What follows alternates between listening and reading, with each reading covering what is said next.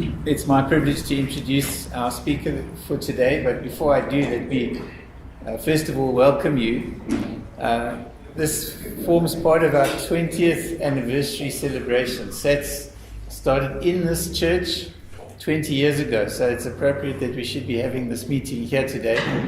And we've had a series of events throughout the year to celebrate this anniversary.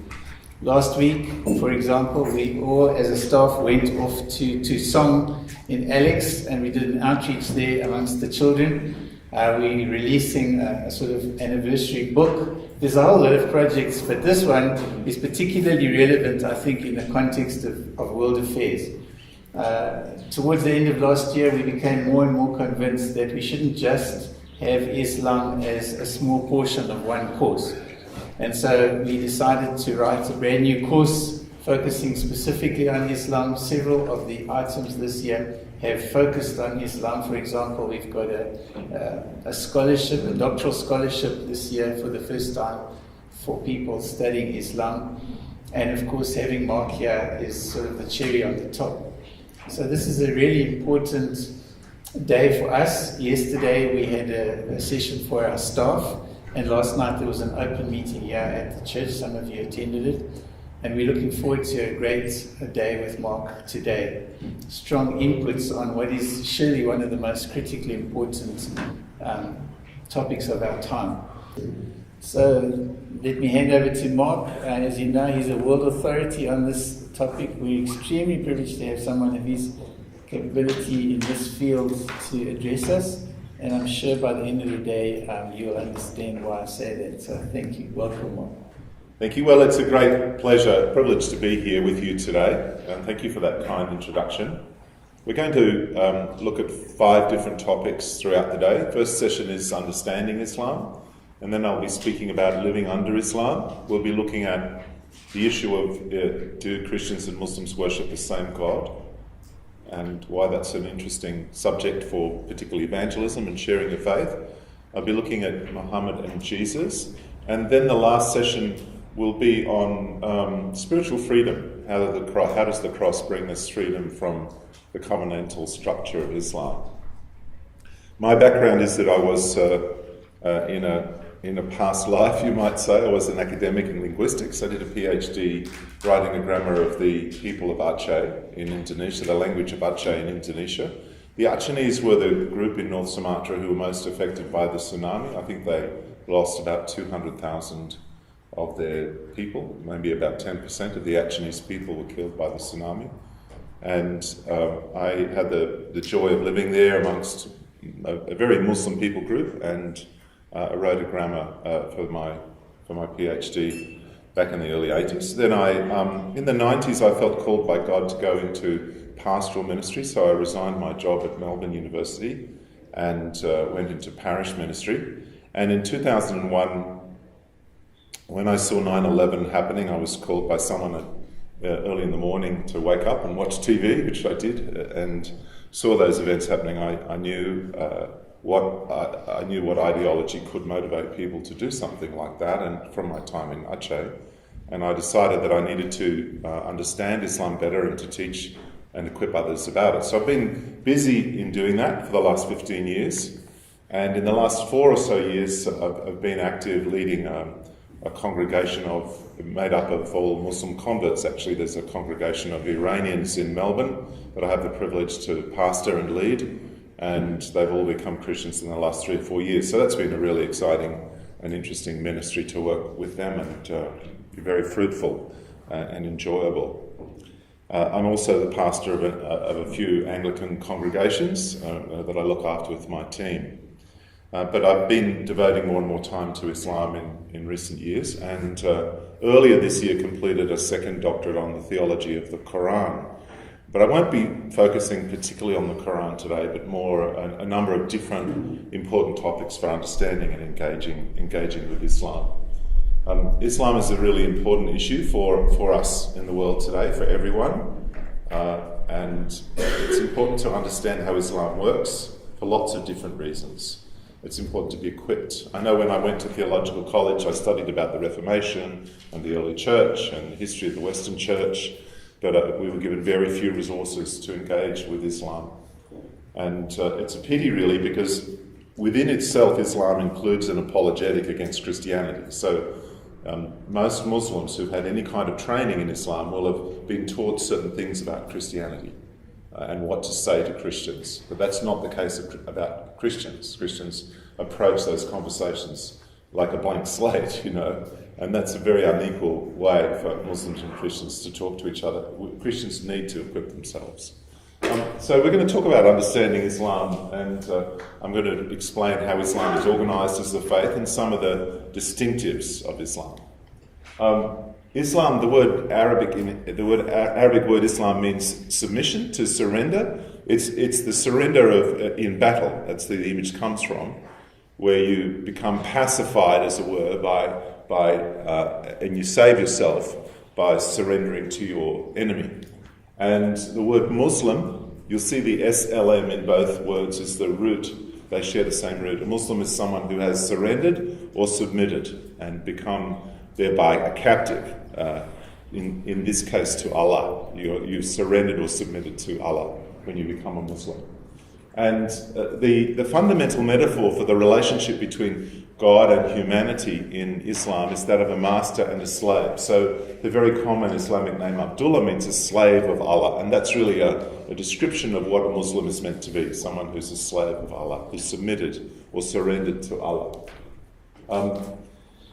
In order to understand how Islam works, it's a good place to begin is to ask what is the fundamental human problem. Because different ideologies, different faith systems can have different views of what is the fundamental issue about being human. And from a Christian perspective, what would you say is the fundamental human problem? What does Christianity say is the fundamental human problem? Sin, exactly. And the same answer would be heard in Korea or America or Australia or Europe or China. Christians have been taught and learned that sin is the fundamental human problem. And the solution to sin is forgiveness. It's a breach of relationship, basically. And the outcome of that forgiveness that God extends to us is salvation. We are saved. We're found by God.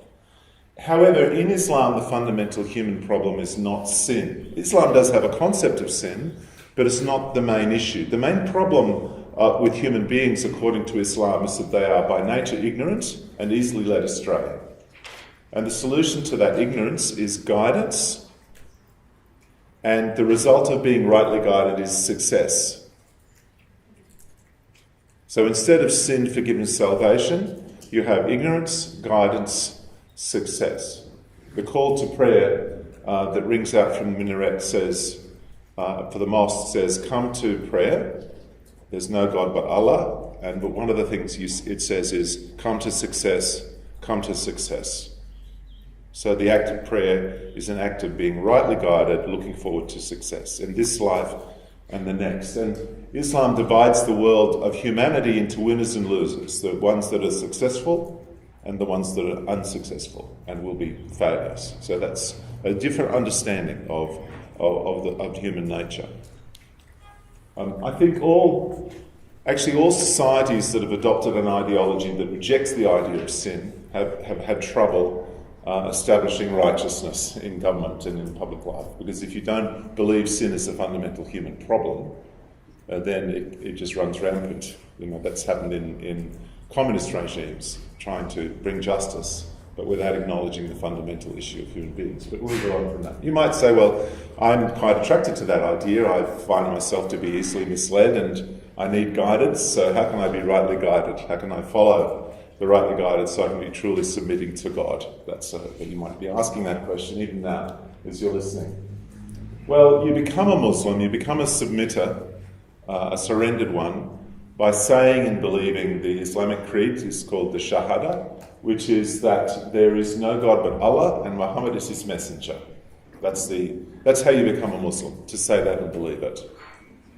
And the meaning of that phrase contains within it the answer to the question of where can the guidance be found. Because according to Islam, the guidance that is needed is found in the messenger. Allah sends messengers to humanity, according to the Quran, to provide them the guidance they need to stay on the straight path and to please God. So when you say, Muhammad is Allah's messenger, you're saying, he will be my guide. I will follow him. Follow what he says. You might then say, having heard this much, you might say, well, where can I find this guidance of Muhammad? If he's the guide that's been sent, the messenger that's been sent by God to keep me on the straight path, how can I learn about the guidance that he's provided? And the answer to this is twofold. The guidance of Muhammad is found in the Quran, which means the recitation. It's a series of recitations, if you like, that are recorded in the Quran. And that provides one form of guidance. And another form of guidance is actually what's called the Sunnah. It's a word meaning pathway, and it means actually the life of Muhammad, what he did and said. The Quran teaches that the manner of life of the messenger is the guidance for people to follow. And so if you want to know how to stay on the right path, you learn about the life of Muhammad and you basically do what he did and you say what he said.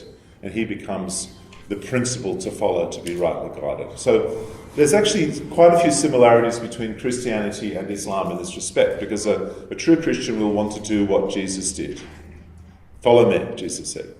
And to be a Muslim, you need to follow the example and the teaching of Muhammad, plus the Quran as well. It's not just the Quran. The life of Muhammad is really critical too. And actually the Quran makes clear that you have to follow the example of Muhammad. Surah are the chapters of the Quran. So these surah obey Allah and obey the messenger. If you obey the messenger, you'll be on the right path. So basically the Quran says in a whole number of different ways that you have to follow the messenger. It's interesting, there are some Quran-only Muslims who don't want to follow the example and teaching of Muhammad. But in fact, the Quran itself says that you have to follow the messenger. So, the Quran demands obedience to the example of the messenger. Allah is stern. He says he's angry with people who don't follow the messenger. And Muhammad doesn't speak out of his own desire. So his pronouncements, the things he said and did, become mandatory for Muslims to listen to and to follow and to be aware of. In the Sunday school situation, the answer to every question is Jesus. And sometimes it can cause children to get into difficulty if they follow that advice. But the answer to almost every question that you might want to know about Islam is Muhammad. I tested the crowd last night on this, and they gave very good answers. And I'll test you as well here today. You've probably observed that many Muslim men have large beards. Why do Muslim men have large beards? The answer is Muhammad. That's excellent. You're very knowledgeable. They have large beards because Muhammad said you should trim the moustache and let the beard grow long. And if you see a picture of a radical Muslim with a big beard, have a look at his moustache and you'll observe that he has none at all or a very, very small one, because Muhammad said to trim the beard. So and he would have done the same himself. So his example becomes mandatory to follow. Now, then you might say, okay, Mark, you're telling me that to be rightly guided I need to follow the example of Muhammad. You've just mentioned about this beard thing. How can I find this information? Where is it found? How is it reported? And it's reported in terms of hadiths or traditions. These report the example and the teaching of Muhammad. Interestingly, they're written down and recorded in the form we have today, 200 to 300 years after Muhammad. So traditions about Muhammad were passed on orally until finally they were written down. And then Muslims in the century or two after that, they poured through all this material and worked out principles for living. The guidance of Muhammad was organised. And actually it's organised into what's called the Sharia. And this guidance is preserved in collections. Sunni Muslims recognise 6 canonical collections of Muhammad's sayings. And the 2 most prestigious and reliable are Sahih al-Bukhari and Sahih Muslim. Sahih means reliable. And the Sahih Muslim is published in English in 4 volumes, quite thick volumes in translation, and you can get an Arabic English version of Sahih al-Bukhari, and that's in 9 volumes. And one of the things I did in the summer after 9/11 in Australia was to read all this. And I spent a couple of months reading it from page to page. It was very interesting. I learned a lot about Islam. But basically, it's like what would happen is that Muhammad's friends and companions would listen to what he'd be saying and doing, and then later they'd pass it on, they'd write it down, and it would get encoded into these books, which then become the foundation of Islamic jurisprudence, Islamic religious practice is based on these materials, together with the Quran.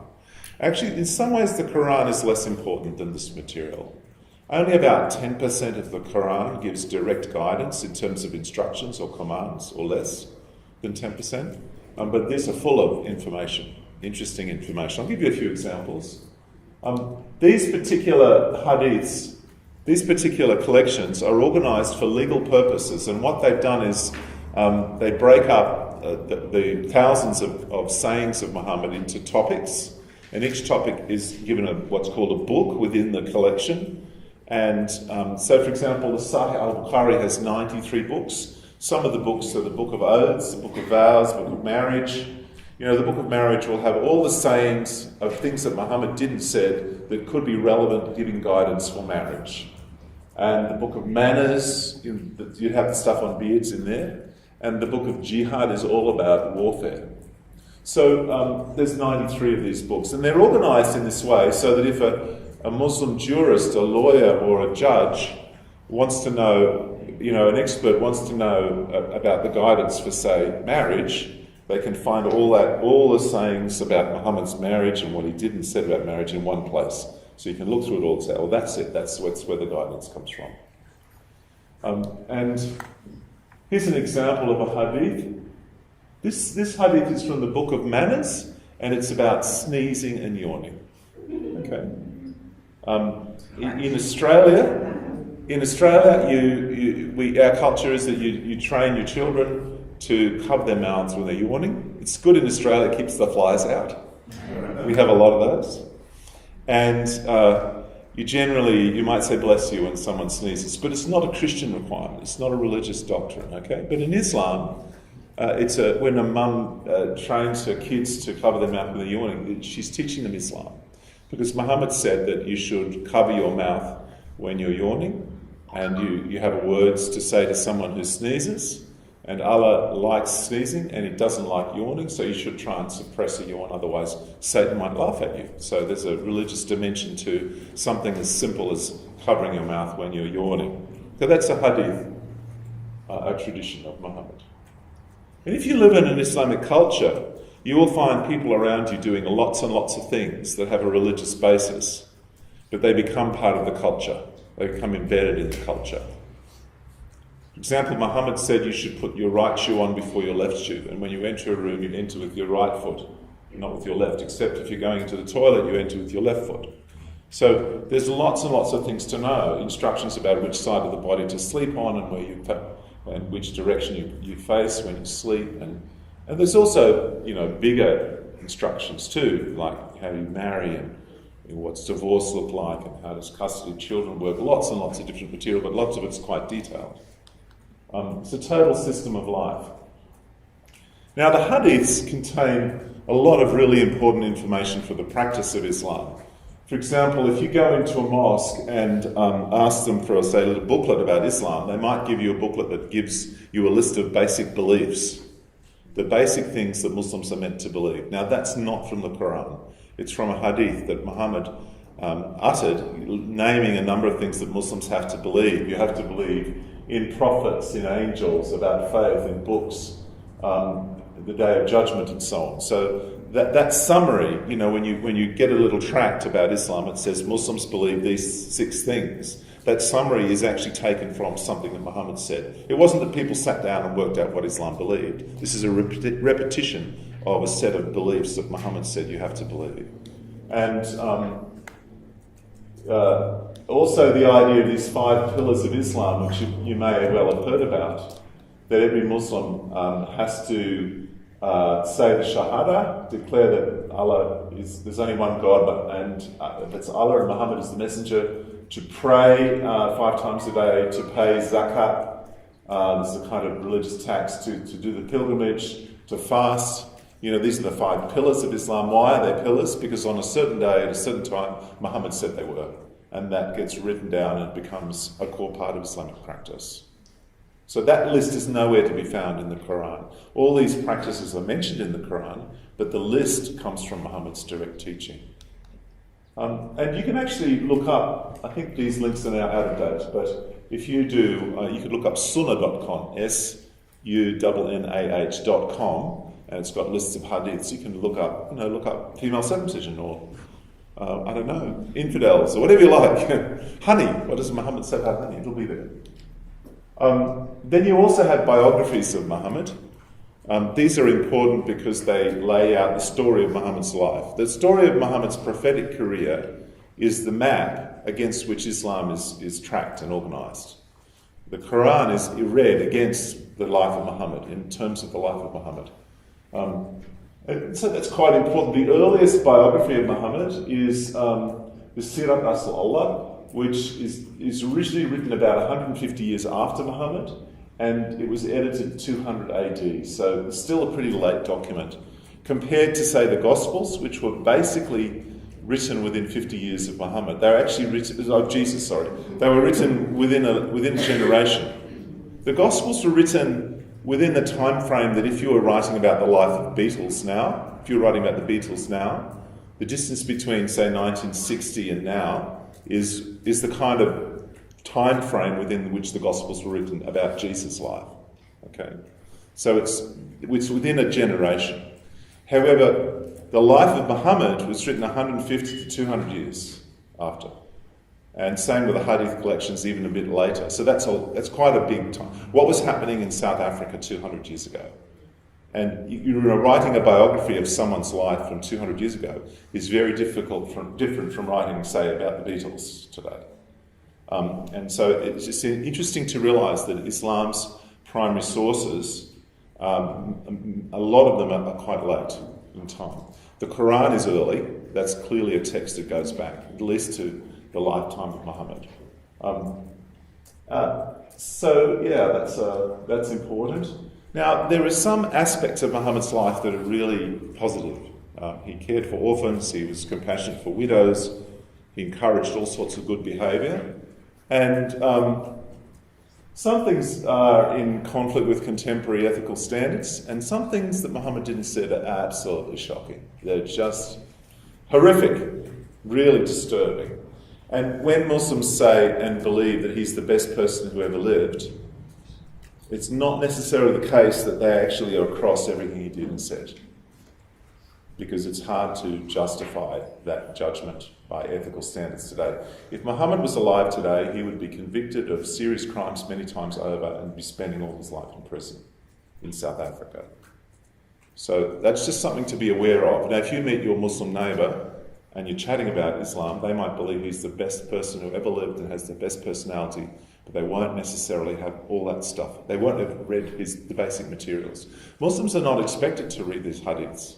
I remember saying to one man who converted to Islam, I've read the Sahih Muslim, I read the Sahih Bukhari, and he looked at me in shock. He said, you're not meant to do that. I said, I found it very interesting.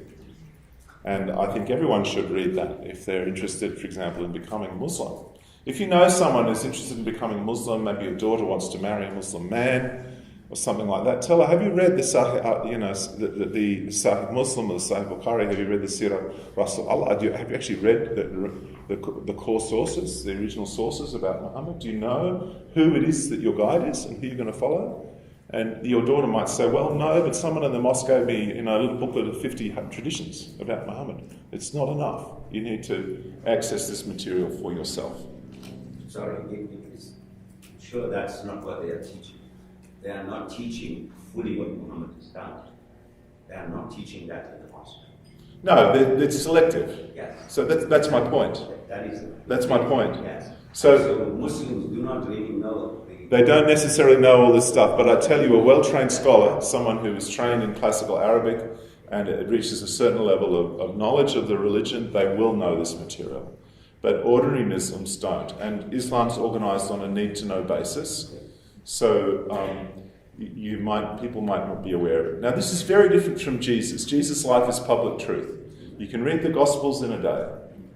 And everything that we know about Jesus is kind of there for everyone to know. And many churches read the Gospels every Sunday. So most Christians have heard everything there is to know about Jesus from the Bible at some point, many times over. That's not true about the life of Muhammad. And when the Iranians were welcoming Ayatollah Khomeini to come in and institute the Iranian Islamic Revolution in Iran, they didn't know what they were about to receive because they hadn't read all the materials. They didn't know the text. They hadn't read the fine print. And there's a lot of fine print in Islam. Anyway, it's interesting that given there are these problems in Muhammad's life, and I'll mention a few of them a bit later, is that classical legal texts in Islam forbid speaking critically about Muhammad. There's this big taboo about engaging with this person's life. And it's a no-go zone, very hard to talk about. And if you bring certain things into the light, the risk is that you could be seen to be denigrating Islam. On the other hand, if you're silent about it, you're covering it up. So what do you do? Which way do you go? It's a challenge. This is a really interesting issue. The Quran is organised into surahs or chapters, and it's basically they're laid out from the longest to the shortest, apart from the very first chapter, which is called Al-Fatiha, the opening, and that's part of daily prayers. But the rest are more or less, not quite exactly, but more or less the longest to the shortest. This is not chronological. So if you read the Quran from cover to cover, you'll be reading chapters that jump around in Muhammad's life, and it's actually very confusing to try and get a sense of timeline. It's not laid out for that purpose. Actually, Paul's letters are organised from the longest to the shortest in a sort of similar way as well. Romans is the longest, so it comes first. But so it's not like the Gospels or the Bible in that sense, and many people find the Quran difficult to read. The individual surahs or chapters are themselves made up of many smaller passages that could be from quite different times in Muhammad's life. So they've been collected together within a chapter. I mean, some really hang together, but some of the longer chapters are made up of lots of bits and pieces. And they might be drawn from very different episodes. So if you're looking at the interpretation of verse 21, the interpretation of that verse is really tied into the context of what's happening in Muhammad's life when that verse was revealed. And verse 19 or verse 22 might not be part of the context of verse 21. It might be the 21 which is stuck in there, and you have to know what's happening in the life of Muhammad to interpret that verse. So that makes the Quran a difficult text to read. Okay. The other thing to know about all these sources is they're written in classical Arabic, a form of Arabic that was a spoken language 1400, 1200 years ago, but most modern Arabic speakers would not be able to read this material fluently for understanding. It's difficult to comprehend. Some, an Arabic speaker would understand a bit of it, but there's a lot of terms and grammar that's obscure. So people need to be trained in these texts in order to read them, and very few people can. Although now, the world has changed. So in the last 50 years, a lot of this material is translated. The hadiths are available in different languages, and now Muslims are actually reading a lot of this material for themselves off the internet in a way that was just never possible for 1400 years. And people are able to make up their own minds about this material, which wasn't really possible in the past. Now, the Quran came to be through, this is the official Islamic story, okay? Whether it is true is a separate matter, but the official Islamic story is that Muhammad, in a 23-year prophetic career, would receive bits and pieces of revelation from Allah, and they would be remembered by him or by others and eventually written down. It wasn't the case that he wrote them down. There's a tradition that says that he was illiterate, actually, but that he couldn't write. But whether that's true or not, it's important to understand that it's an oral document reflecting oral revelations, recitations, over a 23-year period that then get consolidated into a single text and organised into chapters. Muhammad and the Quran are really closely connected. You can't read one without the other. I sometimes compare Muhammad to the backbone of Islam, and the Quran is like the backbone, and Muhammad is like the body, and you can't have a body without a backbone or a backbone without a body. They need to go together. So the life of Muhammad and the Quran are really intertwined in ways that might not be obvious if you just read the Quran, but in the way Islam works, that's the case. Muhammad said that these revelations came to him through the angel Jibreel, who was mediating these words from Allah in the Quran. The hadiths explain, the traditions explain the Quran. And here's an example of a tradition which has embedded within it a verse of the Quran. And this verse is saying that Allah doesn't forbid you to be kind to your relatives, provided they haven't driven you out of your homes and treated you unjustly. And you might read that in the Quran. No, not just your relatives. Allah doesn't forbid you to be kind to people who haven't forced you out of your homes and dealt with you unjustly. You might say, well, what's that about? Well, there's a hadith that says that this was revealed to Muhammad in the moment when he was having a conversation with a woman who was asking advice about whether she could be kind to her mother, who was not a believer. She wanted to know, Muhammad, Allah's apostle, am I allowed to be kind to my mother? And he said, yes, as long as she hasn't driven you out of your home or treated you unjustly. So what that means, this verse means, therefore, is that if someone becomes a Muslim, they're allowed to be kind to their family members as long as their family members don't harass them or hassle them or give them a hard time because they've become a Muslim. So it's that in order to interpret the Quranic verse, you need to know the tradition in the life of Muhammad, link it to it, and that gives the context for interpreting it. Hadiths, not all hadiths are considered to be equally reliable. They're graded. A sahih means the highest level of reliability, and they're interconnected with the life of Muhammad. An interesting concept in interpreting the Quran is the idea of abrogation. Some verses in the Quran are said to abrogate other verses. And basically the principle is the ones that are revealed later in the lifetime of Muhammad have authority over the earlier ones. So if there's a conflict between two verses in the Quran, then you take the later revelation over the earlier one. Bear in mind, however, welcome, please be seated, yeah. Bear in mind, however, that the Quran is not laid out in chronological order, so you need to know when you're reading the Quran which verse is earlier or later than another verse. And that requires a knowledge of the life of Muhammad and the traditions and to relate the two. You need to be a scholar to do that. And actually scholars disagree about some of those details, so it's can be an interestingly messy area. There's perhaps the most famous example of abrogation is that the earlier verses in the Quran which were revealed in Mecca counsel Muslims to be tolerant towards unbelievers and to be patient with them. But the later verses call upon Muslims to first of all fight defensively against them and finally to fight an unlimited war against unbelievers. So you get these different phases from peaceful witness to defensive fighting to attacking within limits to unconditional warfare. So you need to know the timeline or the sequence. That's a verse which is used to justify abrogations. The hour is the plural of majesty. This is God. Such of our revelations as we abrogate are caused to be forgotten. We bring in place one better. Don't you know Allah is able to do all things? So Allah is able to replace one verse with another. This is a little bit of a different way of understanding the speech of God for what we're used to in the Bible.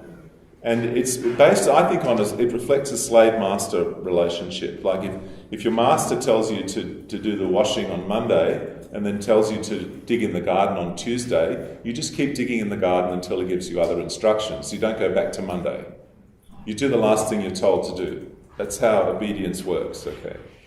So if Allah changes his word to people, you follow the last word that he gives. So abrogation is important, and it is a bit tricky because there are these more peaceful verses in the Quran and there are more violent ones, but the later ones, the violent ones, are later, so they are tending to cancel out the more peaceful ones. And you need to know that in order to kind of balance out that material. This is a commentary on the Quran. A tafsir, or a commentary, draws upon traditions, hadiths, and so on, in order to interpret particular verses. And the commentary of Ibn Kathir is very widely used by Muslims. It's translated into English, and it's very widely used by English-speaking Muslims. And in this particular verse, he's giving a commentary. This particular passage is commenting on a verse which says, "Forgive and overlook the unbelievers." And he says Allah said to forgive and overlook the unbelievers until he gave a different word, which was to fight them. So he says this verse was abrogated by the verse of the sword, which is Surah 9:5, So he said, the messenger of Allah, Muhammad, and his companions used to forgive the disbelievers and the people of the book, just as Allah had commanded, until Allah allowed fighting them, and then Allah destroyed those who he decreed to be killed. That is, the believers killed them, so Allah destroyed them. So this is a commentary explaining, in looking at a particular verse that counsels forgiveness, explaining that this verse was cancelled by a later verse. So the commentaries will try and sort that out. You can find Ibn Kathir's commentary on the internet. It's very easy to find. Just Google Tafsir Ibn Kathir, and you can look up any verse in the Quran and get a pretty reliable interpretation of it. To understand the Quran, there are various English translations. Again, I think that link is now out of date. But Ibn Kathir's commentary is on the internet. The best contemporary translation of the Quran into English is by Arthur Droge, D-R-O-G-E. And it's very clear, and it's laid out for scholars or people who want to study the Quran. Lots of good footnotes. So I commend that to you. So just to summarise, the Quran is revealed word for word to Muhammad, and you have the Sunnah, the life of Muhammad, which is reported in the traditions, and the Sirah, the biographies, and these two things together provide the foundational texts of Islam upon which the guidance is constructed. Now, it's very important to understand that non-Muslims have a right to study these materials for themselves. I sometimes meet people who say, "Mark, you shouldn't be saying this, a Muslim should be telling us about these things." Or they'll say, "Well, you've said what you think, we should have a Muslim to come and give their view." But actually, I think non-Muslims have a right to know about this stuff for themselves, to educate themselves, to teach themselves, to come to their own opinion. Especially because the Quran has a lot of material, and the life of Muhammad has a lot of critical material about Christians. And any book that says bad things or good things about me, I have a right to read because it's about me. And the Quran is a book about you because it says a lot about Christians. And so is the life of Muhammad. You have a right to know what it says for yourself. And to take initiative to understand this for yourself. That's just what freedom is about. It's not disrespectful to come to your own view about these texts. In fact, it's important to come to your own view about it. In fact, even this verse from the Quran, from chapter 1, which says, "Guide us on the straight path, not the path of those who earn your anger or those who have gone astray." This verse is part of the daily prayers of Muslims. It's said 17 times a day. And Muhammad said that those who've gone astray are the Christians, and those who are under the wrath of God are Jews. So if Muslims are praying 17 times a day and basically saying Christians have gone astray in their prayers, I have a right to have an opinion about that. That affects me. It's not just their religion. It's something that makes claims about me personally. Now, what is the Sharia? How does this work? The Sharia means a path. The idea of a path is very important in Islam because Islam offers guidance, and the fundamental metaphor for a person's life before God is that of a path. And you can be on the wrong path or the right path. And the Sharia, the pathway of observance, is a system of principles and teachings and rules that's derived from the Quran and the life of Muhammad, the Sunnah. And it's been systematized by Muslim scholars in the first centuries of Islam. And together it provides a huge body of knowledge, information, rules, legal principles that together define how Muslims should live. And there are different schools of Islam, of Sharia. There are 4 Sunni schools and there are Shia schools. And there are published books that lay out all the teachings of a particular school, like the Reliance of the Traveller. You could look up what it says about divorce or whatever you like, and it'll give a summary of what Islam teaches. It's a thick book, 1,000 pages. It's a lot to it. So this work was done in the first generations, and the process of interpretation using reasoning and logic to derive from the example of Muhammad and from the Quran a set of rules or principles was a huge effort. And some Muslims said that basically that interpretive work that was done in the first centuries is forever fixed. The gates of interpretation are closed is a phrase that's used. But actually modern times put a lot of pressure on this because modern life is requiring Islam to come up with answers about issues that were never imagined in the lifetime of Muhammad.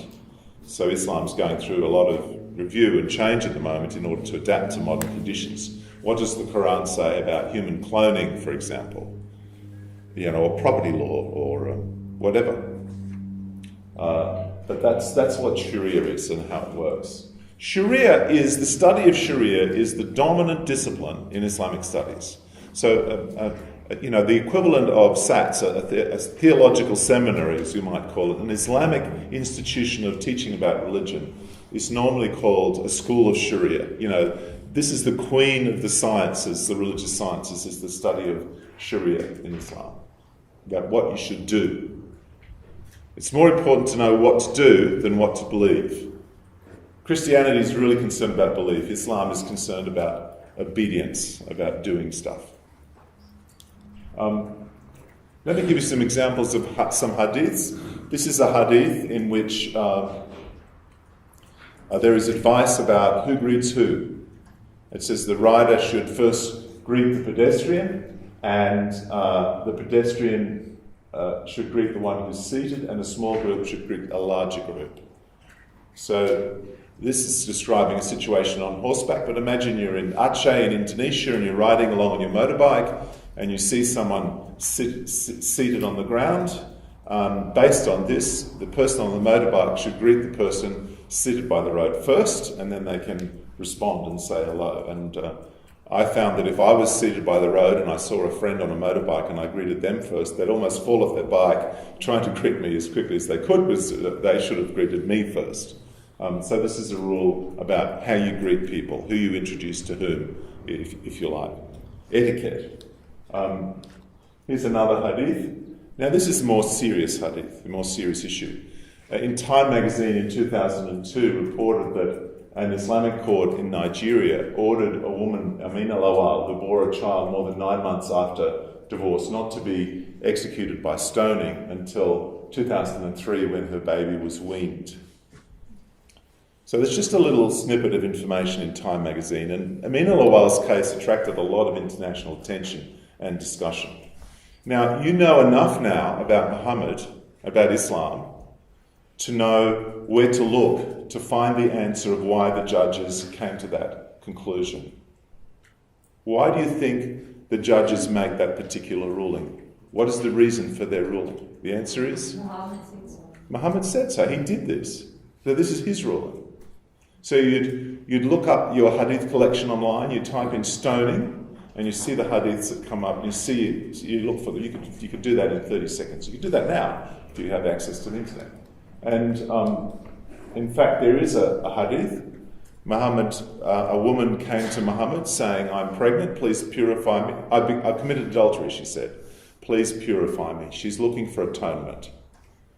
And he says, "Go away." Muhammad actually didn't like people incriminating themselves. Islam discourages that. So he sends her away. And then she comes back and she says, "I'm pregnant." And he says, "Go away until the baby's born." And he comes back with the baby and he says, "Go away until he's weaned." And then she comes back and the baby's weaned. And he's holding a piece of bread. Allah's apostle. Here he is, I've weaned him, he's eating food. And then Muhammad entrusts the child to one of the Muslims present, and they bury the woman in the ground up to her chest, and they stone her to death. So this is a ruling of Muhammad, and it's on this basis that Islamic law has the principle that adulterers should be stoned. So Amina Lawal's fate, as determined by a court in northern Nigeria, is replicating this activity, this action of Muhammad. Why does the court have that power? Because as a political concession to Muslims in northern Nigeria, the state gave Sharia law to Muslims in the north. They said, that's our religious freedom, we want to live by our religion. They said, okay, why don't you have religious courts to deal with family matters and so on? So you end up having a court making a ruling like this. I found it really interesting to read what commentators sometimes say when they read something like the Time magazine report. Oh, they've got it wrong, this is the distortion of Islam, this is medieval, this is not right. But actually it's just Islam, it's just Muhammad, this is what he said and did. And if you say he's the best example, then surely you should do what he did and said. Otherwise you need to explain why it doesn't apply anymore, and that's a complicated argument to make. That first summer when I read the Sahih al-Bukhari and the Sahih Muslim, and I read it from cover to cover, I found it very, very disturbing. Very, very disturbing. And lots and lots of stuff like this. Much worse things than this. And very hard, because I was thinking, if this is what the perfect example looks like, what kind of world will this create? What kind of society will this produce? What kind of worldview will it instill in people about justice and righteousness and relationships between human beings? I've discussed this already. The Gospels are public truth. Information about Jesus is publicly known. But for Muslims, knowledge about Islam and the fundamentals of Islam is not so well known. And often common understandings are sanitised. So you might read something about Muhammad that emphasises his long marriage to Khadija, his first wife, who was older than him. And it would be emphasised to show his quality of faithfulness and so on, and what a good person he was. But that text, if it's trying to present a good view of Islam, won't explain that Muhammad married Khadija, a younger woman, when she was, married Aisha, a young girl, when she was 5 or 6, and consummated the marriage when she was 9. That story will not tell you that he picked up a couple of wives, Sophia and Rohana, who were Jewish women, when he killed their menfolk, and he took them into his concubine, to be his concubines. This is what the Islamic State has been doing. This is what Muhammad did. And one of these Jewish women refused to ever marry him and become his wife, because he killed her husband and her father and her brothers and so on. In fact, the second one, I think it was one of these two Jewish women, he picked up when he attacked the Jews in Khaybar, and he killed all her male relatives. In fact, her husband he'd tortured to death by lighting a fire on him in order to get information about wealth that he'd supposedly buried somewhere. And on the first night when he married this woman, one of his followers spent the night marching around the tent. And in the morning, Muhammad said, "Why did you spend the night marching around my marriage tent?" And he said, "Well, you killed her father and her husband and her brothers, and I was concerned for your safety, so I was guarding you through the night." And Muhammad said, "Thank you. That's very considerate of you." You read these stories, you think, what is happening here? What kind of world is this producing? This is the best example. What do you do about this? This is not a small problem. It's a big problem. Information about Muhammad traditionally has not been democratized. Only well-trained scholars would know all this stuff. But now it's becoming more available. There's a Coptic, an Egyptian priest called Father Zachariah, who's in America now, and he broadcasts a TV program into the Middle East. And a typical thing he'll do is he'll open the hadiths and read something about Muhammad in Arabic, and he'll comment on it, and then he'll talk about Jesus. And then you have Muslims who go to the imam in the mosque and say, "I heard Father Zachariah tell me this about Muhammad. Is this true? Did he actually do this?" And it's a sensation. And people are not happy that he's doing this. But the world is changing. Islam is under a kind of pressure that hasn't existed in the past. You've also got the problem is things can be mistranslated or not translated well. There's a verse in the Quran that says the husband can beat his wife, and some translations translate it as beat lightly or chastise. Now in English, chastise is ambiguous. It can mean a verbal rebuke or it can mean a physical attack, physical beating. But the Arabic only means a physical beating, but the translation kind of fudges it and makes it less clear. So that's a challenge. Things get lost in translation. There's also another factor that complicates the spread of information, the democratization of information about Islam, and that's the doctrine of taqiyya, or deception, lawful deception. There's a verse in the Quran that says that if Muslims are afraid for their safety and they're dependent upon the protection of non-Muslims, then it's permissible to pretend to be friendly to them in order to keep yourself safe. You should not make friends of unbelievers except as a precaution to guard yourselves from them. And one commentator said, we smile in the faces of some people, but our hearts curse them. Another commentator, Az-Zamakhshari, said, the heart is comforted by hatred. So you're friendly to people who you need to be on good terms with for your safety, but your heart is comforted by the hatred you have for them, because really you shouldn't be friends with them. What do you do with this material? Do most Muslims live this way? I don't think they all do, but certainly some do. Depends how religious they are, how much they read these materials. How do you live like this? What sort of society does this create? And sometimes people can be quite misleading. There can be deception.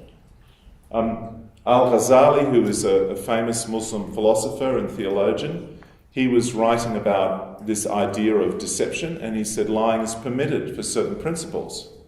And basically he said the end justifies the means. Lying, speaking as a means of obtaining objectives. If the objective is mandatory and can only be achieved through lying, then the lying is compulsory. If you don't have to lie, then you shouldn't lie. Lying is a sin, but if you can only achieve an end by deception, then you have to lie. So this is a very different ethic. In fact, in Islam, in Islamic law, in the Sharia, there's a list of different situations when you are allowed or permitted or it's mandatory to lie. You lie in warfare. A husband can lie to his wife to keep the marriage happy. You can lie to reconcile people who are in conflict. You are allowed to lie if you would otherwise reveal your sin that no one else knows about. You're not supposed to incriminate yourself. And this is an attempt to give the general rationalisation of what's happening. You should compare the bad consequences entailed by lying to telling the truth, and the consequences of telling the truth are worse, then you're entitled to lie. So this is from The Reliance of the Traveller, a manual of Sharia law. It's interesting that Al-Ghazali said it's better to give a misleading impression than to lie. A misleading impression is you say something that's strictly true, but you expect the other person will misinterpret it. For example, The Reliance of the Traveller gives an example where someone comes to your house and they want to meet Ali. Ali's sleeping upstairs, but you know Ali doesn't want to see this person. So you say to them, Ali's not here. And you mean he's not here, between my hands. And the person thinks, you're saying he's not in the house. So you've given him a misleading impression. And that's better to do because you might not be lying under the right circumstances, and then God would judge you for lying. So to protect yourself from judgment, you give a misleading impression. And I've seen Muslim leaders in Australia sometimes do this. They'll say something and the media or someone else interprets it, they pick it up a certain way, but when you look at what the person actually said, it was different from the way it was interpreted. You mislead by misdirecting. And that's why it's important in those circumstances to ask very explicit questions and to demand that they get answered clearly. This is from The Reliance of the Traveller. It's a discussion of female... Sorry, my name is Edward Bennett. And I think it is important for us to understand that even the Quran says that Allah is the greatest of deceivers. There is that teaching as well. However, the teaching about deception between people is based on the Sunnah and also some teaching in the Quran. And what I just showed you from Al-Ghazali was a philosopher's attempt to generalize the principles based on the evidence of what Muhammad did and said. Muhammad lied to his wives, for example. And so that becomes the foundation of moral behaviour and gets interpreted, and it gets replicated in a culture and in a society and embedded in a national identity as well. This is a passage on female circumcision. I have read lots and lots of commentators to say that female circumcision is not a religious practice. I've seen that so many times. But what does the Hadith say? What does Muhammad say? This is a text on female circumcision in Arabic, and it's translated by Keller, an American convert. He says that it says, the Arabic says, circumcision is obligatory, removing the foreskin, and for women removing the foreskin of the clitoris, not the clitoris itself. Hanbalis say that it's not obligatory but sunnah, that is recommended, while Hanafis consider it a mere courtesy to the husband. So that's his translation of this text. They're laying side by side in the book, okay? But what the Arabic actually says is circumcision is obligatory for every male and female by cutting off the foreskin, but circumcision of the female is by cutting out the clitoris. So, when I saw that, you have the Arabic that says one thing and the English translation says the opposite. What is happening here? How can he...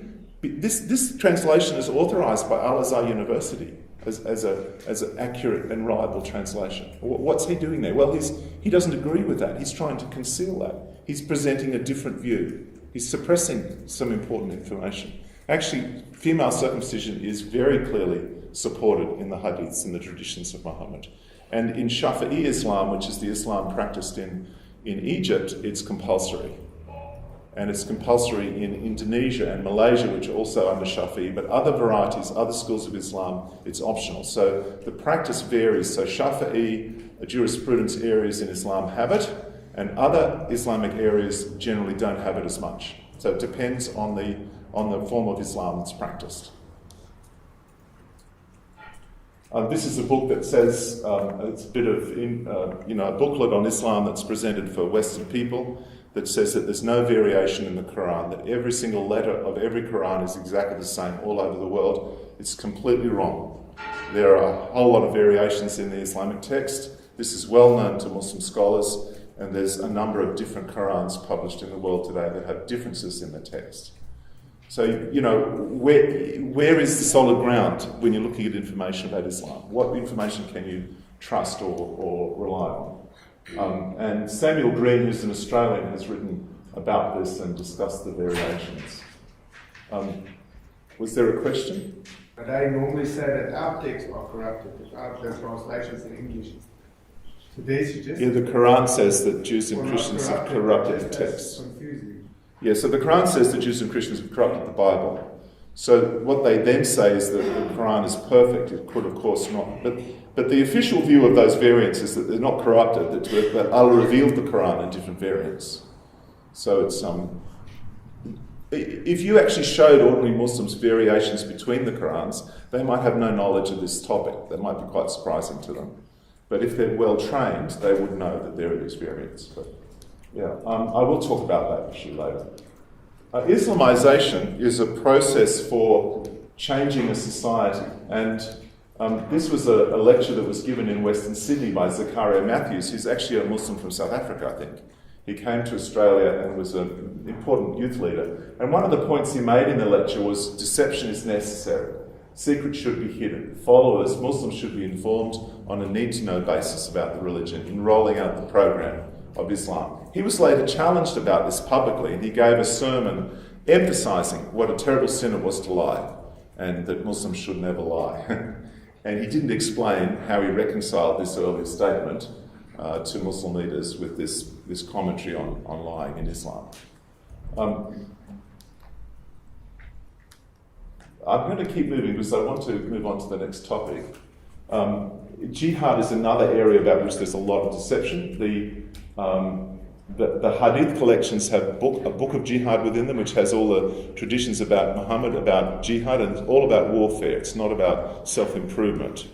And sometimes Muslims will quote a hadith that says the greater jihad is the war against the self, but that hadith is not regarded as reliable, and it's not actually respected as the foundation of Islamic jurisprudence because of that. And there's lots and lots of references to warfare in Islam. I'm going to move on from this. Answering Islam has a lot of good information about Islam that you can look up there. What I want to say is religions are not all the same. One of the problems that Western people particularly have is they think that all religions are the same. This is a very widespread view in Australian society. And it's thought that the differences between religions are like differences between food. You know, it's one person's curry and someone else's moussaka, someone else's biltong, you know. It's all food, really. It's a matter of culture and preference. But actually religions are not like that. Religions are about fundamental claims about the nature of humanity and the response to humanity's situation. And they're very different. Different religions produce different societies. And so they have political implications. You know, the society is generated, its values are generated often by religious means. Islam says, when Allah and the Messenger have decided a matter, there's nothing more to be said. And the fundamental question really is, who are you going to follow? You're going to follow Jesus, take up your cross and follow him, or you're going to follow Muhammad? And that's a question for Britain, it's a question for Australia, for South Africa. You know, when there are requests for Sharia courts, or what kind of law are we going to have in a nation? This is a fundamental question that faces us, even though our lawmakers are not aware of the significance of the question. Whose example will we follow? One of the challenges with Muhammad is if you follow Muhammad's example, his lifestyle, you end up replicating the life of a 7th century Arab.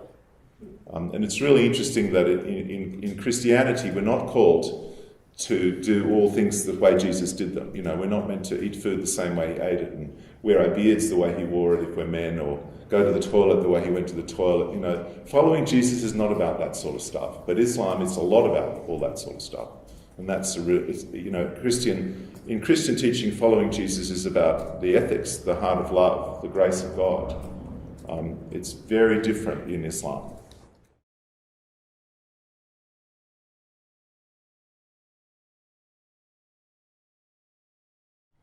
The next topic I'm going to speak about is living under Islam, for Christians particularly. What does Islam say about the situation of people living under Islamic rule? One thing I want to emphasise is that Muslims are incredibly diverse, and some Muslims follow the God of their conscience, and they say their prayers 5 times a day, and they believe in a God who their conscience tells them he is. They don't necessarily drill down to all these fundamentals and implement it. But if you have a nation that says we're a Sharia state, we're going to organise our country using these principles, then the materials of the kind that I've been describing suddenly become public policy, and the society is structured along these lines. Now, as I said, Islam means surrender or submission, but actually there's two kinds of surrender. There's surrender of conversion, and there's also the surrender of political surrender. And that's what many Christian communities did under Islamic conquest. They agreed to live under Islam as subject peoples. And that's what I would like to speak about today. What is the role of non-Muslims living in an Islamic state who've surrendered to jihad conquest? Islam claims to be the original religion, the religion of Adam. And according to this view, Christians and Jews are people of the book. They are, in a sense, Muslims who've lost their way. Jesus was a Muslim, according to the Quran. And we have become separated from Islam through our scriptures being corrupted. But Muhammad was sent as the final guide to get us and everyone back on the straight path. A true Christian would accept Islam and follow Muhammad according to this view. And Islam also teaches that Muslims have a divine mandate or destiny to impose guidance on the world. This is a protester in Los Angeles whose T-shirt says, "I command what's right and I forbid what's wrong." So that the role of the Muslim community is to implement the commands of Allah, not just for Muslims, but for the world. And so this is important for Christians living under Islamic rule. They come under this mandate. Islam also claims its right to dominate. He it is who sent his messenger with the guidance and the religion of truth, that he may cause it to triumph over all religions. And there's a protester in New York who's got the White House with the black flag of Islam, and his message is Islam will dominate, meaning politically, militarily. It will conquer. He's learnt that in the mosque, He's been taught that. It's not something he made up. And according to many authorities, the purpose of jihad is to impose this obligation. This is a statement by the former Chief Justice of Saudi Arabia, and he's speaking about the fighting in the Quran. He said it was forbidden at first, later it was permitted, after that it was made obligatory for defensive purposes, and finally against everyone who worship others alongside Allah. So that means jihad fighting becomes an obligation against anyone who's not a Muslim, according to the Chief Justice of Saudi Arabia.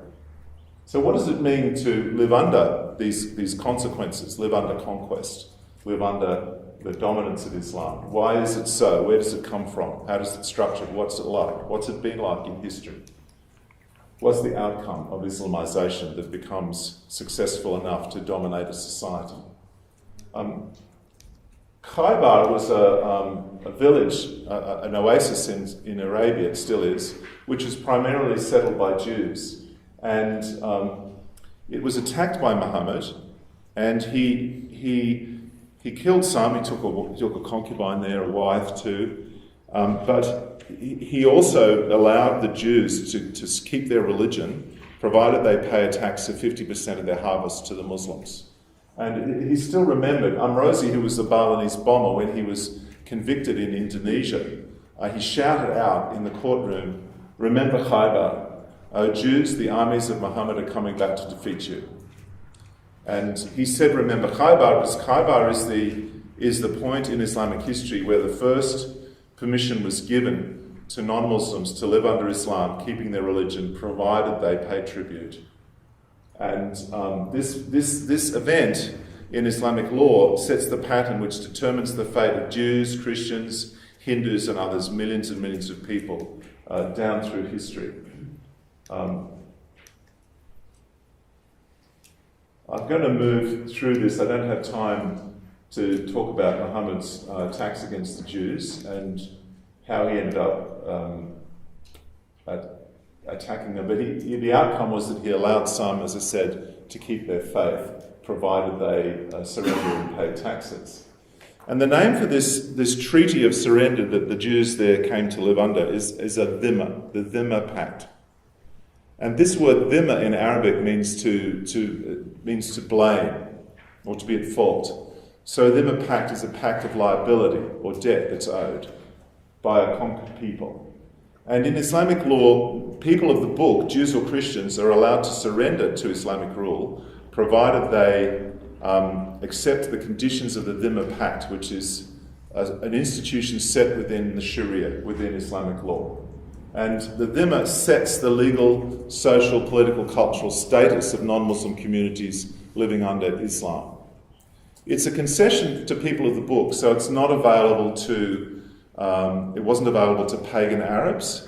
And where Islam has made its way down into Africa, this option of surrender has not been made available to African pagans who are considered not to be people of the book. They had a choice of conversion or death or enslavement.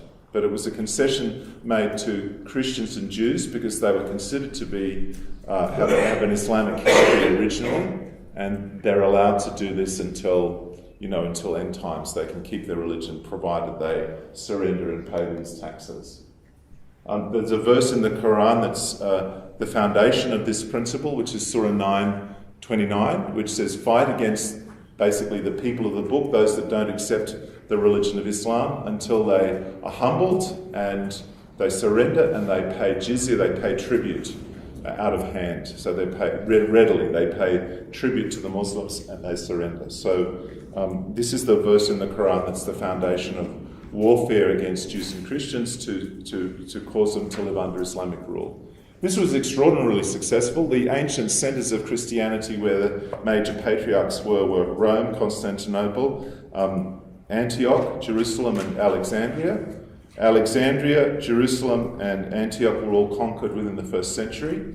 Constantinople was conquered 700 years later, and Rome remains as the only unconquered. It was sacked in the 9th century, but it's the only unconquered original kind of major Christian centre yet. But there are hadiths that say it will fall. So there are two aspects to this verse. One is the tribute payment for those that have surrendered, and also being humbled, being made small, it says in Arabic. What does this mean? I'm going to unpack this for you. What does it mean to be a dhimmi, someone living under a dhimma covenant under Islamic rule?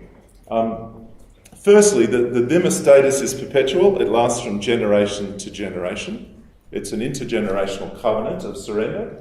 It's linked to the jihad. It's a concession which allows dhimmis to keep their lives and their property, their wives, their families, provided they pay compensation as a liability to their conquerors. And there are other choices. You can convert to Islam. You can fight. So the sword is an option. It's considered by Islamic law to be a choice to surrender. So the dhimmi is someone who is not a Muslim living under Islamic rule and subjected to a dhimma pact. They pay a tax, the jizya, and the word jizya in Arabic means reparations, compensation. Or tribute. So this is a compensation that's paid to the Muslims. What are you compensating them for when you're a dhimmi? When the men pay the tax. Well, you're compensating them for not killing you and taking your property and your wives and your family as their slaves. So you're compensating them year by year for foregoing their right to take what's yours. And it's a perpetual compensation you have to pay each year. They're allocated to the Muslim community. So this is a commentary on the Quran from Algeria in the 19th century, At-Faish. He's commentating on 929. He says, it was said that jizya, the tribute which Christians pay, or Jews pay, is a satisfaction for their blood. It is said that it has sufficed to compensate for their not being slain. Its purpose is to substitute for the duties, the word is wajib, an obligation of killing and slavery. It's for the benefit of the Muslims. So what this commentary is saying is that the compensation was paid to compensate a Muslim for foregoing his duty to kill and enslave non-Muslims. This is a description of the tribute payment from Morocco. On the day of payment, the dhimmis will be assembled in a public place. They should be standing there waiting in the lowest and the dirtiest place. Then the acting officials representing the law will be placed above them and will adopt a threatening attitude, so it seems to them as well as to others that our purpose is to degrade them by pretending to take their possessions. They'll realise that we're doing them a favour in accepting this tribute from them and letting them go free. Then they'll be dragged one by one to exact the payment. When paying, the dhimmi will receive a blow. It's actually a blow on the neck. And will be thrown aside so that he'll think that he's escaped the sword through this. This is the way that the friends of the Lord, that is of Muhammad, of the first and last generations, will act towards their infidel enemies, for might belongs to Allah and to the apostles. So this is describing the ritual of payment of the tax, and what happened across the Islamic world was that when dhimmis paid the tax, they'd be struck on the neck as a symbol of their decapitation, and they'd pay the tax to show, and that blow would be to show that they're escaping losing their heads by paying the tax. And I was really interested in this ritual. This is a commentary by William Eaton, who in 1799 describes this situation in the Ottoman Empire, and he says the words that are told to Christians or Jews living under Ottoman rule when they pay this tax is to instruct them that they're only being allowed to keep their heads for another year because of the payment of this money. So this is a report from a very different time and place, but it's basically saying the same thing. And I was really interested in this ritual, and I spent a lot of years searching for references to it in commentaries and in reports by Muslims and non-Muslims, and I found reports from the 9th, 11th, 12th, 13th, 14th, 15th, 16th, 18th, 19th and 20th century of this ritual.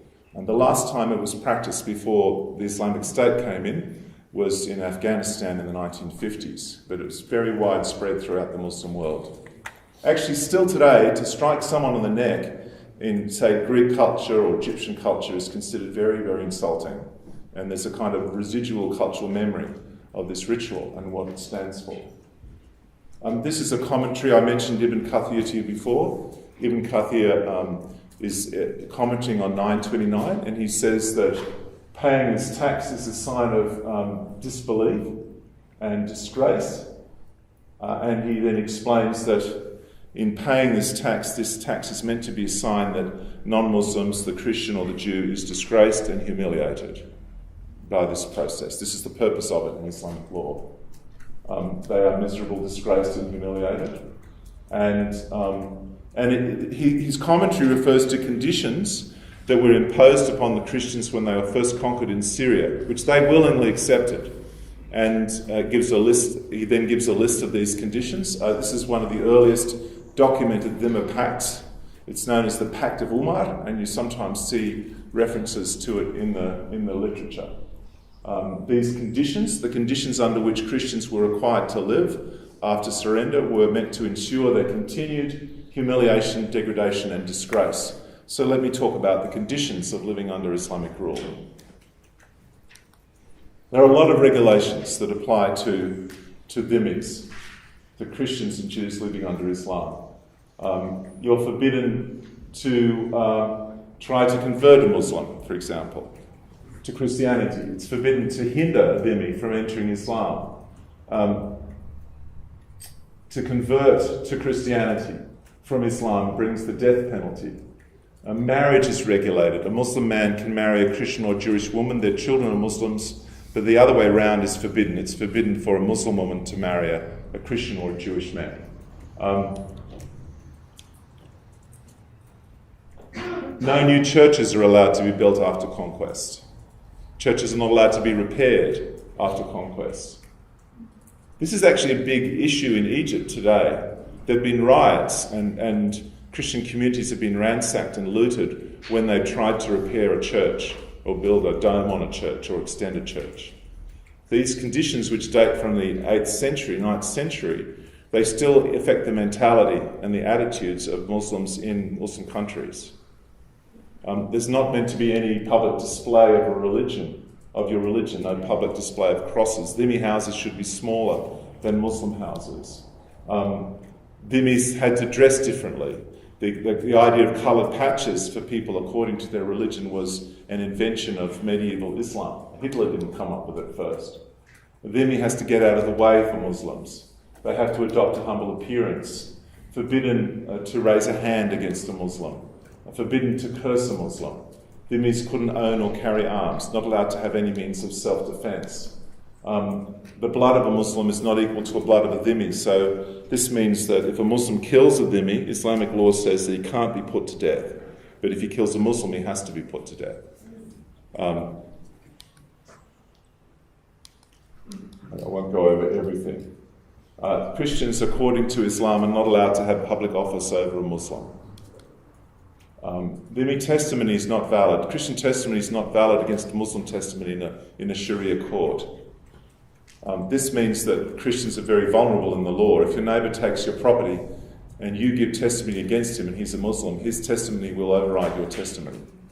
And Christians have to bribe Muslims in order to give testimony on their behalf, really. You're very vulnerable. And this is why there's a lot of expropriation, taking of land in Pakistan of Christians, because Christians' word is not considered to have validity in a legal process against their Muslim neighbours.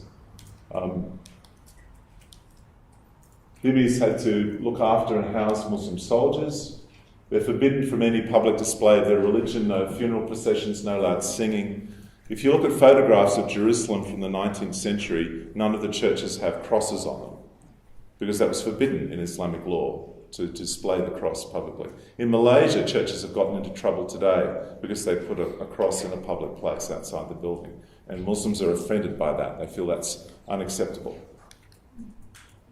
In Melbourne, there was a case actually where the council gave some land for religious centres, and there was to be a Catholic centre and a Muslim centre, and the Muslims complained that there was a big tower on the Catholic church which was higher than the mosque or the community religious centre and had a cross on it. So they found that they were actually trying to impose a dhimmi condition on the Catholic church in Melbourne. They felt it was right, that it was wrong for that to happen, that the cross would be displayed next to them. Dhimmis were forbidden from teaching their children about Islam, not allowed to critique the system, not allowed to ride horses, the coloured patches, and so on. You get lots of practices that result from this discriminatory system. Very common, you read reports saying that Muslim children will throw stones at Christians or at Jews. Cursing also is commonly reported. Taking of children. In Yemen, the Dhimmi Jews living in Yemen, if a child was orphaned, they had to be handed over to the Muslim community and to be brought up as a Muslim. And the Ottomans actually took 1 in 5. They would take the Christian children and train them to be slave soldiers and use them to fight against the European Christian nations, the Janissaries. And what's really interesting about this Pact of Umar is that the pact says, the Christians say, that if we break any of these conditions, the Muslims are entitled to treat us as enemies of jihad. You're allowed to restart the jihad, which means rape, looting, killing. So the Christians, in agreeing to these conditions of surrender, understand that if they break any of these conditions, then they will be subject to war. And there are many times in history where attacks have been launched against a community which has some way or other broken this pact. There was a case in in the Palestinian territories where it was rumoured or it was said that a Muslim girl had a friendship with a Palestinian Christian boy. And the Muslims got very angry and they ransacked a whole village. They looted a whole village shouting, Allahu Akbar, because this was a violation of a Dhimmi Pact condition. And one of the results of that is jihad starts. And one of the activities in jihad is looting and taking the property of the enemy. There's many examples of this down through history. Ibn Qudama, a Muslim theorist, a protected person who violates his pact by refusing to pay tribute or to submit to the laws of the Islamic community, makes his person and his goods halal, that is, they're free to be taken or killed or captured by Muslims. So the result of not keeping these conditions is looting, rape, enslavement and death. And there's many examples. The Jews in Granada were massacred when one of their leading members became too successful and was appointed a Grand Vizier by the Sultan. This made the Muslim community furious and they were killed in 1066. The same thing happened to the Christians in Damascus in 1860, a very famous massacre at that time, and the reason was that the Christians had been released from the Dhimmi Pact by the Ottomans and they were raising their heads too high and they weren't acting in a subservient way. So it was preached in the mosques that they were no longer protected because they were no longer acting in an inferior way. And so the massacre resulted. It's very well documented. There was an Englishman there at the time. He described what was happening in the mosque, the teaching, the enslavement of the children, the killing of the men, and the outcomes that happened.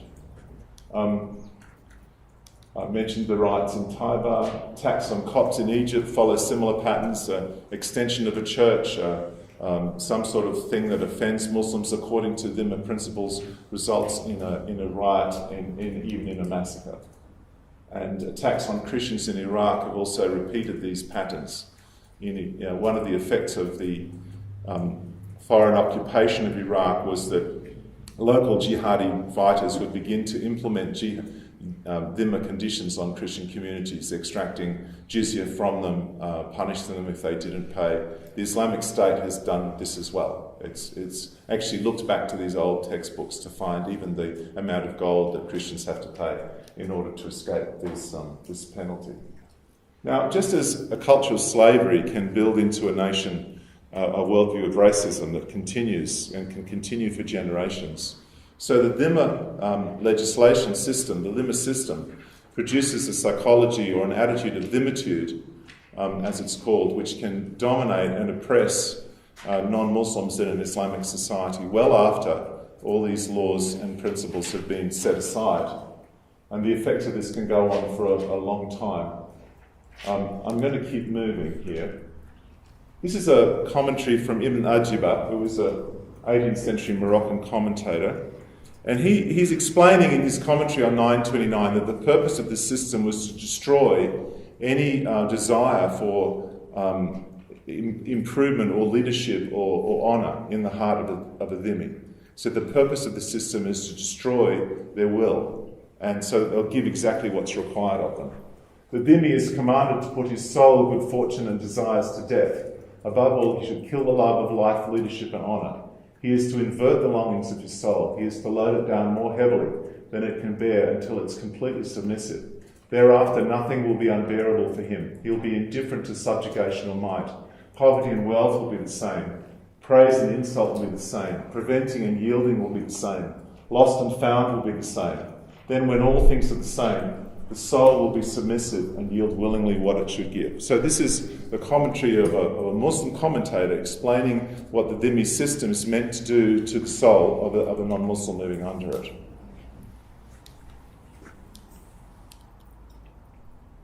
One of the things that's also important to note is that Christians who live under this system are affected by the psychology of inferiority, and they can, as a self-protective mechanism, actually partner with it. It's like the battered wife syndrome, where the battered woman protects her husband and praises him while being the object of his violence. So that Christians and others who live under Islamic rule are not always the best, don't always give the clearest testimony about what it means to be in that situation, because they're at risk for their lives, and what they will say about their circumstances is influenced by the need to live and to survive. This affects how, for example, Palestinian Christians speak about their experience to us and others as well. It's a mentality of dhimitude, of a kind of inferiority where you have to partner with your oppressor in order to survive. What's happening here? This is a problem also for Christian ethic of love. Are we loving Muslims, or are we actually adopting an attitude of inferiority to them? Because if a dhimmi is servile and praising Muslims and doing that in order to survive, then that's not interpreted as love. That's interpreted as a service that's due.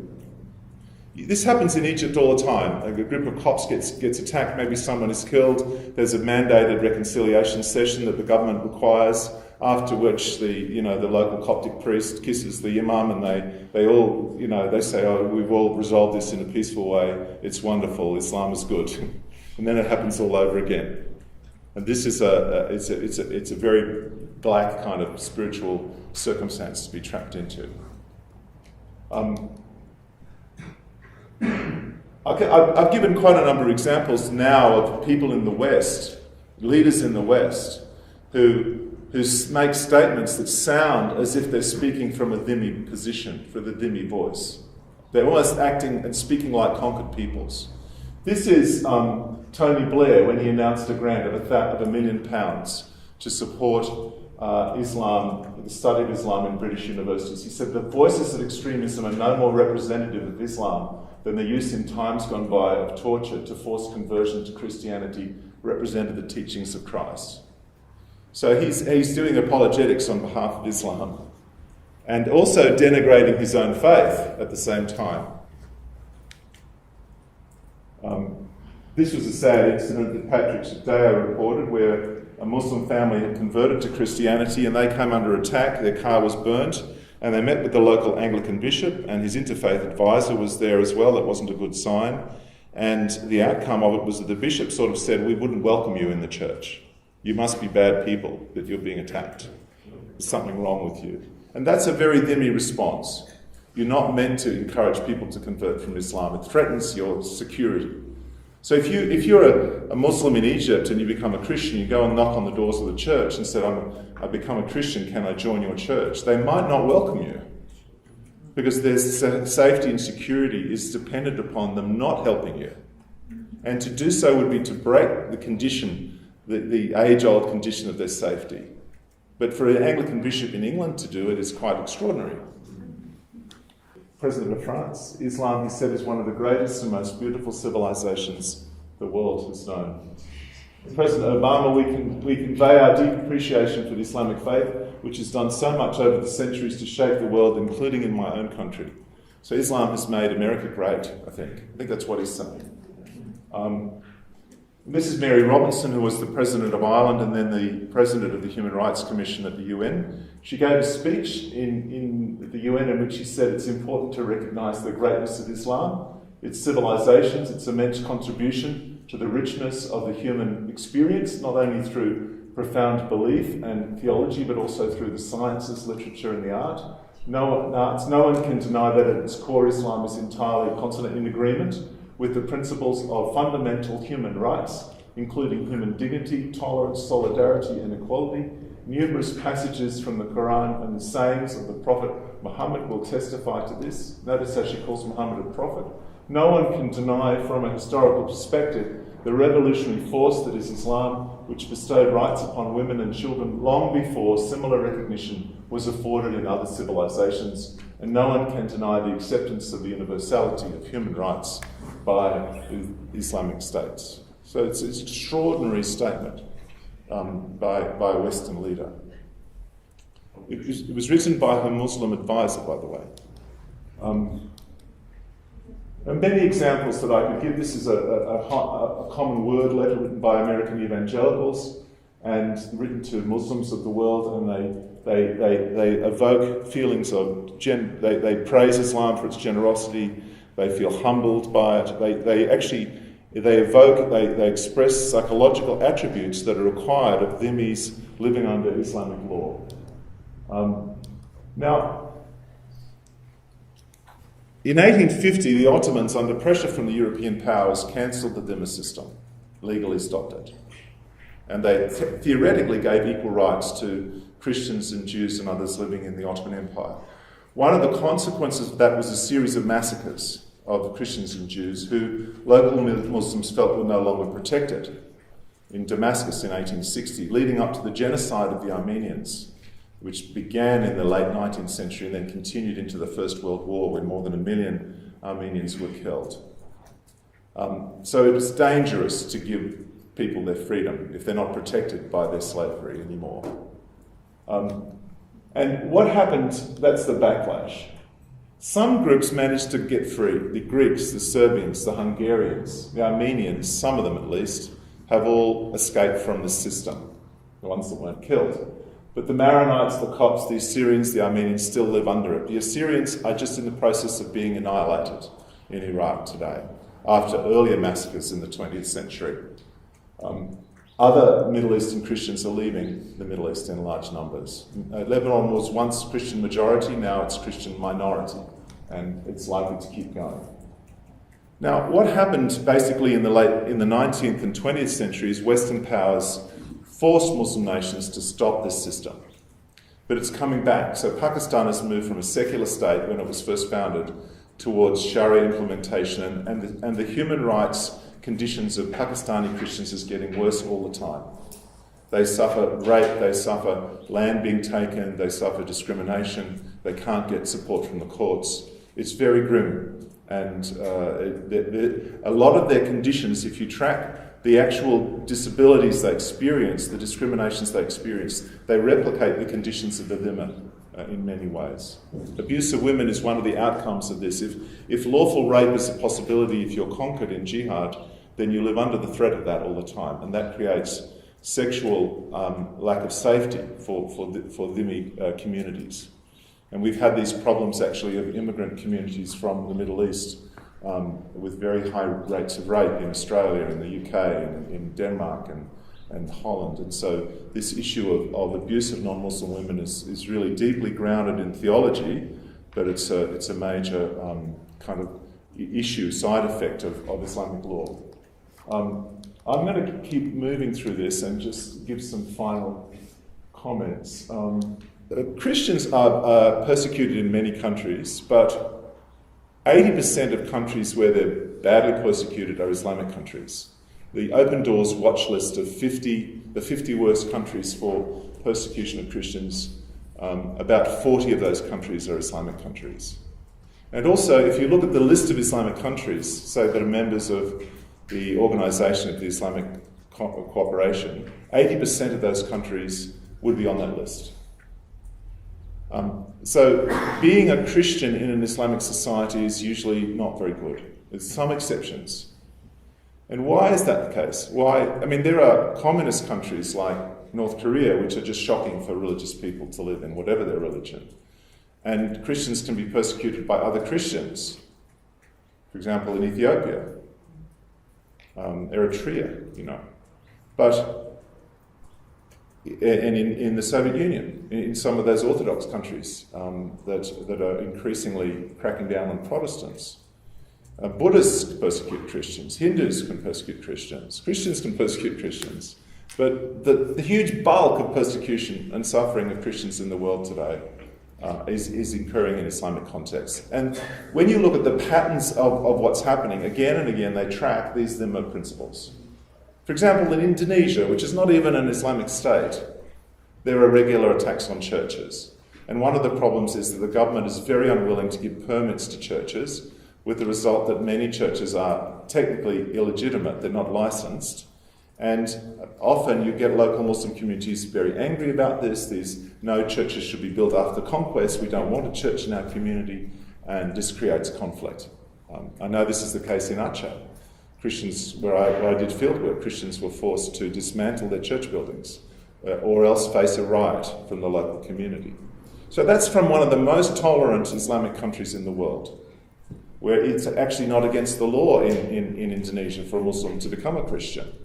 And many Muslims are turning to Christ. But nevertheless, there are evidences of the impact of the Dhimma and its worldview in the situation there. In Malaysia, if you're a Muslim woman and you convert to Christianity, you're considered to be legally Muslim. And in Islamic law, you can't marry a Christian man. So if a woman converts to Christianity and wants to marry a Christian, that would be adultery, or it would be illegal, fornication in Malaysia. And such converts are subjected to government, reprogramming attempts and all sorts of discriminations. It's very difficult. This is a relatively modern society. Malaysia is one of the more prosperous Islamic states, but it's bad. It's very difficult. And what's happening in Malaysia is that the system that was set up after decolonisation has become more and more Islamised, and Christians are facing more and more pressure. And always the trend is towards the Dhimma principles.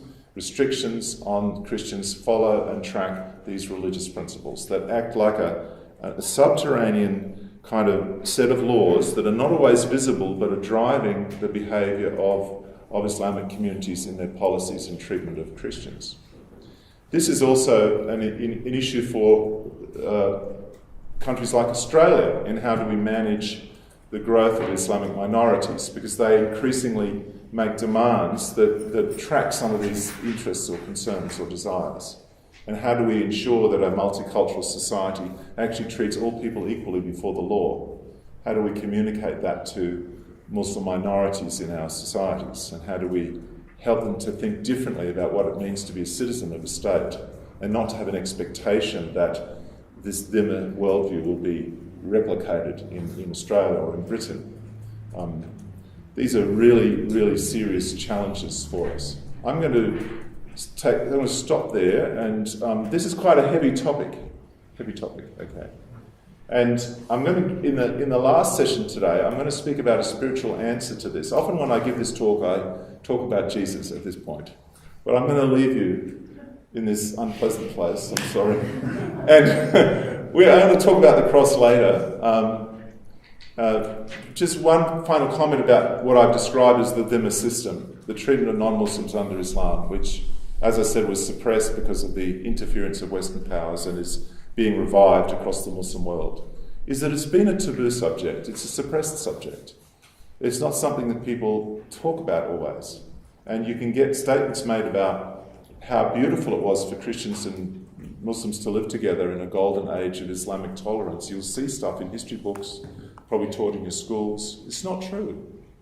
And there's the reality is so confronting that there's a tendency to cover this, to gloss over this, and not engage with it. The thing I'm most concerned about, however, for this, in terms of the gospel, is the spiritual impact of this worldview upon people. And one of the ministries I've been involved with is working with Christians who come from these backgrounds, these historical backgrounds, to help them find freedom in Christ. How do you get set free from a covenant of surrender that your ancestors have been living under for 1,000 years? They've had their blow on the neck every year for 1,000 years. How do you be free from that worldview of fear? So that's what I'm going to speak about later on this afternoon, because I think God is actually setting people free in powerful ways and bringing amazing changes in this system which has been around for such a long time. I'd like to introduce some resources to you that are available. I'm going to speak about Do We Worship the Same God, and some of that material is covered in this book, Which God, which speaks about, is it the same Jesus, is it the same God, is it the same Holy Spirit? And there is some suggestive questions in the back to engage Muslims in conversation about faith. And sometimes, because included in Islam is a kind of anti-Christian apologetic, Muslims will often have certain questions that they will ask you. And it's helpful to have questions the other way, to seize the initiative in talking with Muslims. And this has some suggestions based on understanding of the nature of God. The teaching on understanding Islam and also living under Islam is contained, the previous two sessions, is in this book, The Third Choice, which gives an overview of Islam and documents the sorts of things I was speaking about now and gives it in further detail. So that should be helpful. There's the teaching about freedom that I'm going to give after lunch is contained in Liberty to the Captives. And this DVD, Liberty to the Captives, also includes the teaching on the sessions that I've done today, most of them. And so you can get that if you'd like to watch it over again and think about it some more. Commend those resources to you. Now, do we worship the same God is this session? This is a really interesting question. It's a vital question, and Christians are divided on this issue. That is, you'll meet people who work amongst Muslims who feel very strongly that we worship the same God, and others will want to say, no, they're different. And you'll meet people who've left Islam for whom it's very important that the God of the Quran is different from the God of the Bible, and you'll meet others for whom there's just one God, and you know it's not helpful to make a difference. So I'm just alerting you that there's a number of views about this subject, even though I'm presenting one particular view to you. One Muslim man that I met, or from a Muslim background, he said, I do believe in God, but I found out so many contradictions, contraindications between my God and Islam, and I don't have any reasonable explanation. So what he's saying is that his conscience tells him who God ought to be. He's like, he has the Romans 1 understanding of God. The majesty, the nature of God is apparent to him, the love of God. But he sees the God in Islam to be different from that, and he can't explain the difference. Why is the God of the faith that I was taught different from the God that my conscience tells me ought to be God? Ayaan Hirsi Ali put it, who's an atheist, she put it like this. She said, Muslims are looking for the God of love, and they're finding Allah. And it's really an interesting issue here, because there's Allah as Islam says he is, and there's God or Allah as ordinary Muslims find him to be. So they might have a view of God that's somewhat different from the view in the Quran. But I'm going to speak about what the Quran says about God. What does Islam say? Islam says that God, Allah, is the God of Abraham. Abraham, the Quran says, in truth was not a Jew, nor a Christian, but he was a Muslim and a monotheist. So Islam teaches that the God of the Quran is the God of Abraham, Isaac, Jacob, Adam, Moses, Jesus, the Lord, is the God of the past. Islam teaches that the biblical prophets were all Muslims, and Jesus was a Muslim prophet. His disciples say, we are Muslims. And Adam, Jacob, Moses, David, Jonah, these are all described as Muslim prophets or Muslim messengers in the Quran.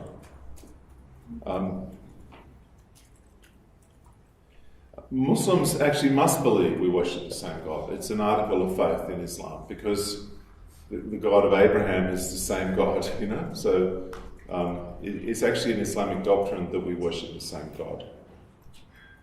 Actually, if I was a Muslim and trying to convert a Christian to Islam, the first thing I'd try and persuade them is that we worship the same God. In fact, I've read instructions on how to convert Christians, and that is the first point to start with. That doesn't necessarily mean it's wrong, but I'll talk about that, but it's important to understand that it's an Islamic teaching. And this God is therefore revealed in the Quran to be Allah, the God of the Quran. And also Islam teaches that Judaism and Christianity come from Islamic roots. Islam, according to the Quran, is the root from which historic Judaism and Christianity came. So Islam's teaching is not that Islam was a creation of Muhammad, but that it was the original religion. Muhammad was just the last in a whole series of Muslim prophets. So according to this view, Christianity and Judaism have corrupted books and they're corrupted derivations from Islam. And it's the duty of people who follow Christianity or Judaism to actually embrace Islam and the prophet of God, Muhammad. So you could say Islam is the true Judaism and the true Christianity, according to Islam. I'm not saying that's true, I'm just saying that's what Islam teaches. Jesus in Islam is a messenger sent by Allah to the people of Israel. He's not the Son of God, but simply a human being. In fact, the Quran says that it's really wrong to say that God would have a son. Islam teaches that Jesus did not die on the cross, that he's a prophet who taught Islam. And when he returns, there's the tradition of Muhammad, a hadith, that says that he will destroy the cross. He will destroy crosses. And he'll implement Sharia law according to Muhammad across all the people of the earth. So he'll be a warrior for Muhammad's Islam, Jesus, the true Jesus, according to Islam. He's an Islamic prophet. So if a Muslim says we revere Jesus, they're speaking about this Isa the Muslim prophet. So Islam's position, in summary, is yes, we worship the same God. This is the Allah who's revealed in the Quran. Judaism and Christianity developed from Islamic roots. And in the Islamic mission, the first step is to say we worship the same God, calling Christians and Jews back to their original faith. And the question is, this is an Islamic teaching, we worship the same God. Is accepting this teaching that we worship the same God a sign of tolerance and love and good faith? Or is it a partial submission to the principles of Islam? And I don't think that's a simple question, but it's an important question to ask. John Chesworth, who was at the time an educator of people working among Muslims, I think he's now in the UK, he said, this leads us to a dilemma that Christians involved in working amongst Muslim communities have to decide as they begin their work. Is the God of Christianity the same as the God of Islam? We don't tell students what view they should take, nor are they penalised in assignments and examinations for their view. The key issue is that the students make a decision as to what they believe, as it shapes the way in which they relate to Muslims. That's true, it does shape the way. But it might be a view that you might change your mind on over time. When I was living in Aceh in Indonesia and living with Muslim people, I just literally lived and spoke as if it was the same God. I just spoke about God with people. But my experience of studying the Quran and the life of Muhammad caused me to change that view and to be more aware of the differences, which I'm going to speak about now. So there's different ways to answer this question. You could say, do they act the same? Does Allah of the Quran and the God of the Bible, do they act in similar ways? Do they teach the same things? What about the Trinitarian beliefs, the belief that God is Father, Son, and Holy Spirit? Obviously, that's rejected in Islam. Is that an issue? And what about their attributes? Do they have the same attributes, the God of the Bible and the God of the Quran? What's really important to know is that, to emphasise, is that what's called Marcionism is not an answer. Marcion was an early heretic, and he said in the first few centuries that the God of the Old Testament is different from the God of the New Testament. And there are two different gods there. I actually sometimes meet Christians who almost think this. And it's completely unsustainable from a biblical perspective. The Old Testament is the Bible of Jesus.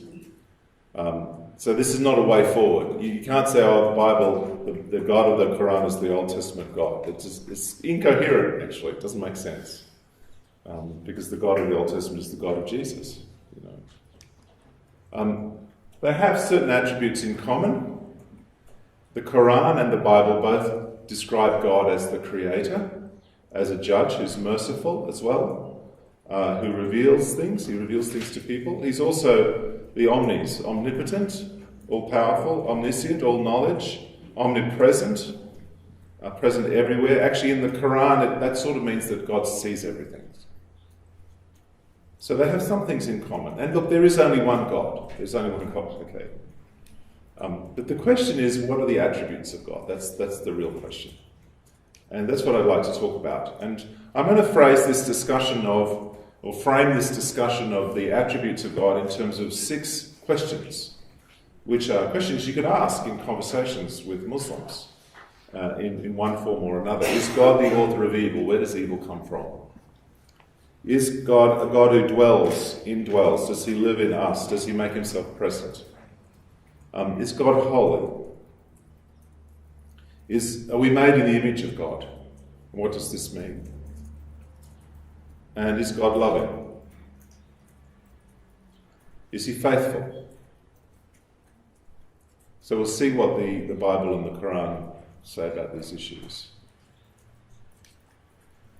What about the author of evil? There's a passage in the Quran that says Allah breathes evil. Actually, the word in Arabic is debauchery into people. That he's like the source of evil. And Satan speaks to God and says to Allah and said, you have perverted me in order to lead people astray from the path. So the Quran seems to speak of God as the source of evil. And you might encounter that in a Muslim if you ask, where does evil come from? They might say, well, that's from Allah.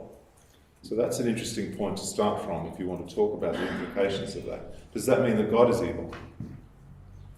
The Quran is different from the Bible in this. I think the question of the origin of evil is a serious question in Christian theology, biblical theology. It's not a small question, but the Bible does say a number of times that there's nothing evil in God. There's no wickedness in God. God can't even look on evil. There's no darkness in God. So the emphasis of the Bible is that God is good, not evil. So there's a difference there. And that's an interesting point of discussion. I think that's actually for many people who are interested in finding God, this is an important question. Who is God? And what can I trust God? Is God good? What do I make of disasters in the world? Does that reflect God as not caring? This is an important area of question and discussion, I think. So you could ask a Muslim person, is God good? Is Allah good? Does Allah inspire evil? Where does evil come from? Who made Satan evil? Can sinful people dwell in God's heaven? If God is good, then how can someone sinful be with God? On the other hand, if God is evil, then it's no problem having a few sinners around. That's for all. He created sin. So this is actually some interesting questions about what it means to be with God and how God works. Do we need to be cleansed from sin in order to be with God? Or if God created sin, is that a problem? These are quite deep issues, actually. Interesting questions to talk about. Then there's the question of, does God make himself present? Does God indwell? The Quran says that Allah is everywhere, that he's the east and west. It says he encompasses everything and he's nearer to you than your jugular, which seems to imply that he's everywhere. But the interpretation of these statements normally is that God sees everything, not that he's actually present. So Ibn Naqib, who was a Muslim scholar, he said Allah is basically above everything. He's closer to you than your jugular vein, and that means he witnesses everything, he sees everything. His nearness, however, no more resembles the nearness of objects to one another than his entity resembles the entities of objects. So when the Quran says he's close to you, that doesn't really mean he's close to you as we normally understand closeness. It means something else. And he says that God is not limited by his size, not contained by place, not encompassed by directions, or bounded by the heavens or the earth. He doesn't dwell in anything, and nothing dwells in him. So God doesn't dwell in anything. He can't be present in a particular way. He's above containment. He's beyond. He cannot make himself present. This is not what the Bible says. The Bible there's a lot of stories which speaks about God making himself present. So there's God walking in the Garden of Eden in the cool of the evening and talking to Adam and Eve.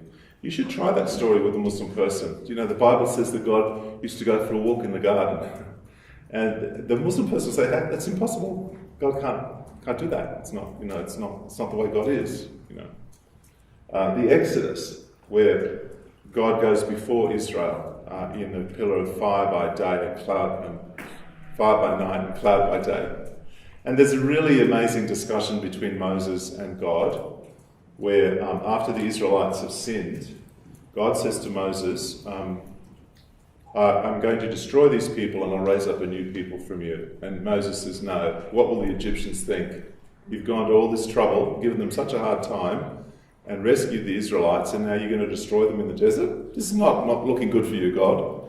And then so God says, okay, I'll let them go. And then God says, but I'm not going to go with them, because if I go with them, I'll destroy them, and they're just hopeless. And he says, I'll send an angel. And Moses says, I'm not going anywhere with an angel. If you don't come with me personally, I just can't do this. And God says, oh, okay, I'll come with you. It's a really fascinating discussion. And it's a debate between Moses and God, where Moses is saying, God, you need to be personally present with us. We want to be known as the people that God is with. It's a very, very important theological debate and discussion, where God tries to negotiate out of being present. And of course he knows what Moses is going to say, but Moses says, no, you have to be with us. And then you have the tabernacle, which is really an institution to guard the presence of God, and the temple has the same function, a holy place which can only be approached through purification. And you see these, the Psalms is full of the language of the presence of God. David says, take not your Holy Spirit from me. Cast me not from your presence, O Lord. Well, how can you be cast from the presence of God if God is not present? He is present. And actually, Jesus is God with us. The idea of the incarnation is impossible without the doctrine of the presence of God. The idea that God could make himself present among us depends upon the whole history of Israel, and many times when God shows up personally, talking to people, even out of the burning bush, or, being with his people. It says in the scriptures that the glory of God dwelled between the wings of the cherubim over the Ark of the Covenant. And we believe now the Holy Spirit lives in the believer and in the church. He's in us, So this understanding of the presence of God is fundamental to understand the incarnation and who Jesus is. But if a Muslim person doesn't understand that God can be present, all of that falls apart. So it's a very big difference, the presence of God. Really important difference. It's a lovely thing in the Bible because, the end of the story is in the New Jerusalem, God is with them, and it says, I will be with you, you'll be my people, and I'll be with you in the presence of God. That's the end story, to be with God. That's how salvation works. In the Bible, people get saved by God showing up in their lives. God makes himself present. I mean, sometimes in our Western philosophies, we kind of talk this down and act as if God was not present. But it's incredibly biblical that God is an indwelling God who shows up in space and time. So un-Islamic. And this is a good basis to ask questions to a Muslim. Like, is God personal to you? Do you experience God personally? Do you feel that he's present with you? When do you sense his presence? And you could share your testimony about your experience of the presence of God. This could be quite riveting to hear. One of my friends, an Iranian man, his wife became a Christian after him, and for a while she was attending meetings at the church, and she came back to him one day and said, the ladies were talking and they were saying that God was speaking to them. Is God speaking to the women? She said. And It really surprised her. Another issue is God holy? And the idea of holiness in the Bible is the idea of separateness. The root of the word means to go apart, separate and be apart from. So the Bible says God is separate, apart from. And God is holy. And what's also interesting is that the Bible says that his people are meant to be holy too. They're meant to be like God.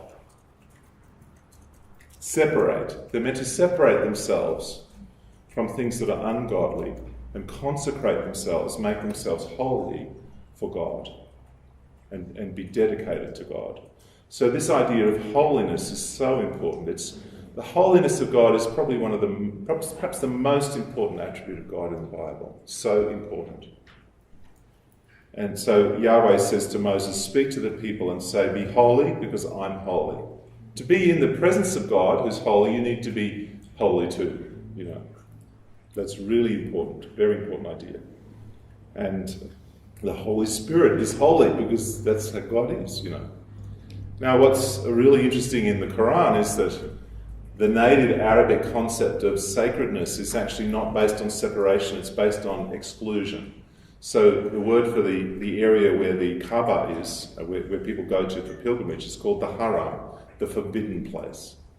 And in Arabic pagan culture, to be sacred was to be forbidden. And of course it's ridiculous to talk about God as forbidden. It doesn't make any sense. And so there isn't that concept of holiness in pagan Arab culture.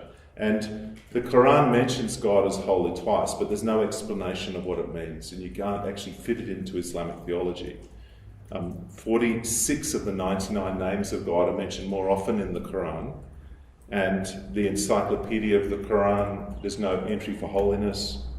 Holiness is not central in Islam, and if you read commentaries on those two verses that say Allah is holy, they kind of fiddle-faddle. They don't know what it means. Does it mean that he's pure? They're not sure what it means. It doesn't really matter. I had an interesting conversation with a Muslim woman who'd converted to Islam, and I asked her at one point, I said, is God holy? And there was this sort of silence, and then she came back and said, I don't know what that means. Is that part of your faith? Could you explain that to me? And what a great doorway that was, an opening to talk about the holiness of God. It might not have occurred to you in speaking to Muslims that this is worth talking about, but it's actually really interesting and important. And it's also interesting because the Bible says that we should be holy like God. But in Islam, nothing is like God, and you're not meant to be like God. You're meant to be separate from God. God has nothing like him. So this is a very big difference as well. The idea that we could be like God in his holiness is a really challenging idea. So you could ask, is Allah holy? What does it mean to say that he's holy? Are people meant to be holy too? How can we become holy? What does it mean to be holy? The image of God, are we made in the image of God? The Bible says yes. The Quran says nothing is like God. And associating anything with God is an unforgivable sin, the only unforgivable sin. The destiny of humanity in Islam is not to become like God, but to become his slaves. In the Bible, we're made in the image of God. We're meant to be holy as he's holy. We're meant to be imitators of God, Paul says in Ephesians. We're destined to be like him. Because you'll see him, it says, 1 John, because then you'll be like him. And we're meant to even share in his sovereignty. We're meant to reign with Christ. We're to share the rule of God.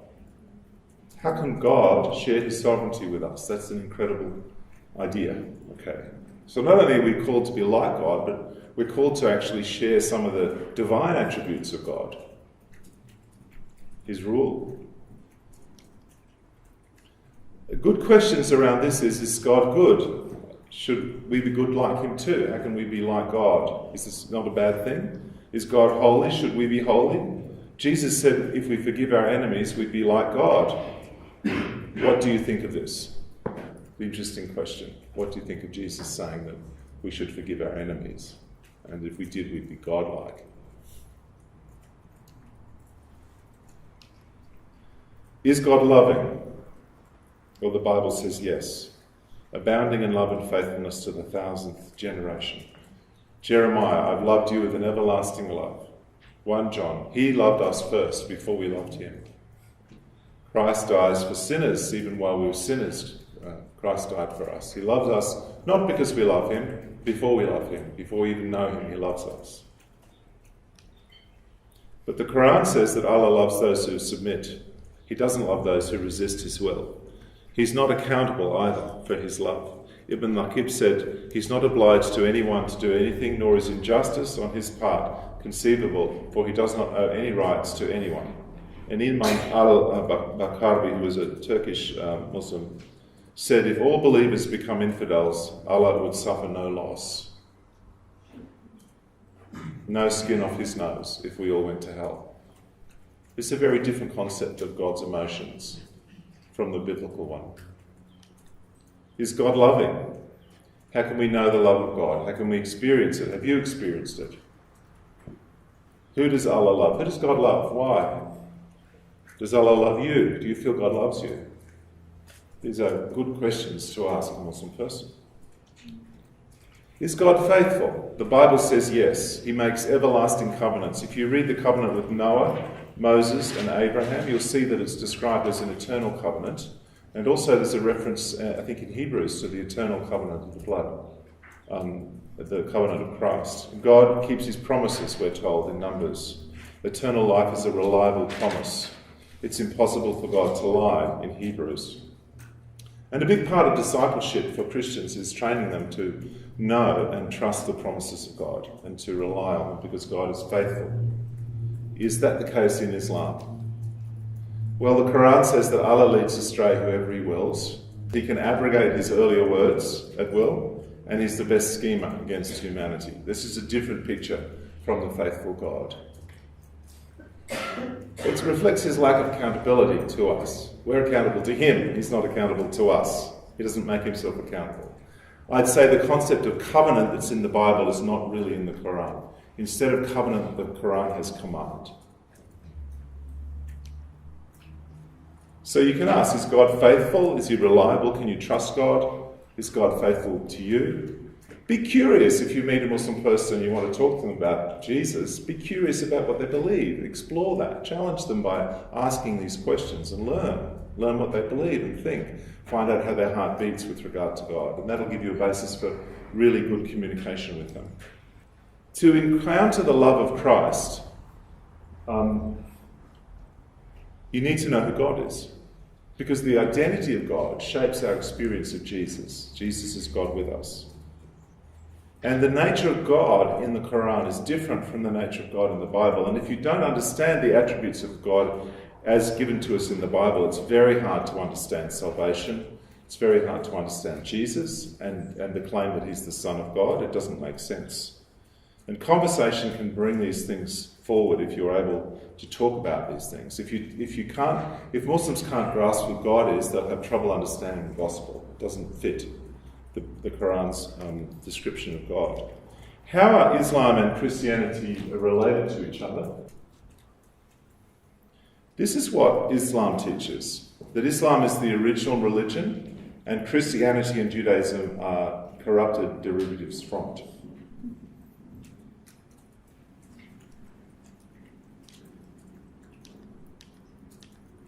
This is what many Christians assume to be true, that first you have Judaism, then Christianity, and then this later religion develops that has some features that come from both. This is what I think is a truer situation. Life is always more complex. If you've got Second Temple Judaism, which has different movements at the time of Jesus, including what became rabbinical Judaism, which was the Pharisees, the Sadducees, and other groups. And out of those movements, Christianity develops. Christianity is a daughter of Second Temple Judaism. And its sister is rabbinical Judaism, which is the modern Judaism that comes out of the Pharisees movement. So Judaism today and Christianity today are like sisters. They come out of the same house. Islam, however, I believe, is strongly influenced by the life of Muhammad, by Arab pagan culture, by cultural influences, and its relationship to the Bible is limited.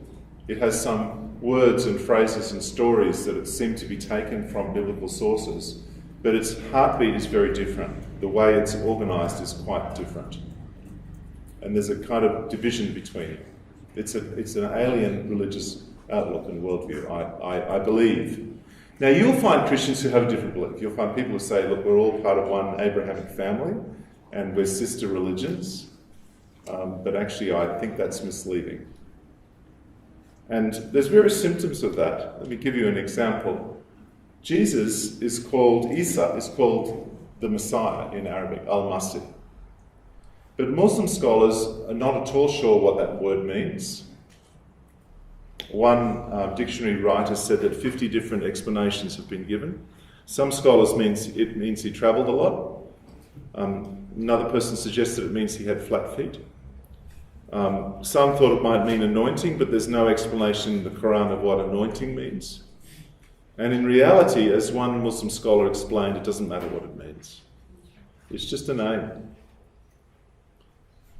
It's not relevant to know what the Messiah means in Islam. So when a Muslim says, oh, we venerate Jesus, we call him the Messiah, a good question is, well, what does that mean? What's the point of that? Why do you call him the Messiah?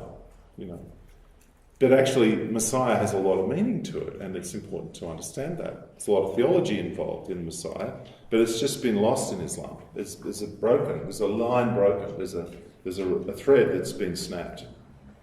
Similarly, the Holy Spirit. There are lots of references to the Ruh al-Qudus in the Quran, quite a few. The references are sort of borrowed from the Bible, but the meaning is lost. And it's hard to get a coherent understanding of what the Ruh means in the Quran. In fact, Luke's account of the conception of Jesus by the Holy Spirit announced by Gabriel gets mixed up in the Quran. So in the Quran, the angel Gabriel is the Holy Spirit. And it says that the Holy Spirit breathed into Mary. That is, the angel Gabriel breathed into Mary, causing her to conceive. So it's something's lost there. It's a bit messed up. And then later, Muhammad is asked about the Holy Spirit, and he says people have been given little knowledge of the Holy Spirit. So there's a difference there's a gap between Islam and Christianity.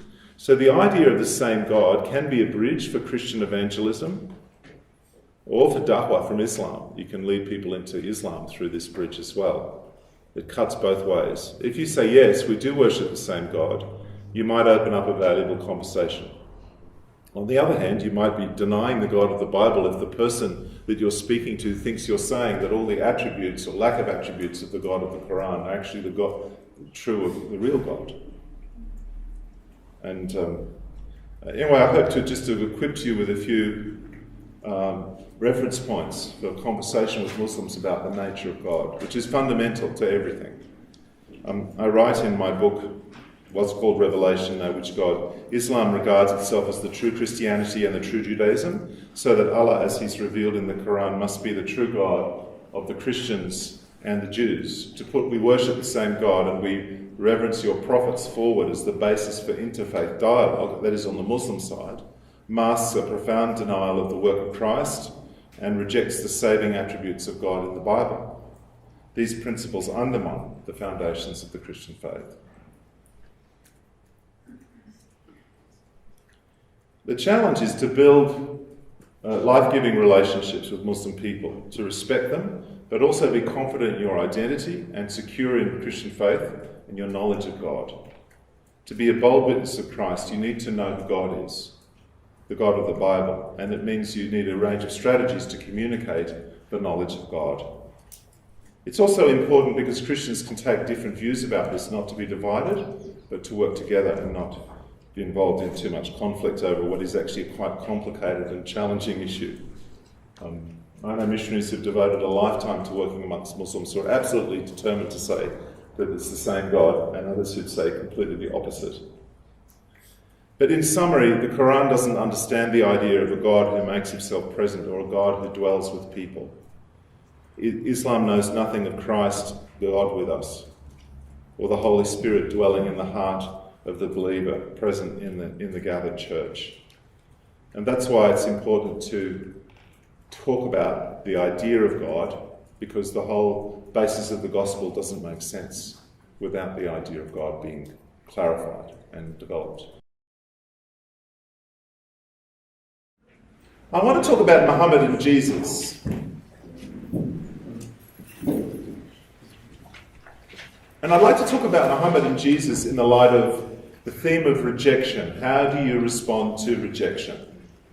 And what's a healthy way to respond to rejection? We all experience rejection in life. One of the most damaging experiences is being rejected, and it can happen in many different ways. You know about that. An Australian couple said the greatest undiagnosed and therefore untreated malady today is rejection. And they, in their studies and their writings about this, identified 3 different responses to rejection. You've been experiencing rejection from somebody in one way or another. Maybe it's abuse, maybe it's ill treatment of one kind or another, maybe they won't talk to you, they insulted you, whatever it is. Firstly, you can have an aggressive response. If someone didn't want me, I'll show them. Violence, argumentativeness. Secondly, you can have self-rejecting responses. They said they didn't want me, and they were right. I'm not worth anything. Insecurity, self-pity, self-hatred.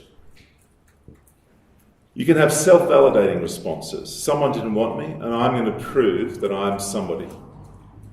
In their face. They'll have to eat their words. How dare they say I'm nobody? I'm going to prove that I am. They'll have to apologise. And people do that in various ways: competitiveness, isolation, control, withdrawal. You know, someone offends you, so I'm not going to talk to them. No, I'm more important than them. I'm not going to have a conversation with them.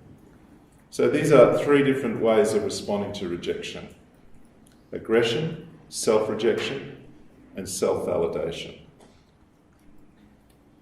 If you're a Christian, you have no right to live out of these places, because Christ has carried all your rejection for you. You have no right to take offence. Doesn't mean you shouldn't speak up against injustice, you should, but you have no right to be personally living out of this rejection worldview, because Jesus has set us free from that. I'm going to talk about that. Why for Islam, rejection is a really big issue.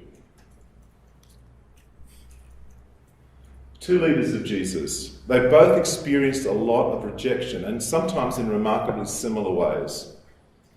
Muhammad made his way into history with empty hands and in a hostile society. This is Ali Dashti, an Iranian intellectual.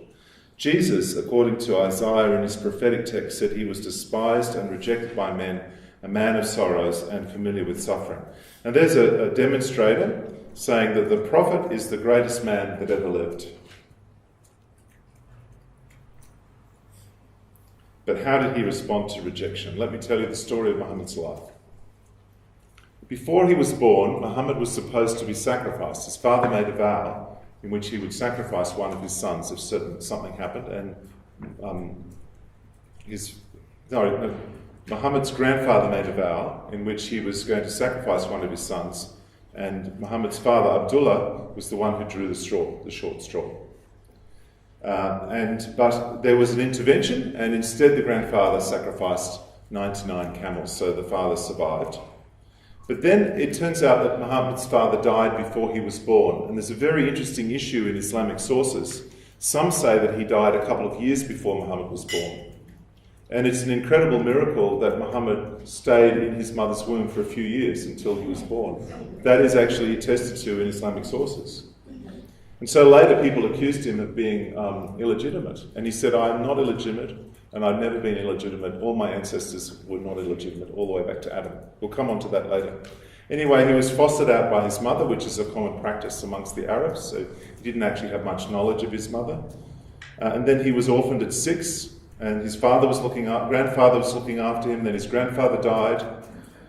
And then he was brought up in a pretty low position in his uncle's family and was rejected and insulted by his wealthier relatives. Now that's already a fair bit of rejection and disappointments. You can be rejected sometimes just by losing people who should be loving you, you know. Many orphans feel rejected. Like, where were my parents? What has happened to me? Why didn't they love me? Why did they go? What's happened? So he had a rough start. And this is a verse in the Quran where Muhammad's speaking about his uncle, who's called Abu Lahab, or father of the flame. I think because he's destined for hell, according to Muhammad. Perish the hands of Abu Lahab, and perish he. His wealth avails him not, neither what he's earned. He will roast at a flaming fire, and his wife, the carrier of firewood, upon her neck a rope of palm fibre. So Muhammad is describing his uncle in hell, and his uncle's wife, his aunt, is carrying firewood to burn him. So that's a pretty disturbing thing for your nephew to say about you. And his aunt came back and made this little poem, and she said something like, "We reject the reprobate, his words we repudiate, his religion we loathe and hate." So Muhammad experienced some rejection from his family, and he rejected them as well. He was married at 25 to an older, wealthy woman. He was her third husband. And in that culture, men were very dominant, and to be married to someone much more powerful to yourself is a fairly demeaning situation for a man to be in. In fact, she had to get her father drunk, according to Ibn Ishaq, in order to marry Muhammad. And after the father realised what had happened, he was really annoyed about it. And then he had other disappointments. 3 or 4 of his sons all died young. And when he began preaching his religion, most of the early converts were slaves, servants, and a few demons also, jinns, became Muslims as well. But it was actually pretty rough, the early stages of the Islamic faith. The Muslims became a despised minority in Mecca. They came to his uncle and said, "Your nephew has cursed our gods, insulted our religion, mocked our way of life. Either you must stop him or you must let us get at him." They're asking permission to kill him, basically, but the uncle kept protecting Muhammad. They instituted an economic and social boycott against the Muslims. A Muslim slave called Bilal was tortured by his owner and mocked. And Muhammad was mocked. He was called, instead of being called Muhammad, he was called Mudamam, which means a reprobate, bad person. Dirt and intestines were thrown on Muhammad. He sought help from leaders in nearby towns, in other towns, but they rejected him and they mocked him. They said, "You must be just so important if you're Allah's messenger, and if you're so important, there's no way we could ever possibly meet with you." And then someone else said, "Well, shouldn't Allah have counted someone better than you to be his messenger?" So they sent him away, and he was rejected. How did he respond to this weight of bitter experiences? Firstly, he doubted himself. He wondered whether he had a demon, literally, in the account of his life. He had suicidal thoughts. He went up to a hill to throw himself off. There's a Satanic Verses episode where he made up some verses that praised the pagan gods, and then the pagan Arabs began to like him. And his followers said, "Muhammad, what are you doing?" And then he said, "Oh no, Satan led me astray."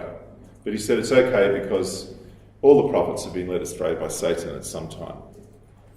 That's a self-validation, okay? And people would say, "You're crazy," and he'd say, "When you're in hell, you'll see who's crazy." And he would validate himself. People said, "You're just a shepherd boy." He said, "All the prophets have been shepherd boys." "You've been led astray by Satan." "Well, all the prophets have been led astray by Satan. That's a sign that I'm a genuine prophet." And then the Quran says, "You have a tremendous nature." So what's happening here is that Allah tells Muhammad, according to Muhammad, that he has a fantastic character. And he tells his friends, "You need to know that Allah says I'm an amazing person." So that's self-validation, really, isn't it? You say I'm mad, but God says I'm amazing. If you had a pastor who was saying stuff like that, you'd be concerned about him. Or you ought to be, anyway. And so there's self-validation. And then he responds with aggressive words. He says that those that are criticising him will roast in hell. And then when they will be confronted and they'll be told, you said Muhammad was a liar, but look where you are now. And believers in paradise will be laughing at unbelievers roasting. And then he also threatens the people who are criticising him. He says, "I'm going to kill you." And then he flees to Medina. He also shows really strong perfectionist characteristics, which is another form of response to rejection. Self-validation type response. The Quran says it's not for any believer, man or woman, when Allah and His Messenger have decreed a matter, to have a choice in the affair. It's basically saying, I speak for God, and once I and God have decided on a matter, there's nothing more to be said, so just be quiet. and do what I tell you. There's the story of his foster son, Zaid, and Zaid's wife, Zainab. At one point, Muhammad took a liking to Zainab, and when the foster son realised that, he divorced his wife, and Muhammad married her. And then the Quran says to him, the Quran, Allah says this, He says to Muhammad, you told Zaid, keep your wife to yourself. But when you told Zaid that, you were hiding what God had showed to you, that really Zainab was for you. And you were frightened of other people. You were a man-fearer, Muhammad. And you had to speak out and say that you wanted Zainab.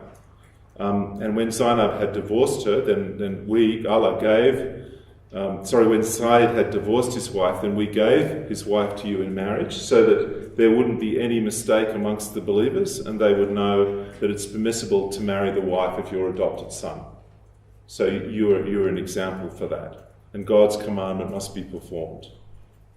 So there's a really interesting story that Muhammad suddenly had a desire for his son's wife, and the son divorced her, and then Allah tells him that he's doing the right thing. And actually, as a result of this incident, Islam prohibits adoption. It's illegal to adopt children in Islam. It becomes part of Sharia law, the consequence of this experience. It's a very controlling way of dealing with your community.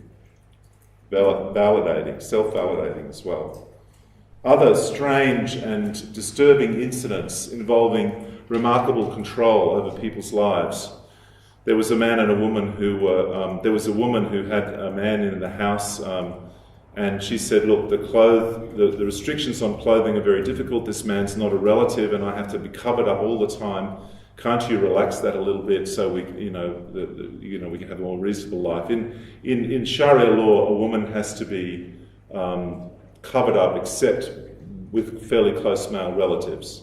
And if you have someone in your house who's not a close male relative, you have to be constantly, covered all the time. So this woman went to Muhammad and complained about this, and he said to the woman, if you breastfeed the man, even just once, then he'll be you'll be like a foster mother to him, and then he's your son, so then you don't have to be covered up all the time with him. And there was a case recently in Egypt where two people were working together in the workplace, and they asked for some assistance about the dress code, and a cleric said, yes, the woman can get the man to suck on her breast, and then she doesn't have to cover up because he's like her foster son. And this caused an uproar in the Egyptian parliament, that people were so ashamed and upset and angry that this had been made a ruling, even though it's well attested in the life of Muhammad. But the point I wanted to make is that this sort of story reveals the remarkable capacity to control people's individual lives. Another case, a couple had been divorced and they came back to Muhammad and wanted to remarry, and he said she can only remarry if she marries someone else, has sex and gets divorced, and then she can remarry her first husband. And that's actually the law in India, for example, for Muslim women, not for Hindu women, because the British gave Sharia law to the Muslims before they left India. And so that's a very controlling thing to do to people. Muhammad wanted to discourage people from divorcing too lightly, basically. He was punishing them, the couple, for the man divorcing the wife by making the wife have sex with somebody else. He married Aisha at the age of 6 and consummated at the age of 9. Aisha was the daughter of his best friend. Later, Aisha was accused of adultery, and Muhammad made a rule from Allah that you have to have 4 witnesses in order to prove adultery. And one of the consequences of that is that if a woman is raped in Pakistan and she complains to the police, if she can't find 4 men that have seen the rape and are willing to testify, then she could be accused of making a false accusation of rape. And there are lots and lots of women in Pakistani prisons because they've reported a rape to the police. This is a result of Muhammad's dealing with complaints about his young wife's infidelity. So these are very controlling ways of dealing with people that become embedded in Islamic law and affect the lives of millions of people today. So Muhammad flees from Mecca, where he's been opposed, to Medina, and he establishes a principle of fighting against non-Muslims, the jihad, They bound themselves to war against all and sundry for Allah and for his apostle. And the Quran says that permission is given to those who fight because they are wronged. It says persecution is worse than slaughter. Fitna is the term in Arabic. Fight other people until there's no more persecution of Muslims. And I'm going to take you down to this comment by Ibn Kathir. His commentary said Allah indicated that non-Muslims are committing disbelief, associating with him, that is, they're worshipping other things apart from God, and they're hindering other people from following Islam, hindering from the path. And hindering disbelief, committing disbelief, is much worse and more disastrous than killing. So he said to hinder someone from being Muslim or to disbelieve is much worse than murder. So the Quran says, fight them until there's no more disbelief, no more fitna. This is a violent, aggressive response to rejection. This worldview of rejection is embedded in the attempts by an organisation like the Organisation of the Islamic Conference, or Cooperation it's called now, to ban critical speech on Islam throughout the world. And they want to do that in every jurisdiction. They've put motions before the UN in terms of defamation of religion to try and make it illegal to denigrate Islam or denigrate the Prophet, any kind of criticism. It's driven from this idea of preventing any kind of fitna. Okay, here we go. Muhammad. He's rejected, he has a really tough life. You know, if I was praying with someone who had a life like Muhammad, they'd need a lot of prayer ministry because there'd be a lot of pain associated with all those experiences. And he responds firstly with self-rejection, doubts himself, thinks of suicide, then self-validation. All the prophets have been like this, you know. God says I'm amazing. And then these aggressive responses. Kill those who don't go my way, who won't believe, who reject. And so he shows all of the negative responses to rejection. He's like a walking rejection bomb. And his attributes, these characteristics, get embedded in Islamic law, and they replicate through culture after culture. Because Muhammad's the best example, and when you declare that, you spiritually bind yourself to him. It's like saying, his demons be my demons, you know, his faults be my faults. And this is a serious spiritual problem, a serious spiritual issue. Now, you've had quite a bit of unrelenting gloom, and I'd like to just move on. He initiates a genocide against the Jews who rejected him. Muhammad, the rejected ones, becomes the great rejecter, and the orphan becomes the maker of orphans. Let's talk about Jesus. Is that okay? Jesus, he was rejected, like a lot. He had a lot of rejection. There was the stigma of illegitimacy. Instead of being born in a stable home, he was born in a stable. Herod tried to kill him. He became a refugee in Egypt. He was opposed by religious leaders. His authority was questioned in very critical ways. He was called satanic. You cast out demons by Satan's power. He was accused of being a liar. His own family tried to throw him off a cliff. His own village people, the people he'd grown up with, tried to throw him off a cliff. If you went home to visit your people and they tried to throw you off a cliff, you would feel rejected, I believe. Just a little bit. A crowd tried to stone him. His own followers deserted him. Peter denied him 3 times. He was betrayed by one of the 12. The crowd bayed for his death. He was falsely charged by Roman and Jewish tribunals. He was mocked, he was abused, he was sentenced to death, tortured and crucified. That's a lot of rejection. Matthew 12, he will not quarrel or cry out. No one will hear his voice in the streets. The bruised reed he will not break. The smouldering wick he will not snuff out until he leads justice to victory. How does Jesus win justice? How does the rejected man win justice? He wins it through incredible gentleness, through spiritual power, not through worldly power, not through murder, not through self-validation. Jesus, when he healed people, this passage occurs in a context where it says Jesus is healing people and telling them not to tell others. So Jesus is not trying to validate himself. Oh, please tell a lot of people that I'm an amazing healer. No, that's quite the opposite. He actually chose the opposite. Don't tell anyone. Just go home. See the priest. Enjoy life.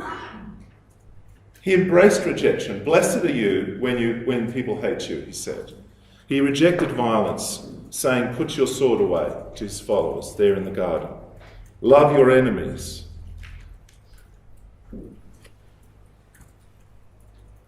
It's really interesting to love your enemies. Cultures that have become influenced by the teachings of Jesus make a clear distinction between people and the beliefs they hold. So you can love someone while rejecting what they stand for. Like I can love my enemy, but not accepting the hatred they have towards me. And that means that if you're a scholar, you can disagree with someone without punching them in the nose. And Salman Rushdie said he loved his studies, I think it was in Oxford or Cambridge, because he learnt that you could completely disrespect someone's beliefs and ideas in the sense that you disagree with them or think them wrong, but without disrespecting them as people. You could argue with them and have a serious debate about ideas without rejecting people or being violent to them. When I say disrespect, I mean disagree with them. This is the ethic of Jesus. It's an influence of his teachings, love your enemies. And this understands, I said Christian, but it's really I said Western, but it's really Christian understanding of freedom of speech. You can't defame ideas. You can only defame people. It's people that need to be respected, but as far as telling the truth is concerned, we should be free to tell the truth. This distinction is not recognised in Islam. We had a case in Melbourne where some pastors were accused of vilifying Islam and Muslims, and part of the case of the Islamic Council of Victoria that brought that was they said it is not possible to make a distinction between Muslims and our religion. If you insult Muhammad, you are personally attacking us. And they wanted the courts to rule on that basis, that there's no distinction between the teachings and ideas of Islam and their identity as individual Muslim people. It was such a challenge, really, to a very long tradition of law. Well, Jesus taught about this. He taught about how to respond to rejection, and his disciples were deeply impacted by it. They were changed by it, and they speak about it in their letters. Peter says, Christ suffered for you, leaving you an example that you should follow in his steps. He committed no sin, and no deceit was found in his mouth. When they hurled their insults at him, he did not retaliate. When he suffered, he made no threats. Instead, he entrusted himself to him who judges justly. He himself bore our sins in his body on the tree, so that we might die to sin and live for righteousness. By his wounds you have been healed. So this is Peter who denied Jesus 3 times and was then appointed by Jesus to be a leader of the church. This is Peter who was not there when Jesus was at his worst point. And he was deeply impacted by the example. He says we should follow in his steps, as Jesus was. As he dealt with rejection, so we should as well. We've actually been healed by his rejection, by the wounds that he experienced for us. By his death is our victory. God so loved the world that he gave his one and only Son, that whoever believes in him should not perish, but have eternal life. I think I've lost that. Anyway. Here's from Philippians 2:4-10. Your attitude should be the same as that of Christ Jesus, who being in the very nature God, did not consider equality with God something to be grasped, but made himself nothing, taking the very nature of a servant, being made in human likeness. And being found in appearance as a man, he humbled himself and became obedient to death, even death on a cross. Therefore God exalted him to the highest place and gave him the name that is above every name, that at the name of Jesus every knee should bow. So Jesus didn't vindicate himself. He didn't try and validate himself. He humbled himself, but he was vindicated by his Father. He was vindicated, but not through self-vindication or self-validation. John writes about this, our ministry to others in Christ. Our ministry to others in Christ He says, "We know that we have passed from death to life because we love one another. We know love by this, that he laid down his life for us, and we ought to lay down our lives for one another." So what John is saying is that his example should be our life as well. The way he dealt with rejection is meant for us, that we should live this life as well. It's really fascinating that Jesus defeated rejection through the cross. That in a way, by embracing rejection, the cross actually sets us free from rejection. The power of evil to determine who we are and what we are is broken because of what Jesus did. Actually, the cross is the answer to the rejection of Muhammad. You have these two people incredibly influential in history. One is rejected and defeated, and the other is rejected and shows all the worst attributes of a self-destructive response to rejection that gets replicated throughout the religious structure.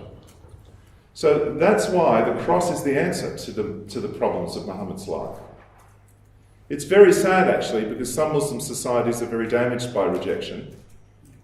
You'll see this sense of victimhood, self-victimhood, that's reported in some context by Muslims.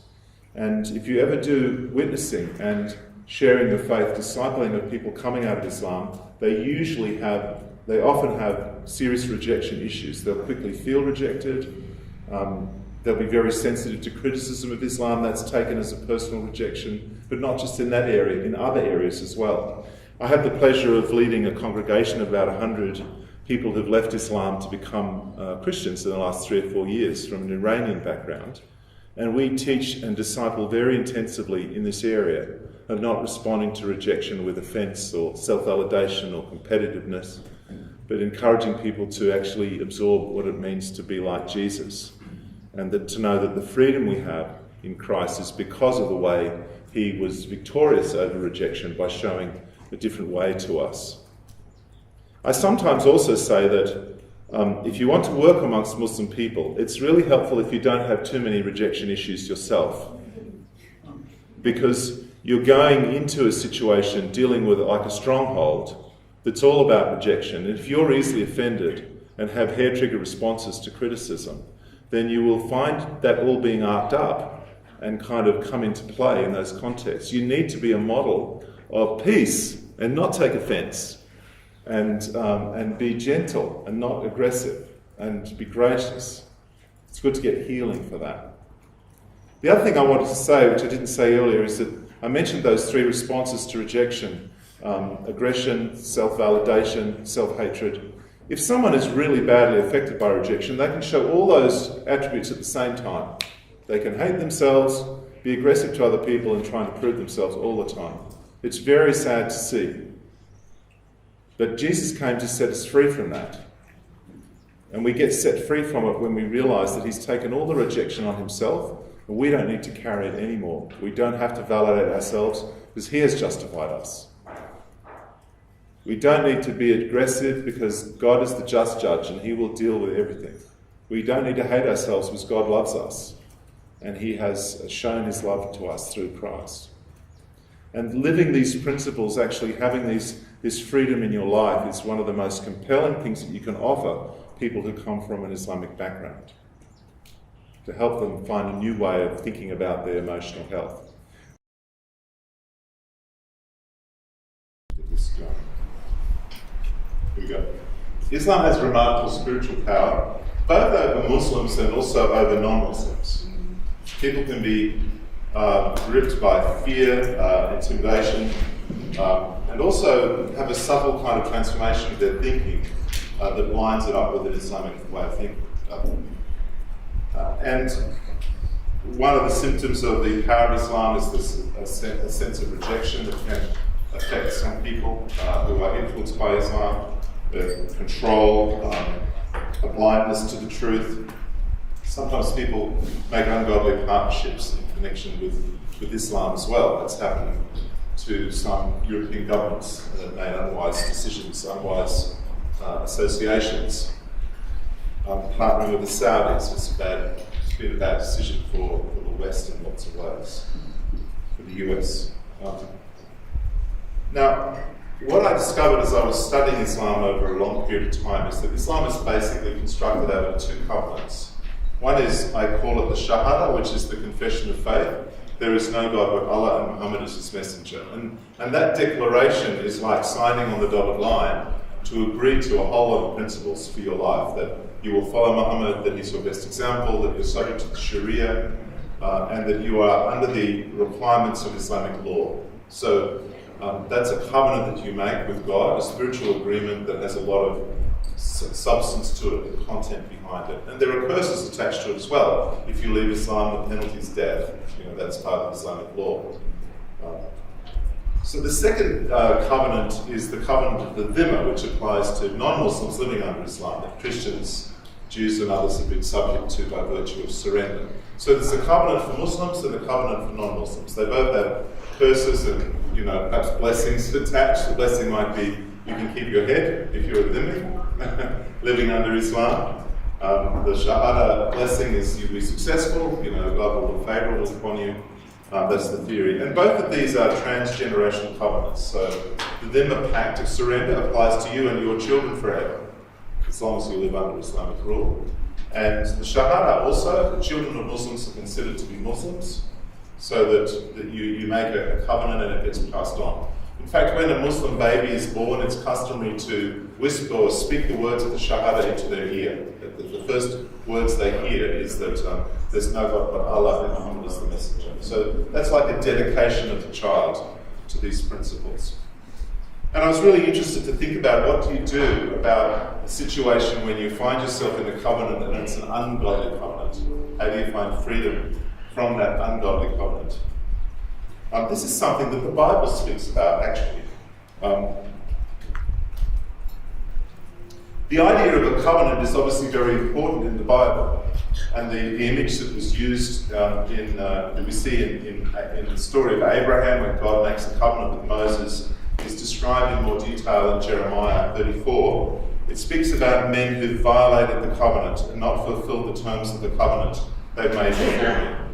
And God says, I will treat them like the calf they cut into and walk between its pieces. So the custom was that you'd take an animal, cut it into pieces, you'd walk between the pieces, and you'd be basically saying, if I violate the terms of this covenant, may this happen to me. So it's actually a self-curse in which you bind yourself to a particular covenant. So God says, since they haven't kept the covenant, they'll be treated like the calf. That curse will come true upon them. And I will hand over the people to the enemies because they walked between the pieces. They made this covenant with me, and they haven't kept the covenant, and they're now subject to its conditions. So both the Dhimma covenant and the Shahada covenant have dire, serious consequences attached if you don't keep the covenant. But how can you be free of this covenant? It's interesting also that Muhammad's life story contains the keys to understanding the spiritual dynamics of the Shahada and the Dhimma. You see in the life of Muhammad the principles of rejection, of violence and fear, and enslavement. And these are the principles that are built into these two covenants as well. Jesus' life also gives us the keys to find freedom from these two covenants. Jesus sets us free. The cross can set us free from the claims of these covenants. So I'm going to be speaking really about spiritual warfare. How do you find yourself, how do you claim freedom from powerful spiritual principles that have influenced your life and your generations? This is important for ministering to people coming out of Islam, and it's also important to help people who've lived under Islam, not as Muslims but as Christians, to be free from the consequences, the intergenerational consequences of the covenants their ancestors have made. My wife and I had a background before getting involved with Islam. We had a background of working with people coming out of the occult and out of New Age, out of witchcraft and Satanism. So we became very familiar with the idea that people might make vows, perhaps involving sacrifice or some sort of ritual, that continues to have a hold over them even after they come to Christ, until they specifically renounce that covenant or that vow that they entered into. They've been ritualized, and they need to be set free from those rituals. And this can happen in any culture, any society, that people can make vows and promises and enter into agreements that are ungodly, that they shouldn't have entered into.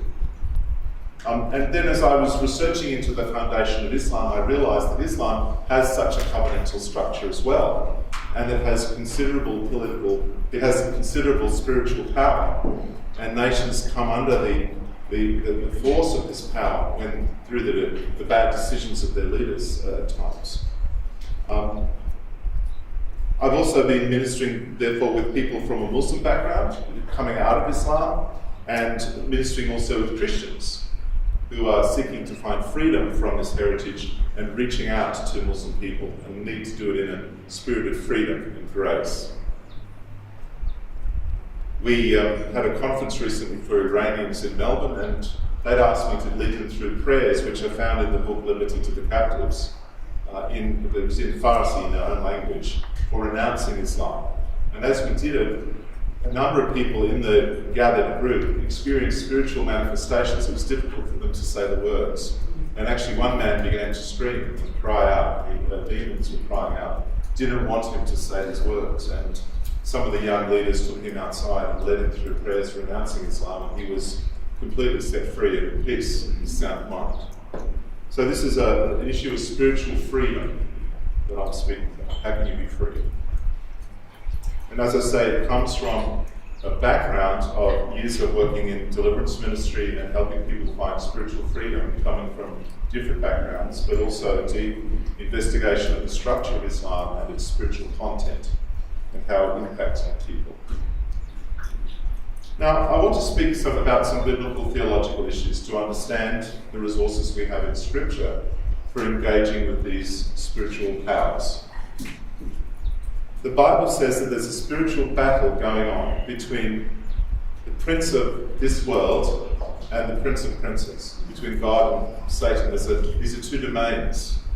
Not that God is equal to Satan or Satan is equal to God, they're not equal. But there are two kingdoms, and you could call it a cosmic rebellion. This is a conflict between the kingdom of God and the kingdom of this world.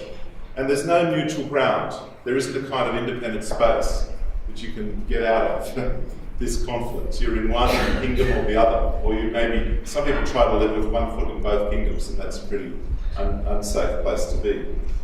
A campaign is going on. The decisive battle has already been won by Jesus Christ on the cross, and the final outcome is not in doubt. Christ has been, is, and will be victorious. We know what the final story will be, but the battle is still ongoing. And the book of Revelation warns us that the battle will get more intense before it's finally resolved. The world is not just going to get better and better and better, as some people from a secular worldview believe.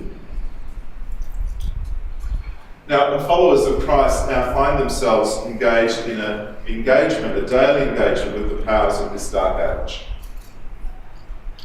That's why Paul says, put on the whole armour of God, so you can take your stand against the devil's schemes. For the struggle is not against flesh and blood, but against the rulers, against the authorities, against the powers of this dark world, and against the spiritual forces of evil in the heavenly realms. I don't think it could be any more explicit than that, really.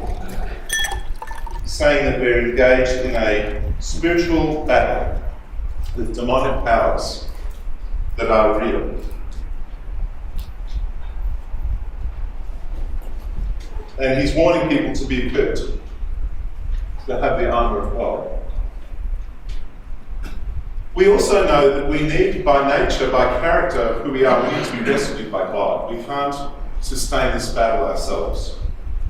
And so that's why John writes, we know that we are children of God, but, he says, the whole world is under the control of the evil one. That's a very strong, a very confronting statement, isn't it?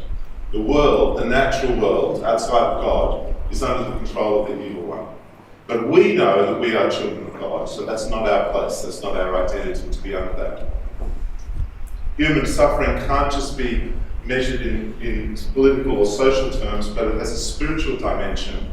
It is a manifestation of evil at work in the human sphere. Satan's dominion is real, but it's limited according to the Bible. He's called in John 12 the prince of this world, so he has some sort of rule in this world. Paul calls him the God of this age, as the as the spiritual power behind the age in which we live. He's called the ruler of the kingdom of the air. This kingdom is called by Paul the dominion of darkness. He's also called the spirit who is at work in those who are disobedient. So these are all quite graphic language to describe the activity of Satan and the reality of evil in life. And it's very interesting that when Paul is commissioned by Ananias and he's healed of the blindness that he has when he sees Jesus on the road to Damascus, that his commission, he describes it in terms of calling people to light from the power of Satan to God. So Paul's mission is a kind of transfer agent. He's going out and grabbing people and saying, you're under the power of Satan, come with me, there you are, you're now in the kingdom of light. He's moving people, he's a people smuggler. And he's smuggling people across the border from one kingdom into another, from one jurisdiction into another. That's how Paul understood his work of being an evangelist and a church planter. He was calling people out of the kingdom of this world, out of darkness, from the power of Satan to the power of God. So this is the New Testament's understanding of the state of the world and the spiritual battle that we're involved in. Paul writes about this to the Colossians. He says, I pray that you'll be thankful, grateful to God for letting you have a part in what He's promised His people in the kingdom of light. God has rescued us from the dark power of Satan and brought us into the kingdom of His dear Son, who forgives our sins and sets us free. So here Paul is writing to the Colossians, and he's using these phrases that describe his personal commission from God, which is to rescue people, help people be rescued by taking them from the darkness into the light. And he's saying to them, this is what's happened to you. You need to know this. And that will fill you with thanksgiving that you've been part of the kingdom of light. Makes you full of joy to know that you've been rescued. That you are a rescued people. We are a rescued people. The implications of the transfer are enormous. Tied down by sin and by the dark power of Satan, we struggle to find freedom. It's hard for us. We are caught, we are trapped in ourselves and in the kingdom of darkness. Christ takes upon himself the curse of our sin, and by doing that, he breaks the chains of sin and defeats and disarms the demonic powers which are empowered by our sins and which have permission over us because of our sin. Christ takes away their power. He defangs Satan and takes away the sting of death. He liberates us by destroying the power of Satan over us to afflict us and control us.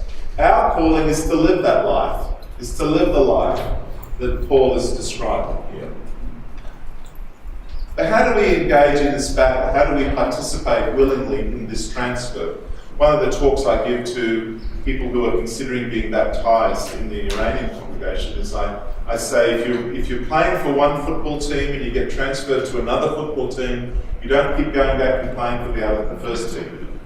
And if the two teams are against each other, you don't kick goals for both sides. You have to work out which way you're kicking the ball. Okay?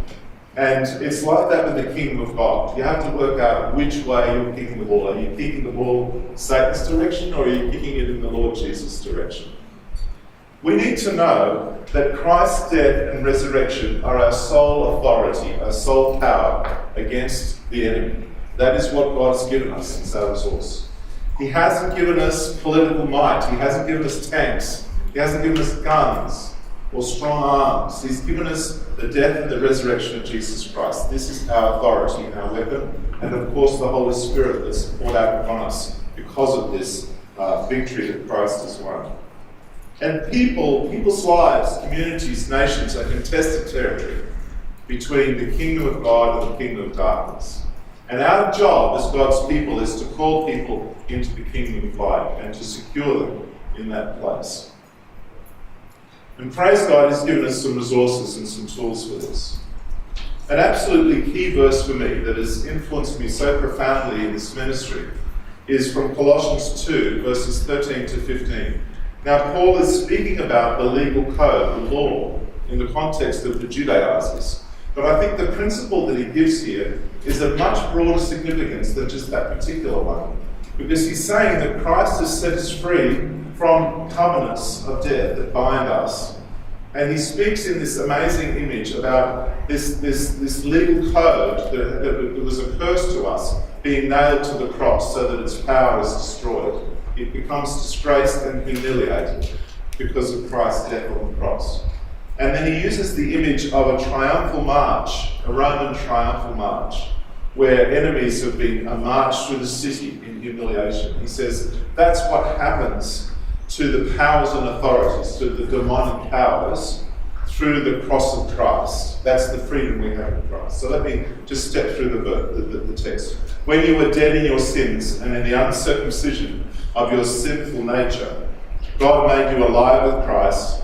He forgave us all our sins, having cancelled the written code with its regulations that was against us. So there's a covenant, if you like, or a written code that condemns us, that stands against us, that's like a chain around our necks. And Jesus Christ, when he died on the cross, he cancelled that code. He cancelled all those accusations against us, and that were actually there for our death. And he takes it away, and he nails that covenant of death to the cross. And in doing that, something happens in the heavenlies. That is, the spiritual powers and authorities, you speak about demonic powers, are disarmed. And what's more, Jesus publicly humiliates them, making a public spectacle of them, like taking a defeated enemy through the streets of Rome, triumphing over them by the cross.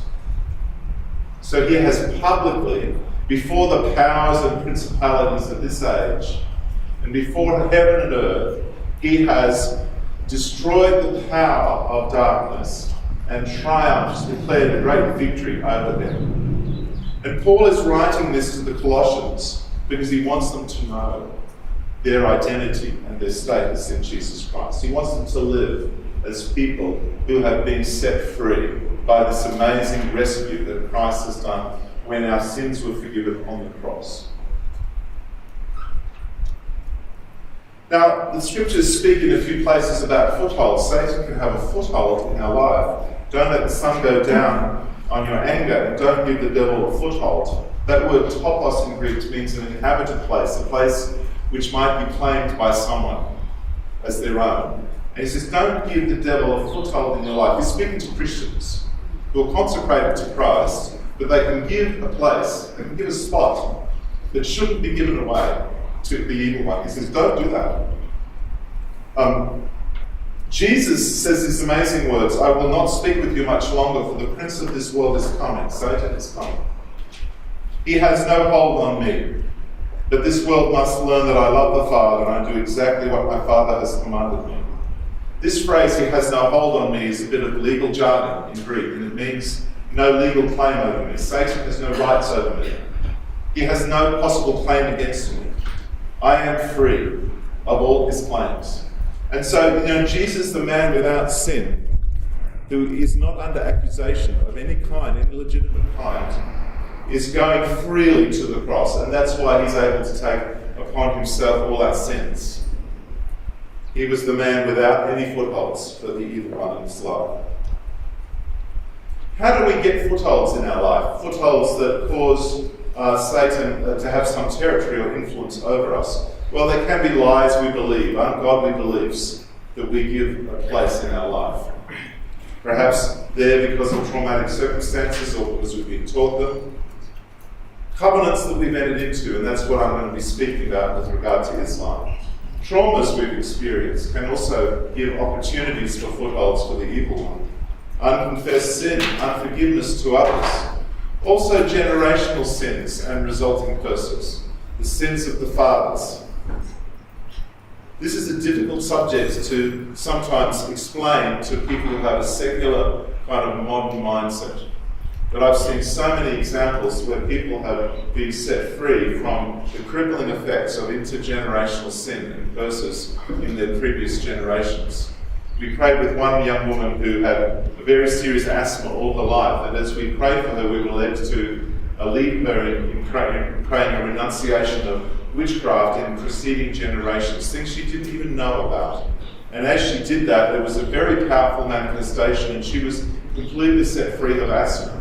And she stood there breathing, and she said, "Is that what it feels like to breathe?" She'd never felt that in her life before. And it was a result of something that was deeply kind of from the past, that was still holding on to her. And it could give you many other examples that we've seen. Actually, Satan tries to use whatever he can against us, including the sins of previous generations, accusing us before the throne of God day and night. I've seen so many cases where people have been set free through claiming the freedom that's theirs in Christ. I had a friend actually who was in South Africa and who had some house guests who were pretending to be Christian but weren't actually. And she found that they were putting little purses stuck in pieces of paper into bookshelves. And she came under a lot of hostility and animosity from them. And it was a terrible time in their life. It's quite a distressing story.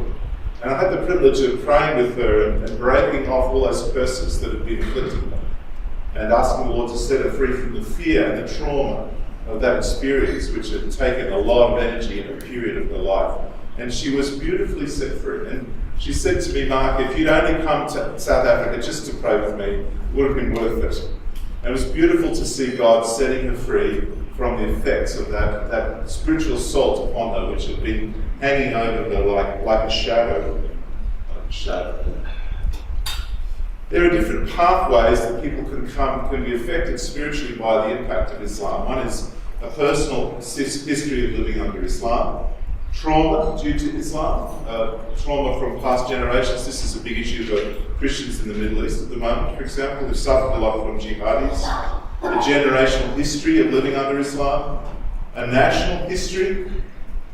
There's significant parts of southern Europe that were under constant threat of slaving raids by Barbary pirates, for example. A personal background of faith in Islam or ancestral Islamic background. Rituals that people participate in due to Islam, maybe even shedding blood in the name of Islam. In Leviticus it says that generations need to confess their sins and the sins of their fathers. This is speaking about what happens if the people of God reject the covenant and then a later generation wants to come back to God. They need to confess their sins and the sins of their forebears in order to seek the forgiveness of the Lord and be restored. And then God says he will remember the covenant with their ancestors and heal them and heal their land. We have the concept of generational curses already in Genesis, where after Adam and Eve sinned, they have experienced the curses of pain in childbirth, of the dominance of men over women. Please note that the dominance of men over women is one of the curses of the fall. And hard labour, eking out a living, and also death and decay that are described there in Genesis. Ezekiel speaks about the principle of freedom in relation to generational sin. And he says, he's speaking about the kingdom of God and the coming of the kingdom. And he says, the time will come when people will no longer be held responsible for the sins of their parents or their ancestors. Yet you ask, why does the son not share the guilt of his father? Since the son has done what is just and right and has been careful to keep all my decrees, he'll surely live. The soul who sins is the one who will die. The son will not share the guilt of the father, nor will the father share the guilt of the son. The righteousness of the righteous man will be credited to him, and the wickedness of the wicked will be charged against him. So Ezekiel is describing the kingdom of God in a context where people will no longer be under the curse of the sins of previous generations. But this is the description of the kingdom that we are meant to lay hold of. We are meant to claim this for ourselves. This is life as it's meant to be lived. It's not life in the kingdom of this world. It's not the life in the kingdom of darkness. The Prince of Darkness doesn't like this. That's not the way he functions. This is the way Jesus functions. And so part of our role as Christians is to claim this reality and claim freedom for ourselves.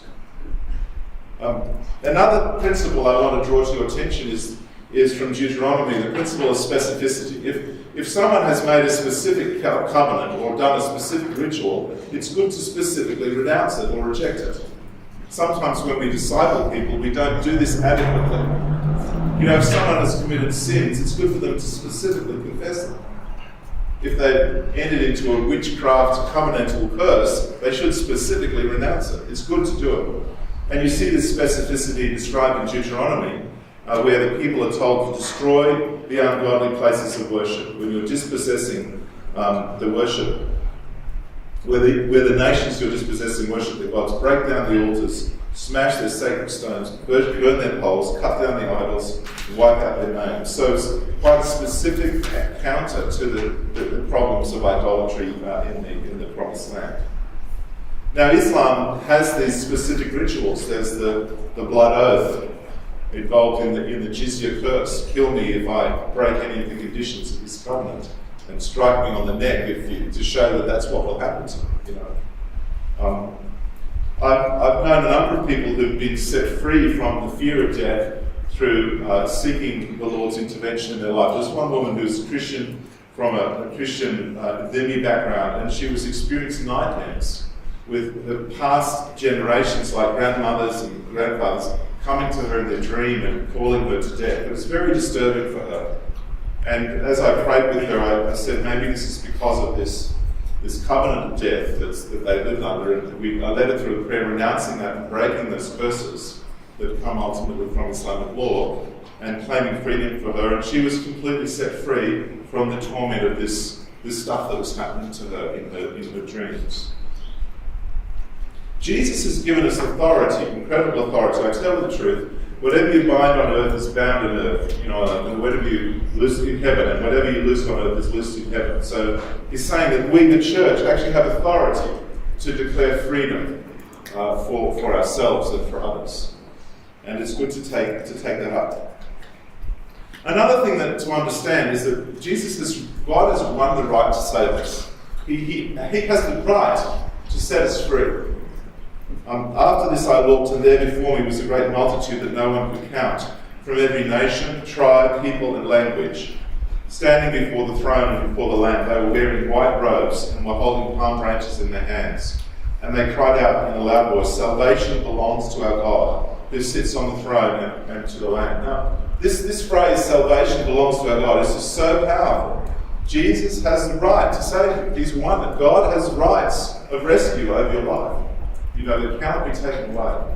And we have authority to claim those rights for ourselves and for each other. In Zechariah, it's explained that through the blood of the covenant, God will free the prisoners from the waterless pit.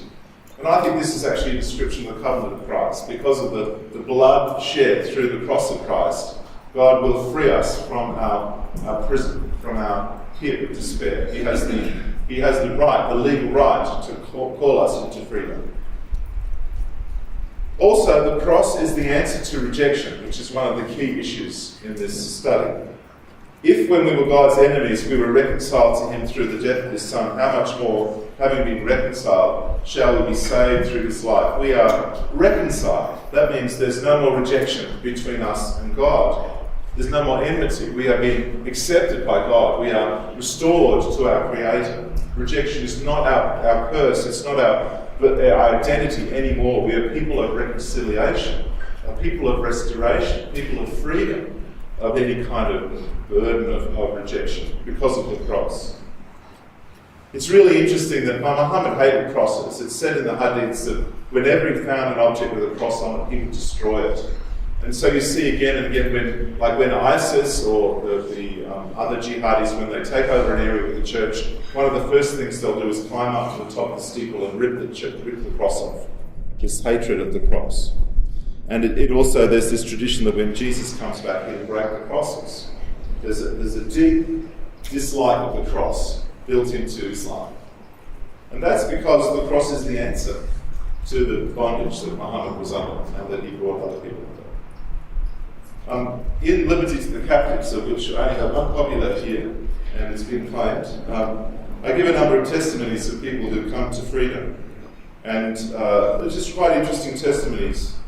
One is of a former Muslim who embraced the Christian faith, and he was involved in student Christian ministry, and he was going to give a testimony. He was about to pray, and as he began to pray, he felt like he was choking. And it got worse and worse. And then he felt like the Lord was saying to him, renounce Islam, renounce Islam. And he thought, I haven't been into Islam very much. But then it got worse, and he said, I renounce Islam. And the moment he did that, suddenly the pressure was released. He was set free. He said, I went back to prayer and preparation. At the meeting, the Lord really showed up in power. I remember students on their knees and faces crying out to the Lord and offering themselves to Him. I've also had the privilege of seeing some of the resources that I've developed being used to help training people for evangelism, so that the teams who, for example, go out and do evangelism will go through a ministry time just breaking off any curses, setting them free, and they've experienced a great power and authority in their ministry. Setting people free from fear. One man I met in New Zealand was from an Armenian background. His family escaped genocide in the First World War by pretending to be Greeks. And he found in New Zealand he was still living 100 years later under fear. He was frightened that his house would be broken into. He was frightened of lots of things. Every aspect of his life was bound by fear. And I prayed with him, and we prayed off him the curse of death and fear of being robbed, of being assaulted, that was part of the genocidal assault upon his people. And as we prayed for him, he experienced beautiful freedom and peace. The resources that I've prepared have also been used by teams doing evangelism. I mentioned that before. One woman who I prayed with to be set free from the Dhimma covenant had spent many years trying to share her faith with Muslim friends, but without success. And after we prayed together, and she just broke free through the power of Jesus from this covenant that had affected her ancestors. She was a Christian. But after she did that, she called one of her friends, close friends who was a Muslim, and she found for the first time she was able to witness to her, and the message that she was giving to this Muslim friend was touching her heart. That God had released her and given her authority to witness that she hadn't had before, because she wasn't free from this heritage, this inheritance. And part of that inheritance was a prohibition on sharing your faith with Muslim people.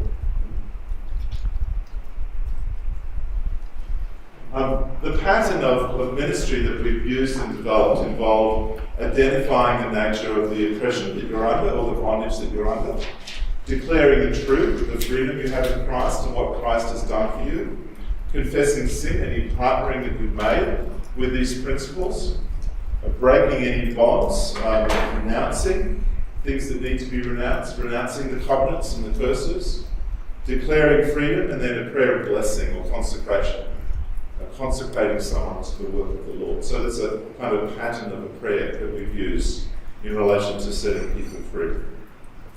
The impact of the Dhimma can be, of living under Islamic law as a Christian, is very diverse. I've seen people experiencing hurt, fear, intimidation, shame, feelings of guilt, sense of inferiority, self-hatred, self-rejection, hatred of others, depression, deception, humiliation, withdrawal, isolation, alienation, silence. All these characteristics can be influenced by or affected by the history of the Dhimma covenant.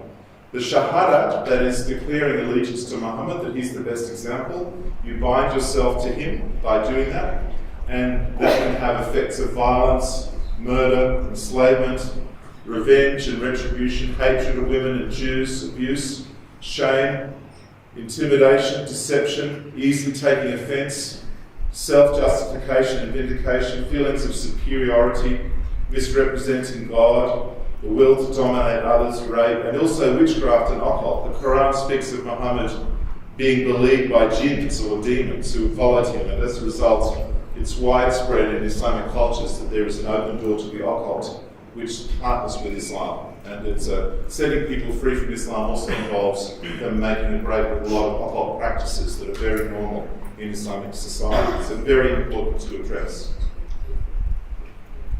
There are also claims about the Bible and Jesus, the denial of Jesus' death on the cross, denial that Jesus is the Son of God, claims about the corruption of the Bible, the prediction that Isa will come to destroy Christianity, And if you say Jesus is the Son of God and a Muslim reacts against that, it's not just a logical reaction, it's not just a personal rejection of it, it's a spiritual response. Because it's actually like pushing a button which has been programmed to be resistant to that. It's interesting, John writes in his letter, I say this because many deceivers who don't acknowledge Jesus Christ as coming into the flesh have gone into the world. Any such person is the deceiver and the Antichrist. So this is pretty strong language to use for someone who denies that Jesus Christ is the Son of God who's come into the world. Someone who denies the sonship of Christ. John speaks in strong terms about. So this is a spiritual dimension.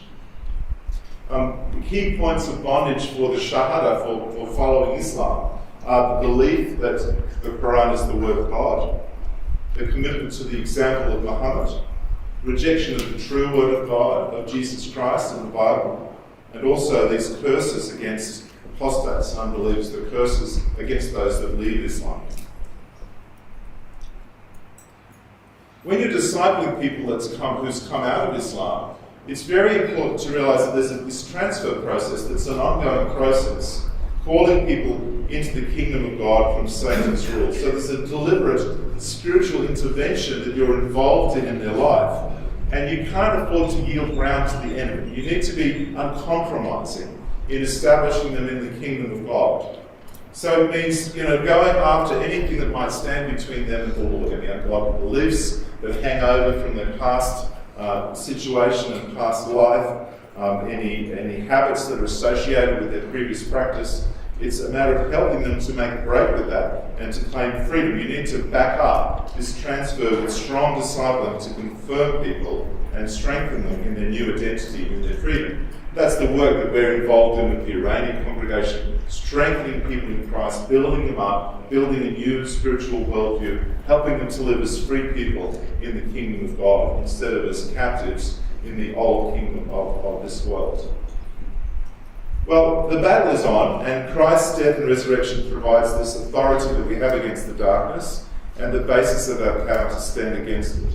As I said before, the contested territory is people, communities, societies, and nations. When we're sharing the gospel with a people group, we're actually engaging with a battle for the freedom of a whole society and a whole nation, a whole ethnic community. And that's the level at which the Lord is working in the world today. We also have this amazing ministry of reconciliation, of preaching a peace with ourselves and with God. All this is from God, Paul writes, who reconciled us to himself through Christ and gave us the ministry of reconciliation, that God was in Christ, reconciling the world to himself in Christ, not counting men's sins against them. And he has committed to us the message of reconciliation. We are therefore Christ's ambassadors, as though God were making his appeal through us. So we have this amazing commission through Christ to be agents of reconciliation, of bringing people to God and also bringing peace between people with each other. So what I did in the face of these insights was, it's distilled in this book, which explains the difference between Jesus and Muhammad. And then in appendices in the back, and we've just about run out, but if you want a copy of it, it's on Kindle, and you can also, I'm sure you can order it on Amazon or other places. There's a chapter which explains how to renounce the Liver Pact, and there's principles of freedom and verses of scripture declaring the truth, and then a prayer, a quite detailed and thorough prayer, renouncing and revoking the power of the Liver Pact in someone's life.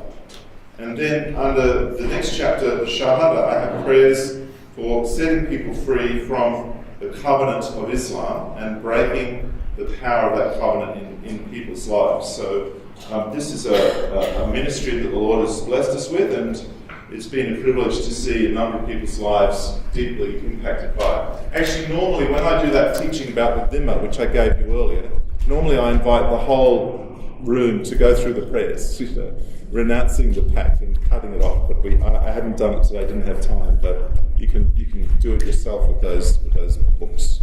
God is calling people into freedom. He's calling people into freedom. Not just Muslims out of Islam, but Christians out of the fear of Islam. Christians out of the fear of Muslims and living a culture of fear. He calls us to be radically free. For freedom, Christ has set us free. And that's our role as ambassadors of Christ, is to declare freedom, to declare the reconciliation we have with God and call people into that freedom. The principles that I've just laid out to you and explained to you, they apply to lots of things in our lives, not just Islam. You can apply them to lots of different areas of your life, because we can be in bondage for various different reasons. So I'm going to sort of stop there and give us 15 minutes for questions, for interactions, and then I'd love to pray with you as well.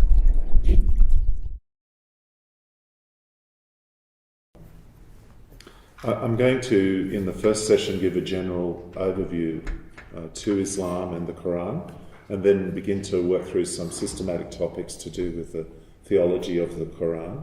In the last session, I'd like to speak, if I can, if I've got time, about the relationship of Christianity and Judaism to Islam, the Abrahamic religions hypothesis, if you like, but also about the crisis in Islam, which is a topic I'll be speaking on tonight at the church here as well, and implications for mission.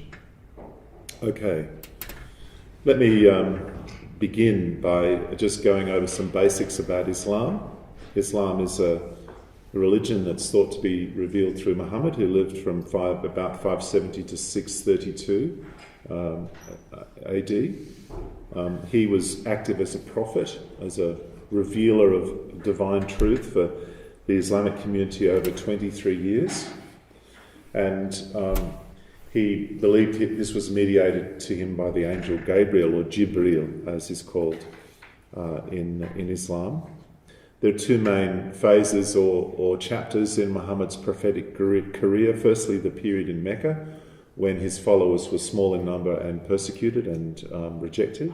And then in Medina, where he had a more military and militant aspect to his work, and he became the head of state, as well as the leader of the army and the general and the chief justice and the high priest. He combined all powers combined in Muhammad at that time.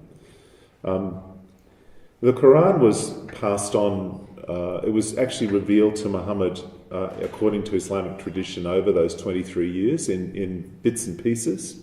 So a verse might come to him in the middle of an event, or maybe at night, different times.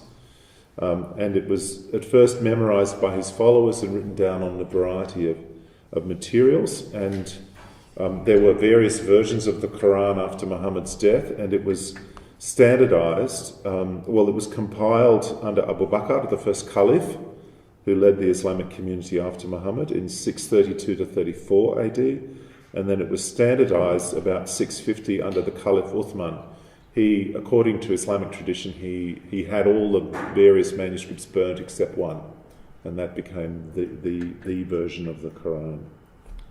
The Quran is Islam itself is a system of law and obedience to God. It's based on two main sources. One is the Quran, but only about 10% of the Quran is actually concerned with law. Most of it is history, theology, dialogue. And another major source of Islamic law, or so-called Sharia, is the life of Muhammad, what he did and said. The details of Muhammad's life become the best example for Muslims to follow. Muhammad one day said that you should let the beard grow and trim the moustache. And if you look at a photograph of any radical Muslim, they'll have a long untrimmed beard and either no moustache or a very neatly trimmed moustache. You have a look and see. He said it one day, and that's it. That's the word of God for what he said, did, and said. The Quran is organised into 114 chapters, or surahs as they're called, basically from the longest to the shortest. Not quite, but basically that. The first one is quite short.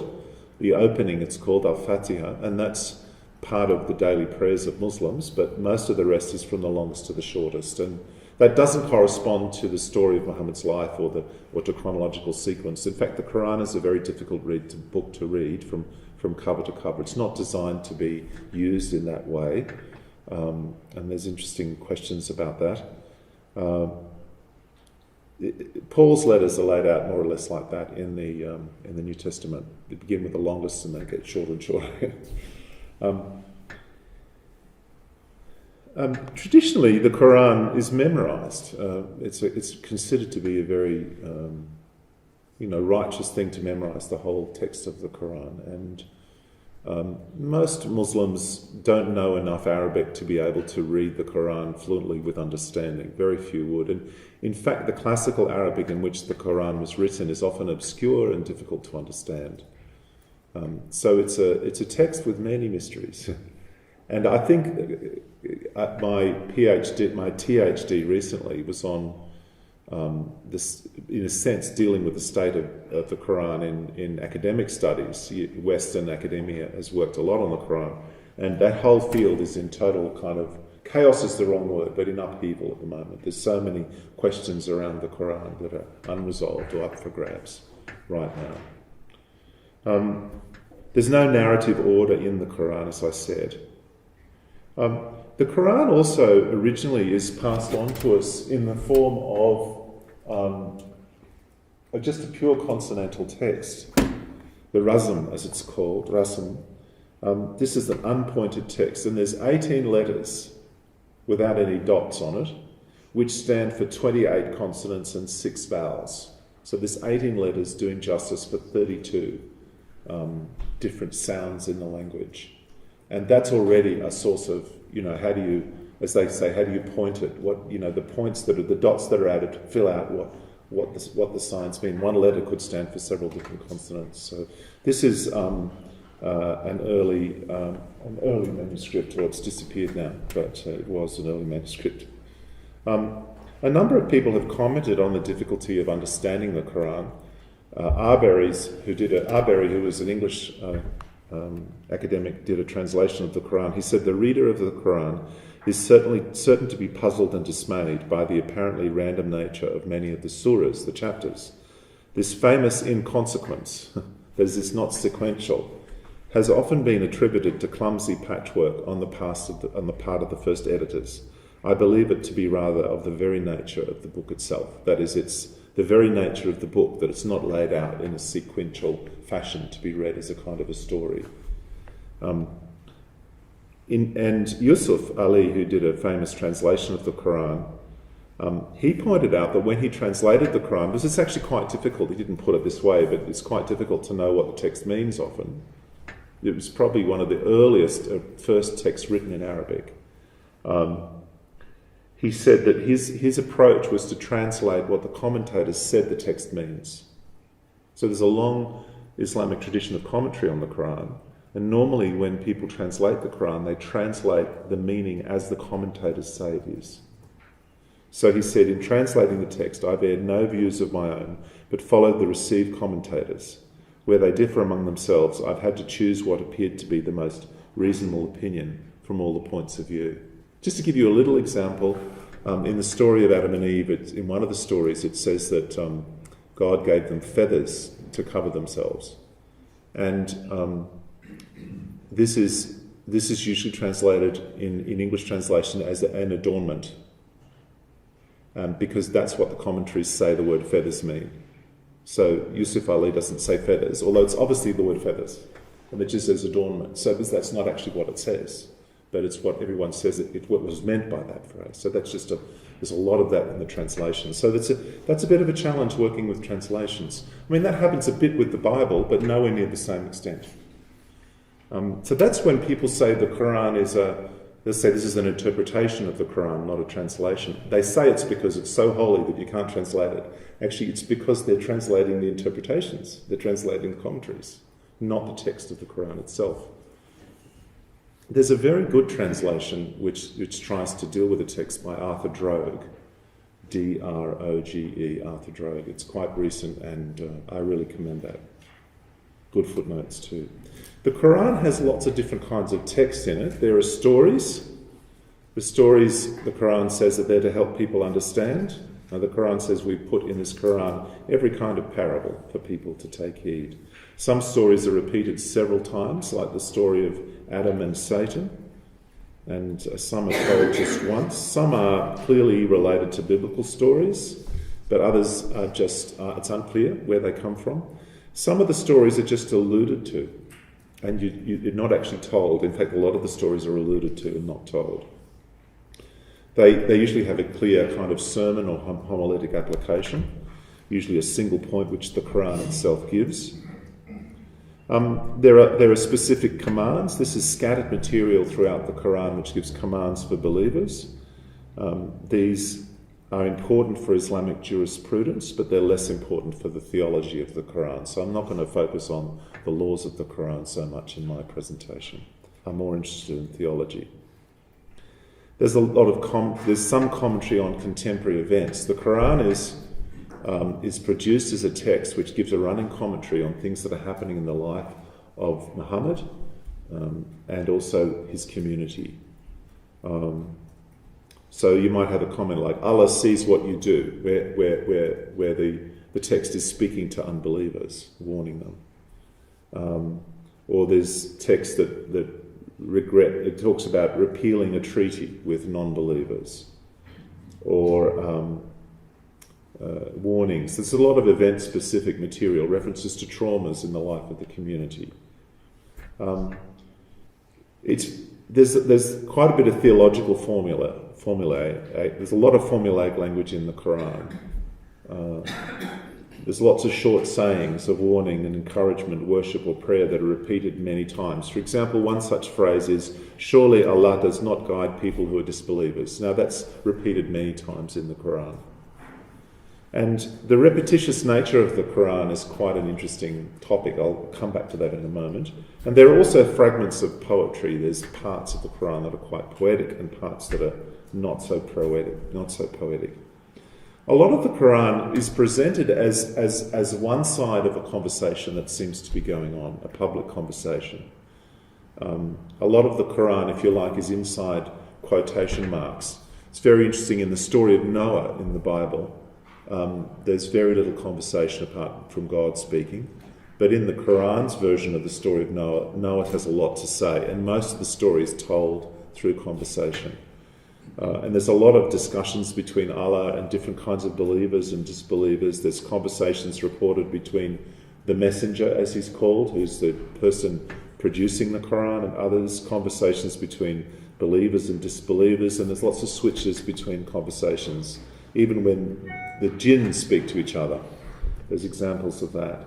In fact, you could describe the Quran as a record of disputes, since almost every chapter of the Quran is set in the context of a debate between Allah and the messenger on one hand, and the disbelievers who are challenging the message on the other hand.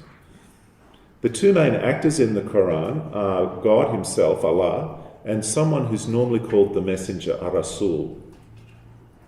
Sometimes he's called the prophet, but actually the normal word in the Quran for this person who's called Muhammad is the messenger. It's interesting, in English we often refer to him as the prophet, the prophet of Islam, or actually newspapers would just call him the prophet, as if everyone believed that. But he's actually, the preferred term in Islam is the messenger. And in the statement of faith that Muslims make, I believe there is no God but Allah and Muhammad is his messenger. That's the term that's used. It's very interesting that Muhammad is only mentioned 4 times in the Quran. And the places that he's associated with, Mecca and Medina, are barely mentioned at all. Mecca is mentioned once. Medina, not by name, is mentioned as Yathrib, I think, once, another name. Actually, most of the place references are further to the north in Arabia, so there's some problems about the geography of the Quran. In fact, some have suggested that the name Muhammad was attached to the text later. That it was the text. Some of the earliest manuscripts of the Quran, when they do carbon dating, the dating gives a range of ages. And some of the earliest manuscripts, the dating range, a good deal of the dating range is before the lifetime of Muhammad. So there's potential evidence that some Qurans actually predate Muhammad. So there's a lot of, this is why I said the whole discipline is in confusion. The story we have of the origins of Islam and the life of Muhammad, this was basically written down 200 to 300 years after Muhammad. It's very late. The Quran is an early text in the history of Islam. But the life of Muhammad, the hadiths, the traditions, these a couple of hundred years later.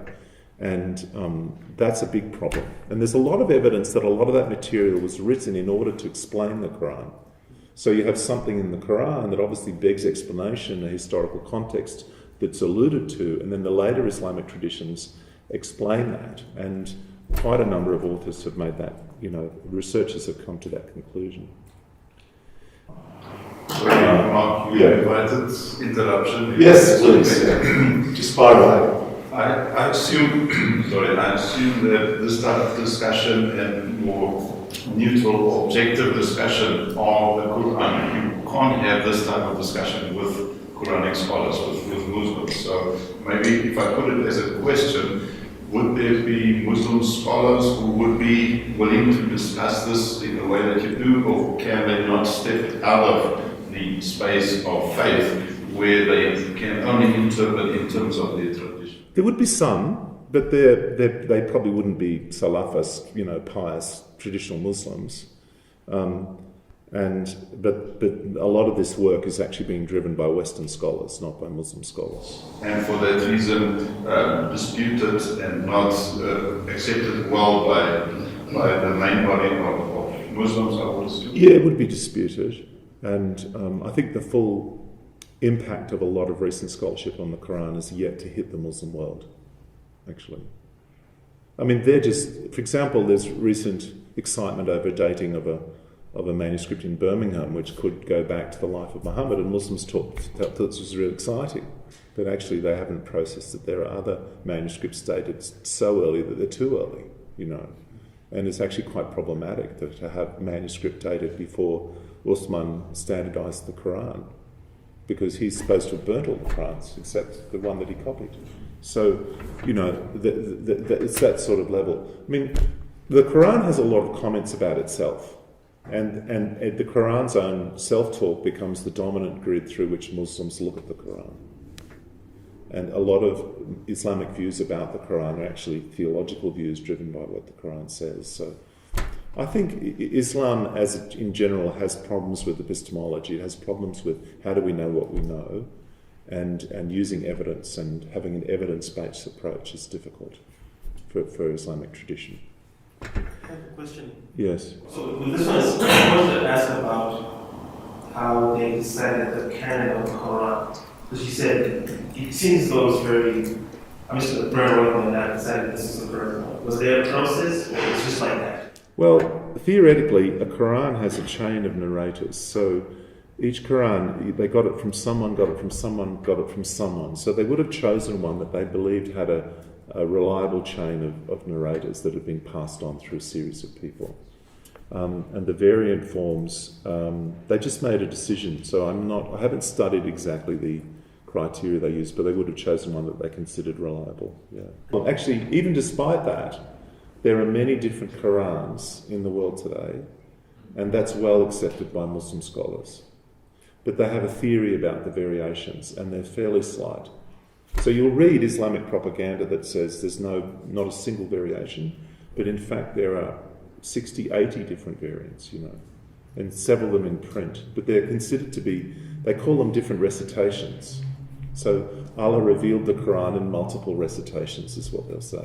It's a dancing act, to try and explain. Actually, it's clear that a lot of the variations are due to copying errors, normal processes of manuscript production. But the Islamic tradition has not done that. The text-critical study of the Quran is where the text-critical study of the Bible was 600 or 800 years ago. It's barely started. There's a lot of work to be done. So these very ancient manuscripts in libraries in Yemen or whatever, Muslim communities have not tried to apply a scientific method to work out the text of the Quran using those materials. That's not something Muslim scholars have been open to do. I'll keep going. Islam is a religion of orthopraxy rather than orthodoxy. So right behaviour is more important than right belief. That's a sort of generalisation. So a lot of effort goes into determining what you should do. And the basic principle in Islam is you find someone who knows more about what you should do than you do, and you do what they say. You either do what the Imam in the mosque says or somebody else. It's a religion of orthopraxy, not of orthodoxy. And in fact, theological reflection is not a core discipline in Islamic teaching. If the word for Islamic law is Sharia, it's a sort of everything encompassing, this is what you have to do to be a Muslim. It's the path on which you walk. That's what Sharia actually means. If you were going to look at an Islamic seminary or equivalent, an Islamic university, it would be mostly called a University of Sharia. The Sharia, the law, is the dominant discipline. And there isn't actually a major subtopic within an Islamic seminary called theology or light theology. The speculative or thoughtful investigation of why we believe what we believe is not considered to be a prestigious part of Islamic sciences. So the study of theology itself is not that well developed in Islam. The question that Muslim scholars ask is, what should I do? Should I wear my watch on my left hand or my right hand? It's these practical questions that are important, not philosophical inquiry or even explaining why we believe what we believe based on the Quran. That's a long story to that. But anyway, the two sources of orthopraxy are the Quran and the Sunnah. And the Sunnah is the example and teaching of Muhammad. The Quran says that you have to follow the example and teaching of the Messenger. So many times it says, whoever obeys the Messenger has obeyed Allah. So that's the Messenger speaking through the Quran. God has told me that if you obey me, you're obeying God.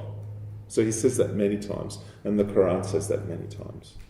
The Quran says the Messenger doesn't err, that his character is perfect, that you go to hell if you don't do what he says, that once the Messenger of Allah have decided a matter, the believer doesn't have anything to say about it. So that's why the life of Muhammad is so important in Islam, because the Quran requires it. The early generations of Muslims applied reasoning, kind of with effort, ijtihad, and the consensus of the scholars helped develop answers to important questions. How do you turn the Quran and the example and teaching of Muhammad into a systematic body of knowledge about the way in which you should live?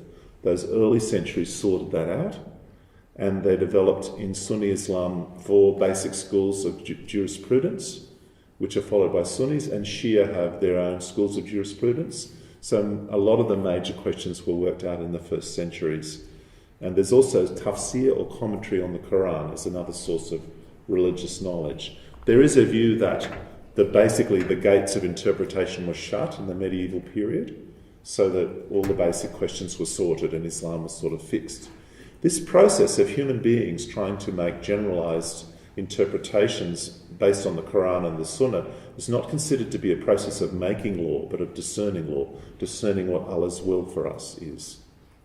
This idea that interpretation was shut and that basically jurisprudence was closed in the medieval period is breaking down in the modern times, because there's so many modern conditions that Islamic law is not that well suited to deal with, and they have to do some major reasoning and rethinking of things in order to find answers to difficult questions, like human cloning, or what does it mean to live as a minority, a Muslim minority in a Western society. This is a question that was never really contemplated by the medieval Muslim scholars. Another thing that's important to understand is that quite a bit of the Quran is linked to incidents in the life of Muhammad. So there's something called Asbab al-Nuzul, which is the context of revelation. So you have a verse in the Quran, and then you have a narrative or a tradition about what Muhammad was doing or saying at that particular time when the verse was revealed. So the context for interpreting the Quran is the life of Muhammad, as passed on through traditions about Muhammad. And that means that a commentary on the Quran is constantly looking into the life of Muhammad to find the context for the Quran. Verse 22, its context might not be verse 21 or verse 23. It might be the thing that was happening in Muhammad's life on that day, which might be completely unrelated to the preceding and the following verses. The verses were compiled later into chapters. So the life of Muhammad is the context for interpreting the Quran in traditional Islamic jurisprudence. Yes. That life of Muhammad was written some 300 years later. 200 to 300 years later. So that's the problem, that the whole interpretive apparatus for understanding the Quran was put together centuries after the Quran. And scholars have been very skeptical. Western scholars have been quite skeptical. So Goldziher, writing in the 19th century, said, if you're really deeply familiar with all these traditions about Muhammad, it incites skeptical caution rather than optimistic trust that these were actual, records of what was happening in Muhammad's life. He said these traditions can't serve as primary source documents for the history of Islam at the time of the Quran. And Schacht, who was writing on Islamic jurisprudence in the 60s, said the traditions of the Prophet and the companions don't contain more or less authentic information on the earliest period of Islam as much as reflect opinions that were held 2 or 3 centuries later. Another topic that's important to understand is abrogation, or naskh. This is a tool for dealing with conflicts between different verses. And the idea is basically that the later verse abrogates the earlier verse if it's in conflict with it. So later meaning later in the life of Muhammad. So let me give you an example. Surah 4 speaks about inheritance, and also Surah 2 as well. How do you pass on inheritance to your heirs? Because Surah 4 was written later, that abrogates the rules in Surah 2. So it's Surah 4 that determines Islamic law about inheritance. A lot of mention is made of abrogation in relation to violence. There are verses in the Quran that speak of peace, and they generally date from Mecca. And the Medina verses, which are later, are more violent, and they are considered to abrogate the peaceful verses. So the verse of the sword that says, kill the idolaters, abrogates the verses that counsel tolerance. That's quite a complex subject. I'm happy to talk more about it, how abrogation works, but I want to keep moving. But the Quran itself speaks about this idea. When Allah says, when Allah exchanges one verse for another, and Allah knows what He's doing, sending it down, they say you're a forger, you're making this up. But no, that people don't know anything. So Allah can cancel one verse and replace it with another. You have to understand, if I can step back a bit, the fundamental idea of the relationship between God and humanity is of a master and slaves. And if you're working for a boss, you do the last thing they told you to do. If they tell you dig the garden on Monday and they say clean the kitchen on Tuesday, on Wednesday you keep cleaning the kitchen until otherwise instructed. And the principle of abrogation works a bit like that. The last thing that Allah said is the thing that you go on.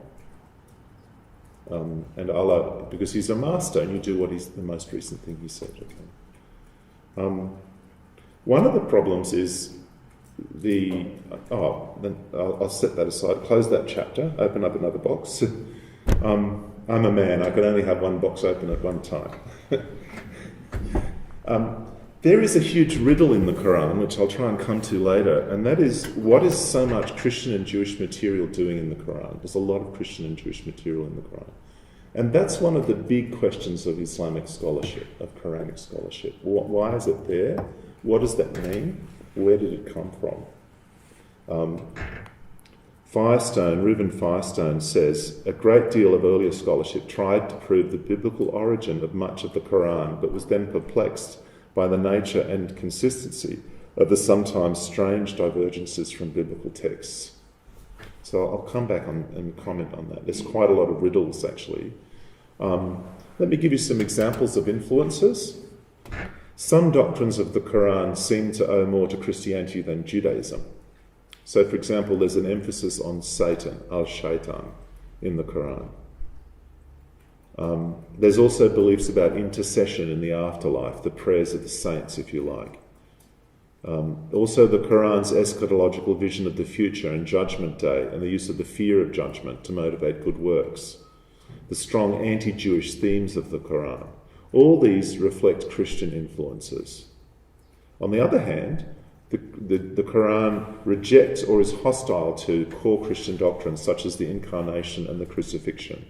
It knows almost nothing of the New Testament beyond the Luke birth narrative, so most of the biblical references in the Quran are to the Old Testament. So there's a riddle. There's influence of Christian theology, but the textual interest is mostly in the Old Testament. Another riddle is the combination of very numerous and diverse, the diversity of the material and the lack of awareness of where the material has come from. Let me give you an example. The Quran speaks of Miriam as being the sister of Moses and Aaron and the daughter of Imran, but also the mother of Jesus.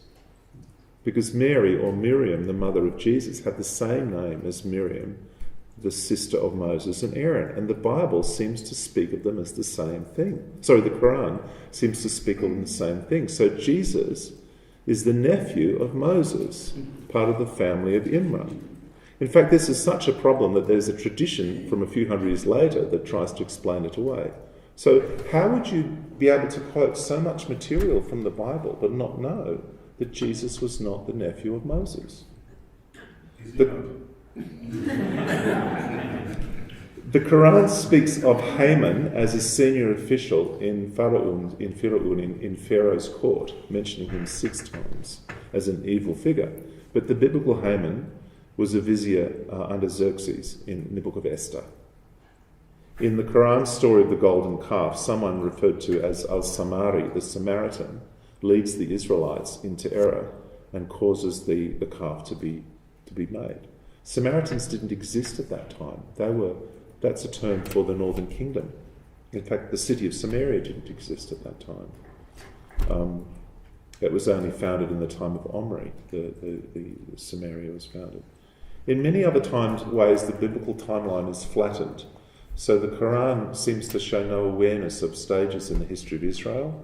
For example, in Surah 5, Moses addresses the people before they enter the Holy Land and asks them to remember that Allah has already appointed prophets and kings among them, but the kings didn't come until later. So there's no awareness of that. So that's really just kind of interesting questions. The Quran is very aware of that relatedness, but it doesn't and it plays upon it, but it doesn't seem to understand where it's come from. Another interesting question is whether the contribution came more from Christianity or from Judaism, and I'll come back to that in a minute. The mainstream Islamic perspective is that the Bible is corrupted, and it has corrupted contents derived from earlier Islamic books, which were once delivered by messengers of Allah to the peoples of the book. So, under the Islamic view, Moses was a Muslim prophet, Jesus was a Muslim prophet, John the Baptist, all these figures were Muslim prophets, and if they bought a book, these were Islamic books, and that what we have in our hands, the Jews and Christians, is corrupted. So if there's any conflict between the Quran and the Bible, it's because the Bible is corrupted. Sorry, do they have evidence of that, or is just this is what you think happened? It's revealed by the Quran that that's true. This is not an evidence-based view of history. It's a revelatory view. Okay, that's the problem with Islamic problem with epistemology. How do we know what we know? We know because the Quran says that. There's a lot of effort made by Muslim apologists to prove the Quran from science, to say that there's miracles in the Quran, miracles of science. I think that reflects the fact that the Quran says that there are miracles in the Quran, so they look for them, There's also disputes going on at the time of the Quran about the authenticity of this material, which is discussed a lot in the Quran. So here's from chapter 20, Surah 25. Those who disbelieve say this is nothing but a lie. He has forged it, and other people helped him forge it. So they're accusing Muhammad of making it up. They've come to evil and falsehood, and they say old tales. He's written it down, and it's dictated to him morning and evening. So there's this debate already happening at the time of the Quran about whether it was a genuine text.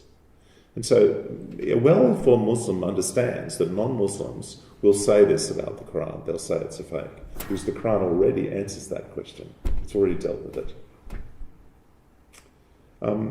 Here's an interesting question Western scholars have debated about, and that is, if there was influence from Christianity and Judaism, which there seems to be of some kind, was it more from Christian sources or more from Jewish sources? And some have looked and found a lot of Jewish influences, others have found Christian influences, and a particular popular view is that there's a Christian-Jewish sect, a kind of messianic Jewish group that influenced the Quran, and a lot of scholars have written about that as well. So they might say, the animosity towards Trinitarian doctrines reflected but yet a very high view of Jesus reflected the influence of a sort of more Jewish Christian group. There's a lot of conflicting explanations for the patterns of that influence. Yeah. They hold that Muhammad was the scribe of all of the Quran. They hold that this was revealed to him by an angel, and he recited it, and it was memorized and written down. Mostly people say by other people. In fact, there's a view that he was illiterate, unlettered. So the Islamic tradition doesn't say he wrote it down, but it was memorized and gradually written down later. So there is a space for the influences of Judaism in that model. Well, the Islamic view is that the influences are there because they're not influences at all, because the same God revealed the Quran to Muhammad as revealed the original text of Jews and Christians. We've now corrupted them, so where there's incompatibility, that's our mistake. So it's the same author, that's why there's similarities, not an influence. Yeah. So just to add on to this, so all of these stories, it's the tradition that the angel revealed like the story of Adam and whatever it says it to him, and then he wrote it down. Or Yeah, he revealed it to him and he recited it. The word Quran means recitation. So he recited it. so all of these contradictions, all the texts of the Quran, they believe was revealed to Muhammad, and then people wrote it over 23 years. They memorized it and they wrote it. In fact, they were worried at one point because the people that had memorized the text were being killed in battle and it might die out. And that's one story is that's when they actually wrote it all down. So the word Quran means a recitation. And actually, the text of the Quran has many properties of an oral performance. It's highly repetitive. It uses lots of formula that are like 60% of the Quran is formulaic and repetitive. These are characteristics of someone who's performing a text, not by reciting a fixed text, but by generating it on the fly as they're performing, like poets might do in some oral cultures. And it has characteristics. Someone did a great PhD on this. It had characteristics of an oral text. So what you need to think of is someone called the messenger who's in some kind of context with his community, spouting this stuff out and is doing this oral text. But someone was leading a cult or a religious group which was Arabic speaking and which had certain beliefs about the future of the world and the fear of judgment to come and calling people to repent. And they were constructing this religious sect based on these oral performances, some of which were written down and become embedded into the Quranic text. And they get attached to someone called Muhammad, who may or may not have been the messenger of the text, and then a history of his life gets attached, gets elaborated for that 200 or 300 years later. That's the basic, as I understand, the basic structure of the events. I actually don't want to get into... There's a lot of problems with the Quran, and there's about 8 major problems, and I could talk about that, but I'm not so much interested in that apologetic kind of deconstruction of the Quran's history as explaining what the Quran actually does say. So I'll be doing more of that today. Certainly there was a figure called the Messenger, known as the Messenger, who was leading a community in which there were regular public recitations in a context of dispute and debate with other religious groups.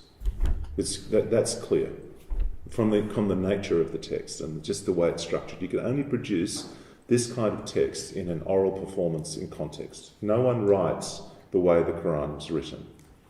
Even to develop the vocabulary and the formula for that kind of writing takes years of practice. This is a performance genre. So that's an interesting thing about the Quran. It's a kind of bombshell, really. So it's been really interesting the way the West has processed this question of the originality of the Quran, how it's dealt with. Did it steal? Did it borrow? And there's a huge, very long apologetic history of criticising the Quran for being, for taking stuff elsewhere. In fact, the debate's already happening in the Quran itself about this, and there's been a lot of work. I mean, some scholars have said Muhammad knew Judaism and Christianity. One scholar said he knew Judaism and Christianity so well, which was only possible in Mecca at the time. There's hardly a religious concept in the Quran which is not taken from Judaism and Christianity, he said. I actually completely disagree with him, but that's this is a kind of issue in the discussion about the Quran. I think there's a lot of stuff in the Quran that's quite unique to the Quran, and there's been a lot of work in recent times trying to situate the Quran in the context of what they call late antiquity, in terms of the ideas and worldview of the period in which it was produced, to locate it in the context of what was happening amongst Arabs at the time and what was happening in a broader sense.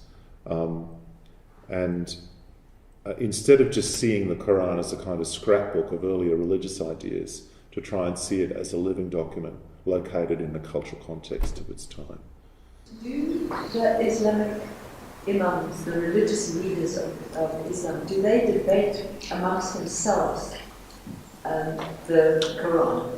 Like Christians and theologians debate various aspects of theology. Do they do the same? There is of course they disagree on rulings of Islamic law.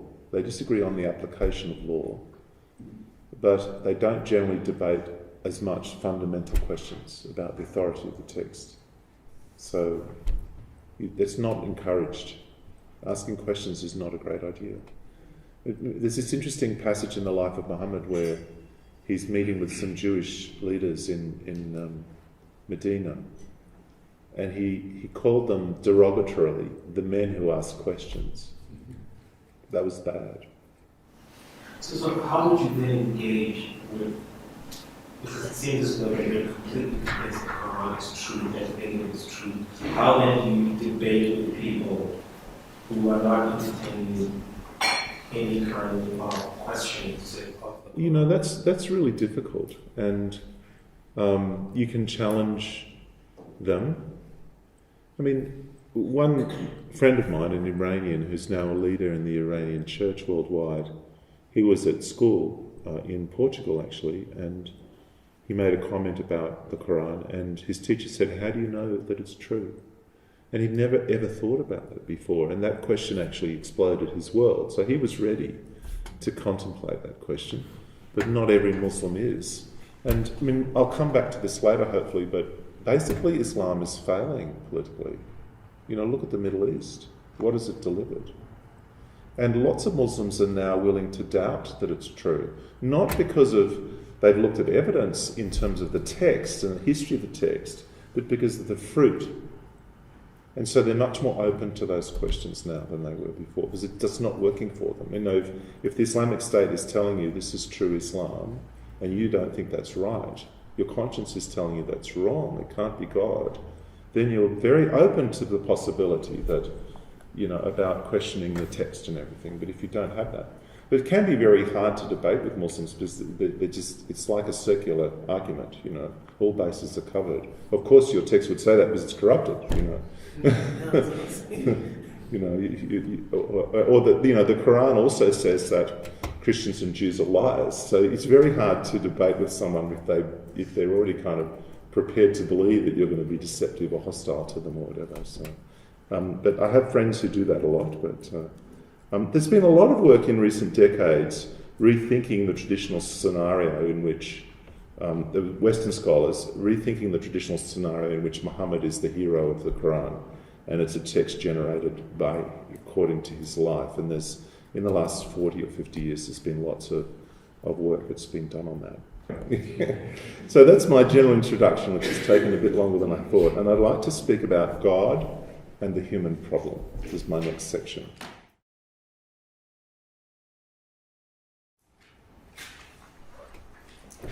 I've given you a handout which has a summary of the theology of the Quran. It's just a snapshot, an overview of the whole work. And I wrote that based on reading the Quran again and again. That's my summary of what I believe the Quran's basic message is. And as you read it, you might think, well, how is this different or similar to a Christian theology of the nature of the world? So Allah, the Creator, has created human beings to serve Him as slaves. The purpose of life is determined by the path they take. Those who are obedient to their Creator and attending to His signs, obeying His commands, are on the straight path, and those that don't are off that path. They're on the wrong path. If people look to help for anybody but Allah, they're an associator. Human beings, this is quite critical, human beings by nature are ignorant and they're easily led astray. So that's the Islamic view of human character. Not that human beings are sinful. The biggest problem for humanity, according to the Christian faith, is sin. It's a kind of rebellion against God, okay? But the Islamic view is not that human beings are born sinful or that they're sinful by nature, but they're rather ignorant and easily led astray. It's a different understanding of human nature. They turn to Allah in need, but then they turn away when things go well. So Allah sends messengers who guide people to keep on the path. So the function of a messenger is to help people who are basically easily led astray to stay on the right path, and to help them to pay attention to the signs that Allah provides to people to help them be on the right path. People can protect themselves by following the guidance brought by a messenger, and when they receive this guidance, they should turn back to Allah's way. Then Allah will be merciful for them, otherwise they'll be punished in this life and the next. And particularly the messenger has now come. This capital M messenger is the one in the Quran, and like the previous messengers, he has a book from Allah, and true believers will do certain things. They'll pray daily, they'll give alms, and they'll offer service of Allah by following the teaching of the messenger. Then on Judgment Day, all people will be raised. It'll be too late to repent. Those that have heeded the messenger or previous messengers will be counted amongst the believers. They'll be successful and they'll enter the garden. But people who've rejected the truth and said that the messenger's signs are lies, they are disbelievers, and they will suffer punishment not only in this life but the fire in the next life. So that's a basic outline of what Islam teaches. It's a different anthropology, so it's a different belief in the issue with humanity. And we'll see that later. We'll look at the Adam and Eve story, and it's a story about ignorance and misguidance. It's not a story about sin. So that's just a very profoundly different view. If you go into a mosque and they give you pamphlets, it'll be all about guidance, being rightly guided, finding guidance. And I sometimes say in Christianity the problem is sin, the solution is forgiveness, and the result is what we call salvation. In Islam the problem is ignorance and being easily led astray. The solution is guidance, and the result of being rightly guided is success in this life and the next. So it's a different understanding of the nature of life. This different understanding affects everything. It affects politics, economics, society. It's a very different view of human nature. I mean, one of the problems, for example, in Iran is that when they had an Iranian revolution, a religious revolution, the country was being run by religious scholars. They were being guided by the Quran and the Sunnah and Islam, but they were corrupt people. And they imposed corruption on society. So they were unable to make people good. So that would be my Christian critique of the Iranian Revolution, because it denies the reality of sin. Okay, I want to talk about Allah.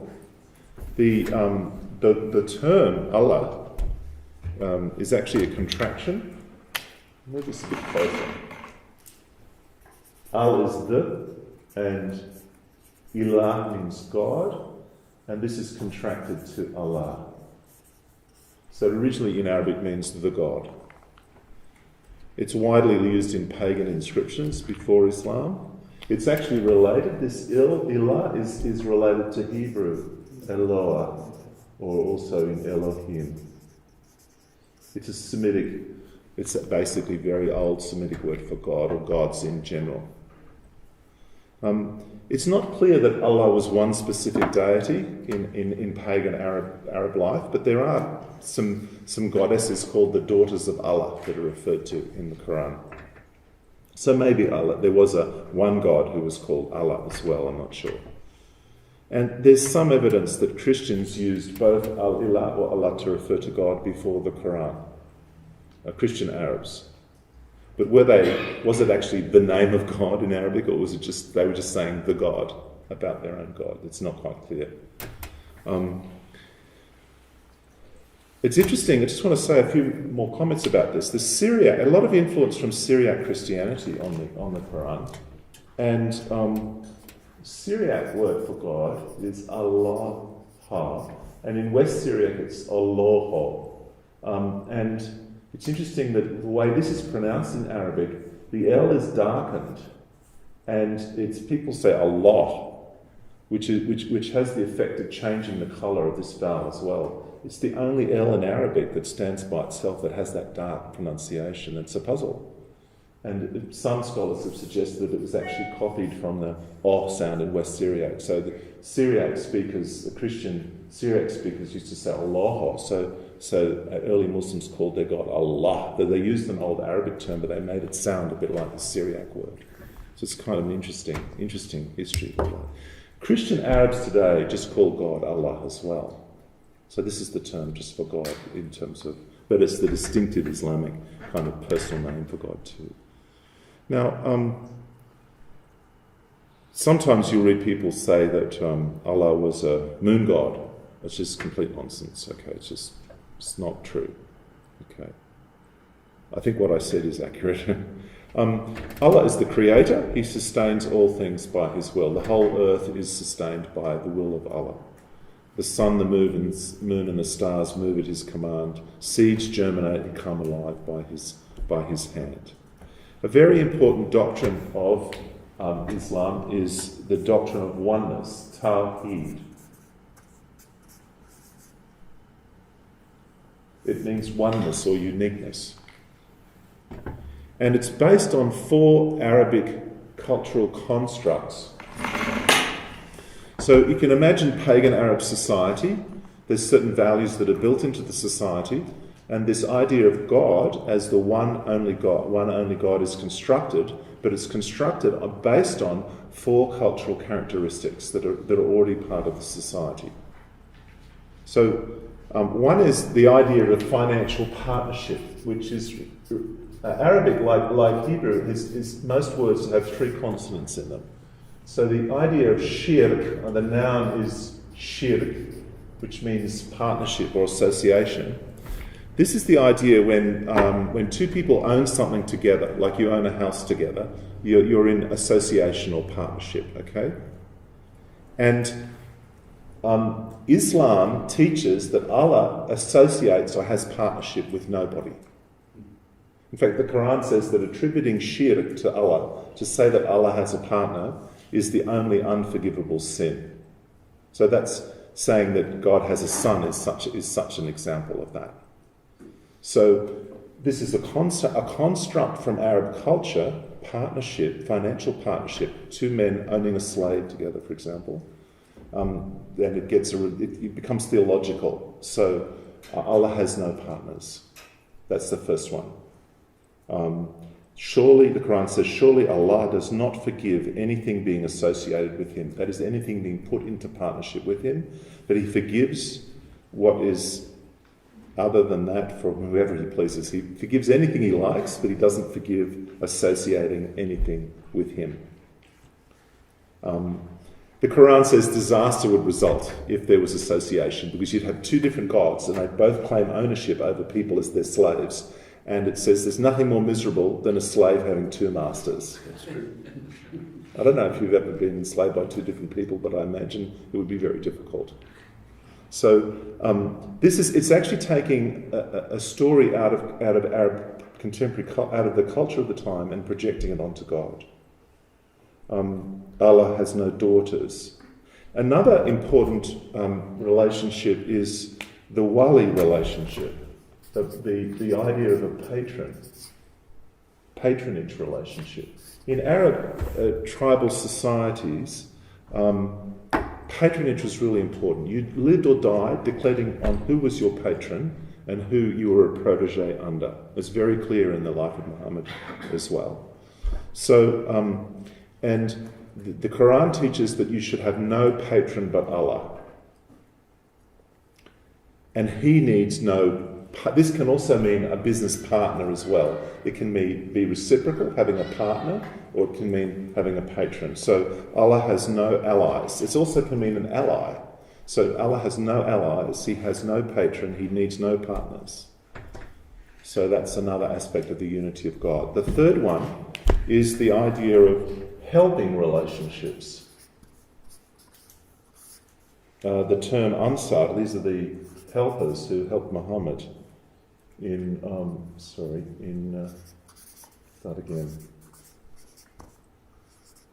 They helped Muhammad in Medina.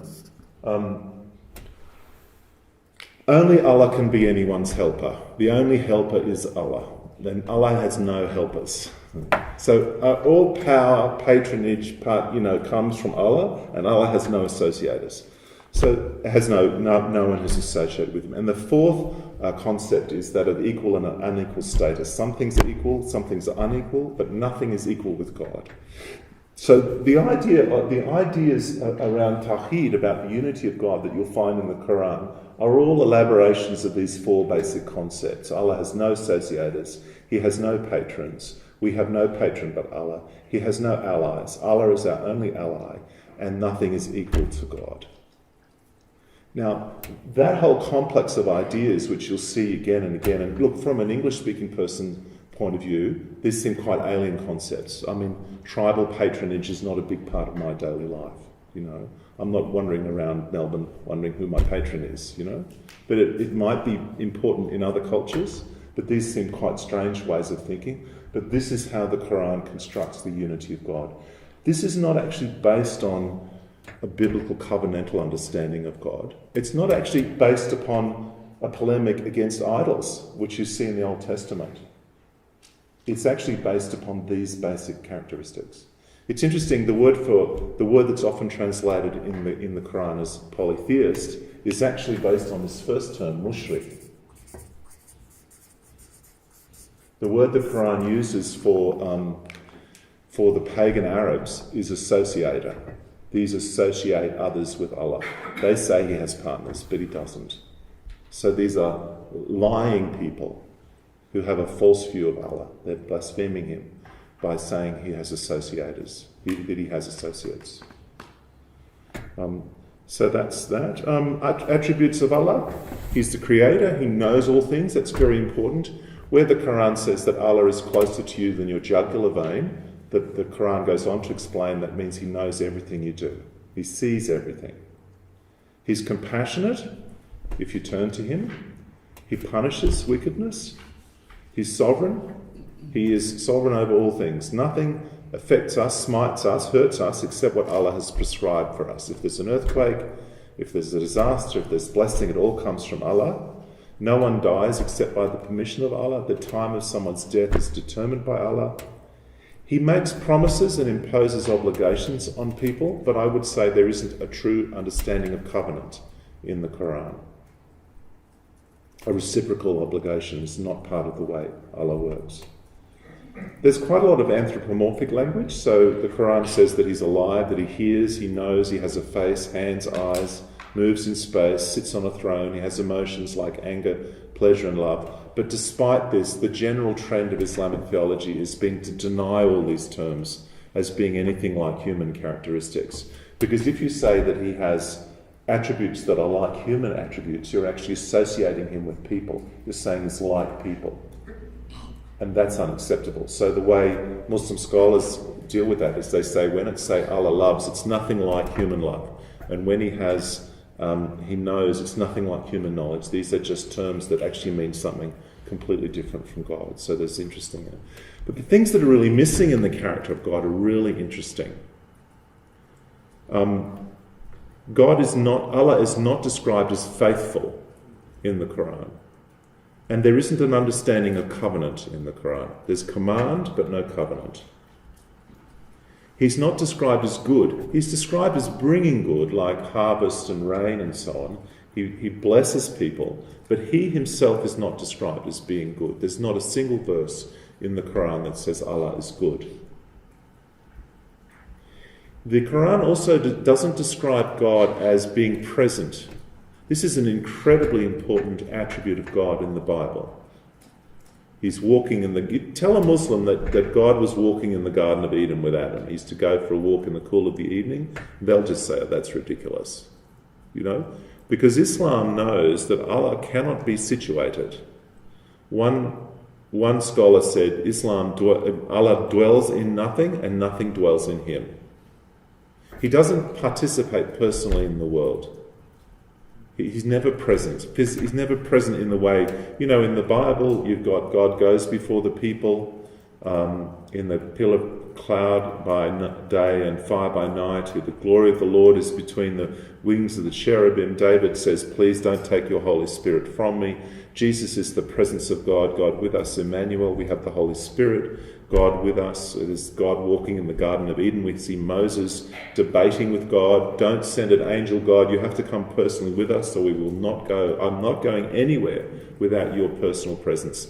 All of that stuff makes absolutely no sense from a Quranic understanding of God, because the idea of God being personally present is very alien to the Quran's understanding of God.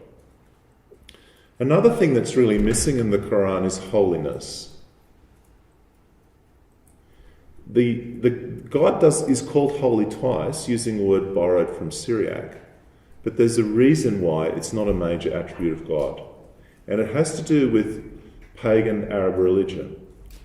In the time before Islam came, the concept of sacredness in the pagan Arab religions, and they had places called sanctuaries, but the concept of sacredness was based on the idea of forbiddenness. You know, the area in Mecca where the Kaaba is, where people gather, do you know what that's called? It's called the Haram, which means the forbidden place, the sanctuary. So the Haram, or this idea of, the root is HRM, this idea of being forbidden was the concept of sacredness that applied amongst the Arabs. So a sanctuary was a forbidden place that you could only go to at certain times, and sacred months were months in which certain things were forbidden for people to do. And you can't say God is forbidden. It doesn't make any sense. So you can't speak of a sacred God. So sacredness in the Arab pagan understanding was a very much a temporal characteristic of being separated from, people not being allowed to go there. So there wasn't actually a spirituality of holiness that applied to God. And the Hebrew term for holy is based on a verb that means to move away, to be separated from. So the idea of holiness in the Bible is God is separate from us. He is apart. He draws apart. A sanctuary is holy because it's a separate place. Now that root to move away exists in classical Arabic. So you can move away from, but it's not the root that's used for holiness in Arab pagan religion. It applied in Syriac and in Hebrew, but not in Arabic. So what happens is Arabic borrows words from Hebrew based on that root, but it doesn't comprehend them. It doesn't understand them, and they're not integrated into the spirituality. So it's actually a really interesting question to ask a Muslim. Is God holy? And why? What does that mean to you? And when you read the commentaries on the 2 verses that call God holy in the Quran, the commentators actually don't know what it means, and they'll give lots of suggestions. Purity is about the closest they can get to it. But Islam doesn't have a concept of the holiness of God, doesn't have a concept of the goodness of God, apart from the fact that he can be benevolent. The presence of God is missing and he's not faithful. These are really important attributes for salvation. They're very important for covenantal theology. You can't explain the incarnation without these attributes. If someone doesn't know God can be present, that he's faithful, that he's loving towards his enemies, that he's good, that he makes himself present and so on, that he's holy, you can't explain Jesus. And the Trinity doesn't make any sense without these attributes. So that's just it's an interesting thing. Just a small question. Yes. We've heard several times that the Quran doesn't describe God as being loving. Is that true? Or? It does. God loves those who serve him and submit to him, but he doesn't love those that don't. The Quran says that many times. So the love is based on performance.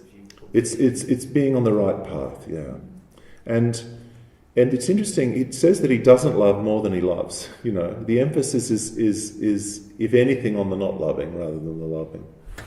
And it never says that he loves enemies. or he loves those who oppose him at all. That's inconceivable. And in a sense,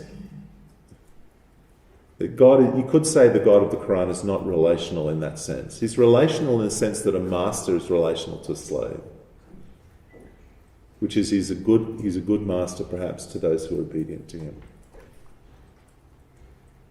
Human beings, let's talk about them.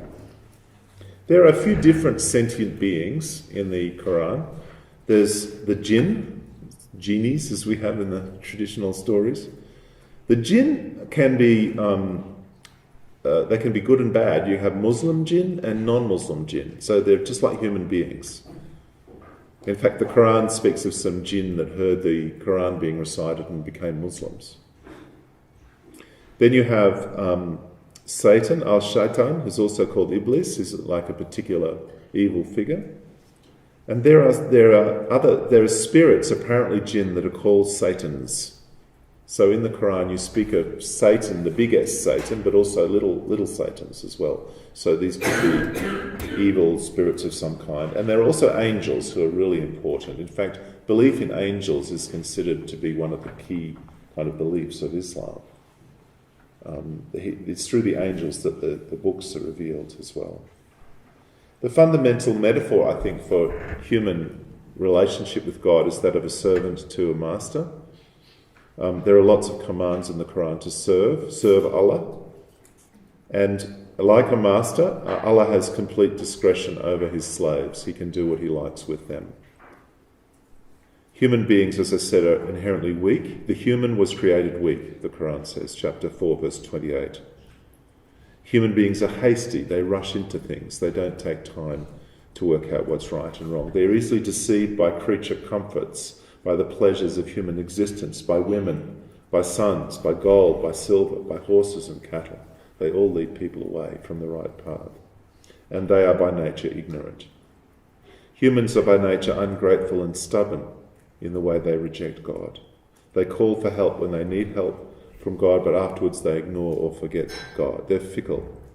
And they're also bound down by the old ways of their cultures, the ways of their ancestors. There's a lot of hostility in the Quran to cultural traditions from the past that have to be changed. Guidance is the fundamental metaphor for what you might call rescue. You know, it's what God does to solve the problem of humanity's fickleness. Guide us on the straight path. The prayer that every Muslim prays, I think 17 times a day, as part of their daily prayers that are done 5 times a day, is guide us on the straight path, the path of those you've blessed, not the path of those on whom your anger falls or those who've gone astray. So the fundamental prayer of the Muslim is to be on the right path. That's the idea of the straight path. Allah guides whoever he pleases to the straight path, the Quran says. So the fundamental human choice is the straight path of Islam or the crooked path of everything else. It's Allah who determines what is the right path, and Allah is the one who sets the direction. I wonder if you could turn to that sheet that you've got and just turn over from the summary I gave of Islamic theology, and I'm looking at the Adam story. I've given you 2 Adam stories here. So this is the story of the fall. And just to recap, in the Bible, the story of Adam and Eve is one of a series of stories in Genesis that speak about the sinfulness of human beings. And it gets to a certain point where it says the whole inclination of human beings' heart was towards sin. You know, and then you have the story of Noah, and it's a kind of a series of catastrophes that mount up. Now have a look at what the story says. So this is from the 2nd chapter. And we said, Adam, so Allah, we is God speaking, God says, Adam, inhabit the garden, you and your wife, and eat freely of it wherever you please, but don't go near this tree, or you'll both be among the evildoers. Then al-Shaitan caused them both to slip from there and to go out from where they were. And we said, so Allah said, go down, some of you as an enemy to others. The earth is a dwelling place for you, and enjoyment of life for a time. Then Adam received certain words from his Lord, and he turned to him. So God turns to Adam in forgiveness. Surely Allah is the one who turns to forgiveness. He's compassionate. we said, Allah says, go down from it, all of you. If any guidance comes to you from me, whoever follows my guidance, there will be no fear on him, nor will they sorrow. What are some of the differences in this story from the biblical story? Can I ask a question? What does it mean, go down? Go down from paradise. So paradise, the garden is thought of as being in a higher place, and so they're going out of the garden. Not in a different dimension? No, I don't think so. I think you're going down to the earth. If you think of this as a little sermon, and the explanation of the sermon is the last line, which a lot of the Quran is like that, what is the Quran says is the interpretation of this story. You need guidance, and if you get guidance, you should follow it. So Allah gave them a guidance not to eat of the tree, but Satan deceived them and misguided them. So their error was to be misguided. And it's a story about guidance. But there are other things that are different as well. They slipped. They slipped. They didn't sin, they didn't rebel. It's interesting, it's like they're going off the path, so they're on the right path, but they slip off the path. They kind of lose their footing and wander off.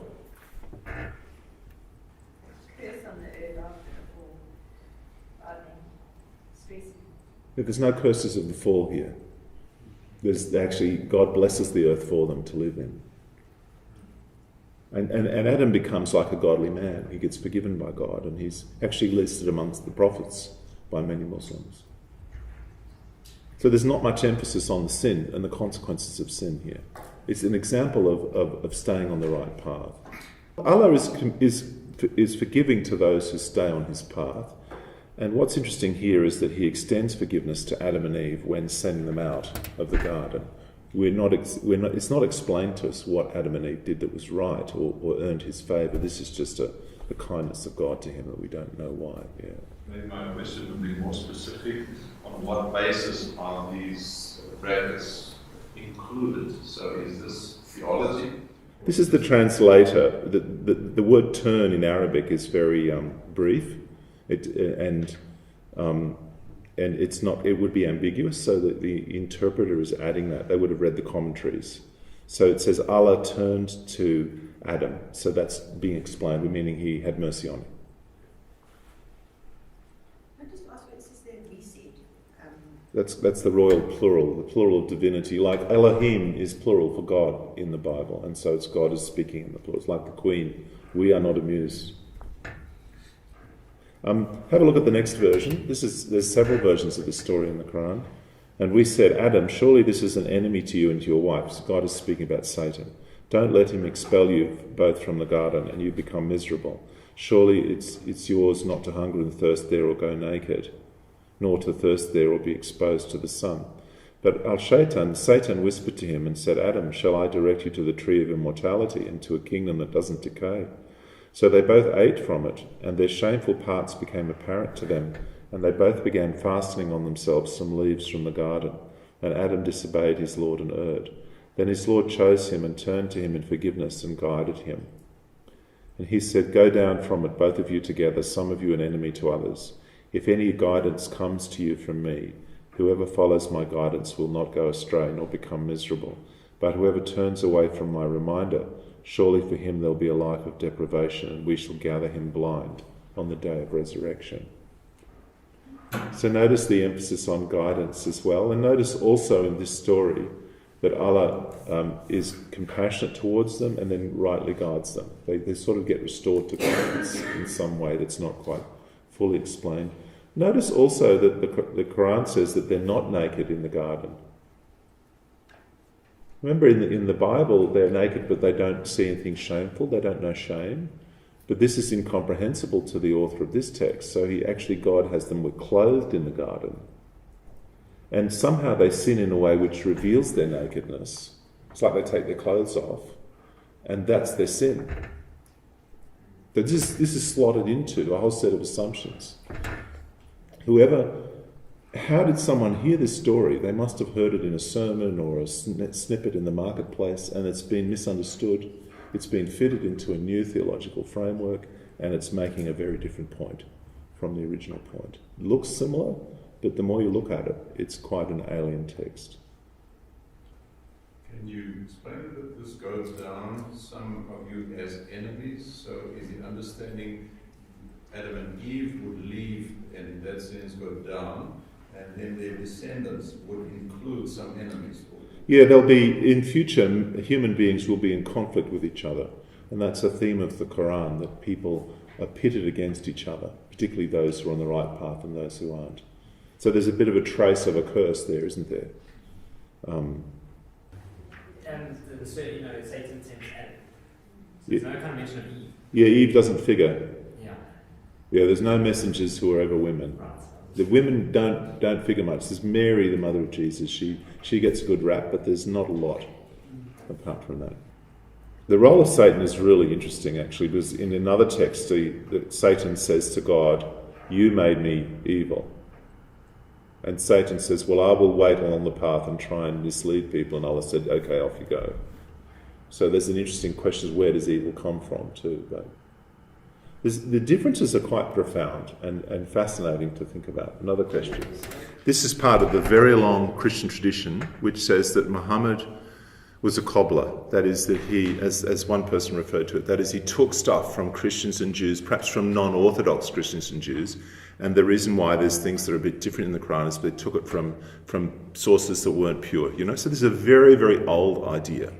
And there's an idea that he was once a Christian, or he was once a Jew, or he used to do this.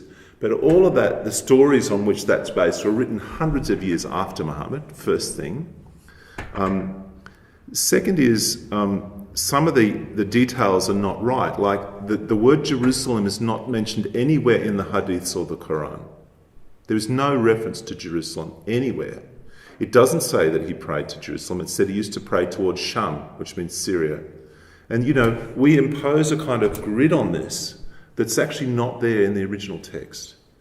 And my reading and understanding of all this material is that when Islam came, it was shocking. And so one of the responses to that is to say, oh, this is corrupted Christianity. This is kind of distorted Judaism or whatever. I don't think that does justice to the original source and the creativity of it. Someone has done a great PhD tracking the Syriac writings of that time about Adam and Eve and connecting them to this story. So people have done that work, looking at those stories, but it doesn't explain the theological shift in the story, the shift away from a biblical worldview of sin towards a worldview of guidance. And what the Quran is doing is, I don't think this is just someone who poorly understands Christianity. This is someone with their own theology imposing it on things they've heard. And the second thing I'd say is that to say that he had years of exposure to Judaism and Christianity is totally inconsistent with the problems in the Quran, for example, not knowing that Mary, the mother of Jesus, was not the sister of Moses. There is very strong evidence that whoever put the Quran together did not have sustained formation in a Christian or a Jewish tradition, but they were exposed to lots of material which they incorporated into their own worldview. I'm going to come back to that later, but the view you put to me is just a classic, very, very old view. I don't think it fits the data. It's tempting. If you meet, Nestorian Christians, they'll tell you it was a Nestorian monk who influenced him. If you meet Iranians, they'll tell you it was a Zoroastrian. If you meet, Jews, they'll tell you they got it from a Jew. But all those stories are written much later, and you really have to look at what the Quran actually says and how it relates to the text. We're going to stop for morning tea now. So we were talking about guidance. The Islamic understanding of repentance is in terms of going back onto the path. And the Quran does encourage people that if people go away from their bad path back to the right path, Allah will be compassionate. I mentioned that Islam promises success to those who are rightly guided. The Quran has a lot to say about winners and losers and success and failure. Those who stand on guidance from their Lord, the Quran says, these are the ones who are successful. And the party of Allah are the ones who will be successful. But those who are led astray are the losers. There's a lot of discussion about losers in the Quran. So there's a divided world between winners and losers. These are believers and those that are off the path. Another important concept in relation to guidance is that of signs. The word ayat can mean verses or also signs. It's ambiguous in Arabic, and the idea is that Allah provides lots of signs and messengers draw attention to signs. So the role of a messenger is to draw our attention to the signs of God. The signs of God might be nature, the sun, the moon, the rain. It could also be how God has worked in history in the past to destroy civilizations or raise up others or rescue others. And also the Quran itself is thought of as a sign as well, calling people to attend to the signs.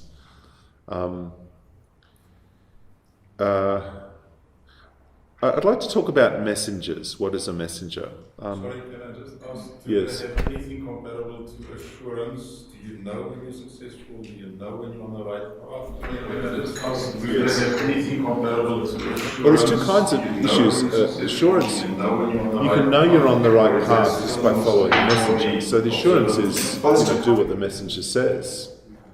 Grow your beard long and cover your wife and, put your right shoe on before your left and everything that's required. So, but in terms of assurance on Judgment Day, the Quran is ambivalent. There are some things that says that Allah will forgive those who choose the right path, but there's also passages that create doubt. So Muhammad says, the messenger says, I don't know what will happen with me, meaning you should cultivate a healthy fear of judgment. So, the classic view is that when Muslims die, they don't have assurance of paradise or forgiveness. It's not sure. I think people's experience varies a bit on that one, but in principle there's no assurance, no guarantee of salvation. You just should stay on the right path and you depend on the mercy of God. So Allah's solution to going to the problem of human beings going off the right path, being led astray, is to send messengers. And the task of a messenger is to call people to the path. So he's sometimes called a caller. Surah 16, 125 says, call, this is speaking to the messenger, call to the way of your Lord with wisdom and good admonition and dispute with them by means of what is better. Surah 3, yet how can you disbelieve when the signs of Allah are recited to you by the messenger, and his messenger is among you? Whoever holds fast to Allah has been guided to a straight path. Or Surah 7, praise be to Allah, he's guided us to this. That is, the people in the garden are saying, people have made it, are saying, praise be to Allah, he's guided us to this place. We would not have been guided if Allah hadn't guided us. Certainly the messengers of our Lord have brought us the truth. So it's the role of messengers to point out the signs of God and to bring people's attention to the straight path. So let's look at messengers. I sometimes I've invented a term, you've heard of Christology? Well, Islam has what I call Rasulology. Rasul is the messenger. And it has quite an elaborate theology of messengers. It's a big topic in the Quran. It's of very central importance. Remember the Shahada, the declaration of faith, says Muhammad is the messenger of Allah. Interestingly, the Quran speaks of prophets, Nabi, but this term is only used in the Quran in the context of biblical figures and Muhammad himself. So the basic concept is the concept of a messenger, but some messengers are called prophets, and they're the ones that are sort of from the Bible. In fact, the Quran says that the people of Israel had the prophethood as a kind of gift from God, meaning it's a special title for messengers, basically. They're basically the same. But the key term is a messenger. Messengers are chosen and sent by Allah to humanity through history. All the named messengers in the Quran are human beings, men in fact, but there are a few references that angels could be messengers as well. And some examples of messengers are Noah, Moses, Jesus, Lot. Many are biblical, some are not. Now, it's quite interesting that according to the Quran, messengers are sent to a particular people. So God raises up someone from a people to be a messenger to that people. So to a city, for example. The Quran says, we haven't sent any messenger except in the language of his people, so that he might make things clear to them. So what happens is that Allah chooses someone from a community, appoints them a messenger, and then they speak the language of the people and they can make it clear to them. So this is the Quran's ideology of a messenger. And according to this view, the messenger of the Quran is the Arab messenger to the Arabs. So he's a messenger to the Arabs. The Quran says Allah says we have raised in every community a messenger. Every town has had a messenger. So there must have been a lot of messengers. David Marshall, who wrote a book about messengers in the Quran, he gives a summary of what a messenger is. I'll read it out. The messenger will typically criticize his people for not worshipping God alone, and perhaps for certain moral failings as well. However, he's rejected by most of his contemporaries, although he does have some obedient followers. The messenger also warns his people that if they don't repent, they will suffer a great punishment from God. The story ends with a dramatic act of divine intervention. The unbelievers, as warned, are destroyed by God in a variety of ways. The completeness of the destruction of the unbelievers is often emphasized. The messenger and his followers are saved and vindicated. So messengers are preachers of judgment and calling people to the right path, and then as part of the messenger story, of which there are many told in the Quran, judgment falls and the messenger is vindicated. Noah is an example.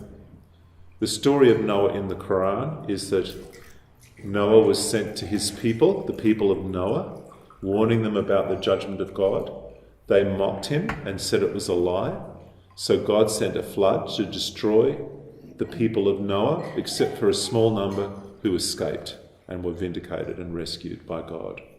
There's no reference in that story to the rainbow, to universal sin, to a covenant, to a promise. It's a messenger story, pure and simple. It's a sort of prototypical messenger story, and it describes the messenger's own self-understanding of what his job is. He's come to this Arab community to warn them about an imminent act of God that will destroy them, fire from heaven or something, and they should repent before it's too late.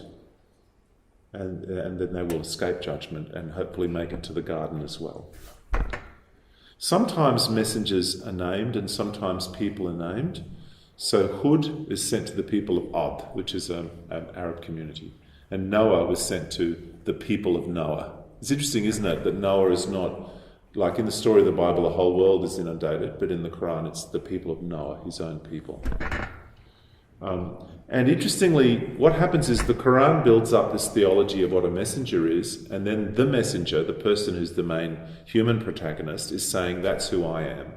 And so he's telling all these stories about messengers in the past in order that people would understand who he is and what his role is. So a lot of the stories in the Quran about the past, Adam and Eve, Noah, they're all to vindicate, explain and justify the role of the messenger. The Quran says, I am not, or the messenger says, I am not the first of the messengers. He's one in a long line. It's interesting, he's called Muhammad 4 times. Muhammad means praised one, so it mightn't even be a personal name. It might just be a descriptor. And he's once called Ahmad, which also means most praised one. And he's sent to his own people. So here's a verse from Surah 28.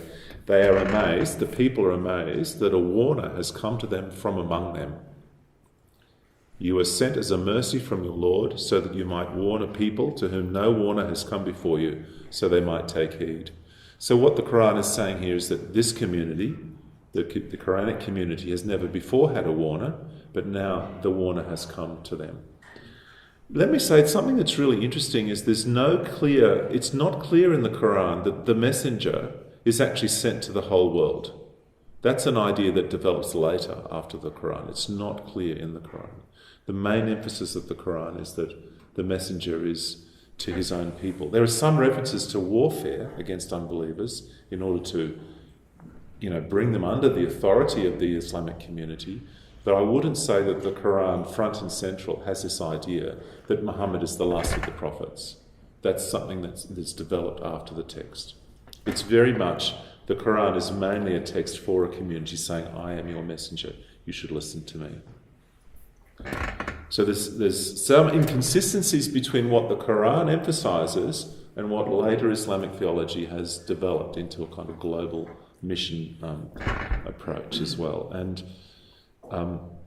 it's really interesting too that in these messenger stories, again and again, it's said that the messenger is only a warner. So the role of the messenger is just to tell people about judgment and warn them, but nothing else depends upon him. It says nothing is dependent upon the message, but the clear delivery of the message. So the warner gives the message, and then it's up to God what he's going to do. He'll bring judgment in due time. Now, that didn't last. There's a big change in the Quran around that issue. The role of a warner gets developed, and I'll talk about that later.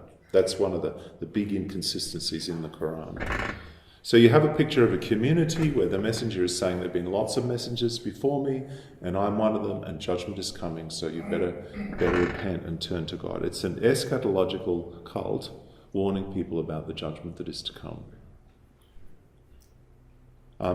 He does say that he's taken over the role of a Nabi, the prophetic office. He says God's taken that from the Jews because of their sins, and it's been given to me. So I'm an inheritor of that title, of that particular messenger title, being entrusted to a people who don't disbelieve in it, that is the Arabs. Now, the functions and attributes of messengers, they're warners, they remind people to make them remember, because human beings are easily forgetting. They direct people's attentions to the signs. They call people to the path. They are rightly guided themselves. So the Quran's view is that messengers are really perfect people, really good people, model people. This is a big difference from the Bible. Every major figure in the Bible, with perhaps the exception of Daniel or Jesus, most of them have feet of clay. Solomon built a temple of child sacrifice for one of his wives. David was an adulterer. Lot, commits incest. Abraham prostitutes his wife twice. On and on it goes, And that aspect of the Bible is really quite shocking to Muslims. They find those stories very offensive. The Quranic idea is that a messenger is a rightly guided person. How can you guide other people if you're not rightly guided yourself? And that's one respect in which the Quran has not absorbed the ethos of the Bible. That human beings are sinful by nature. That's another sign of that kind of difference with the Bible.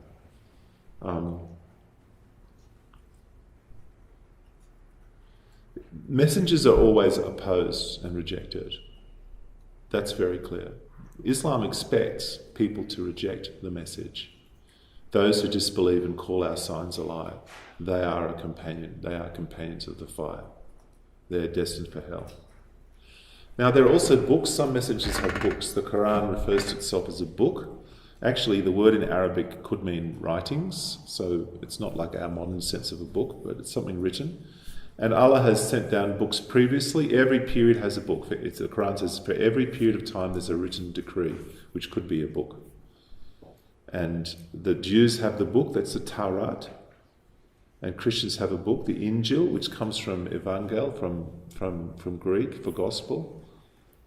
And so the Quran says, we gave Moses the book complete for the one who does good, and a distinct setting forth of everything, and a guidance and a mercy. So that's the Torah, or the Taurat. It's obligatory for Muslims to believe in these previous books. So Muslims have to believe in the Injil and the Taurat. They have to believe in the Bible. Muslims believe in the Bible. That is, they believe in the Bible that was originally given to Moses and to Jesus, which is now lost, and we have corrupted versions of it in our hands. So when they call us people of the book, we are the people of the book that used to be, that we no longer have anymore.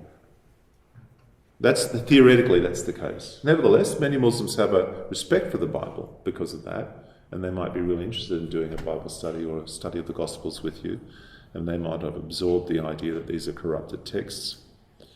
Only 3 books are named in the Quran: the Taurat of Musa, the Injil of Isa, that Jesus, and the Zabur, the Psalms of David. And the Quran is named as being in line with these books. I want to introduce an important idea which I discovered and wrote about in my doctorate that might help you understand how this all works. And it's what I call messenger uniformitarianism. Sorry about my writing. Uniformitarianism. Sorry about the long word. This is a term from geology. There was a British geologist called Charles Lyell, and he developed the idea that the geological processes that have applied in the past are the same ones that are applying today.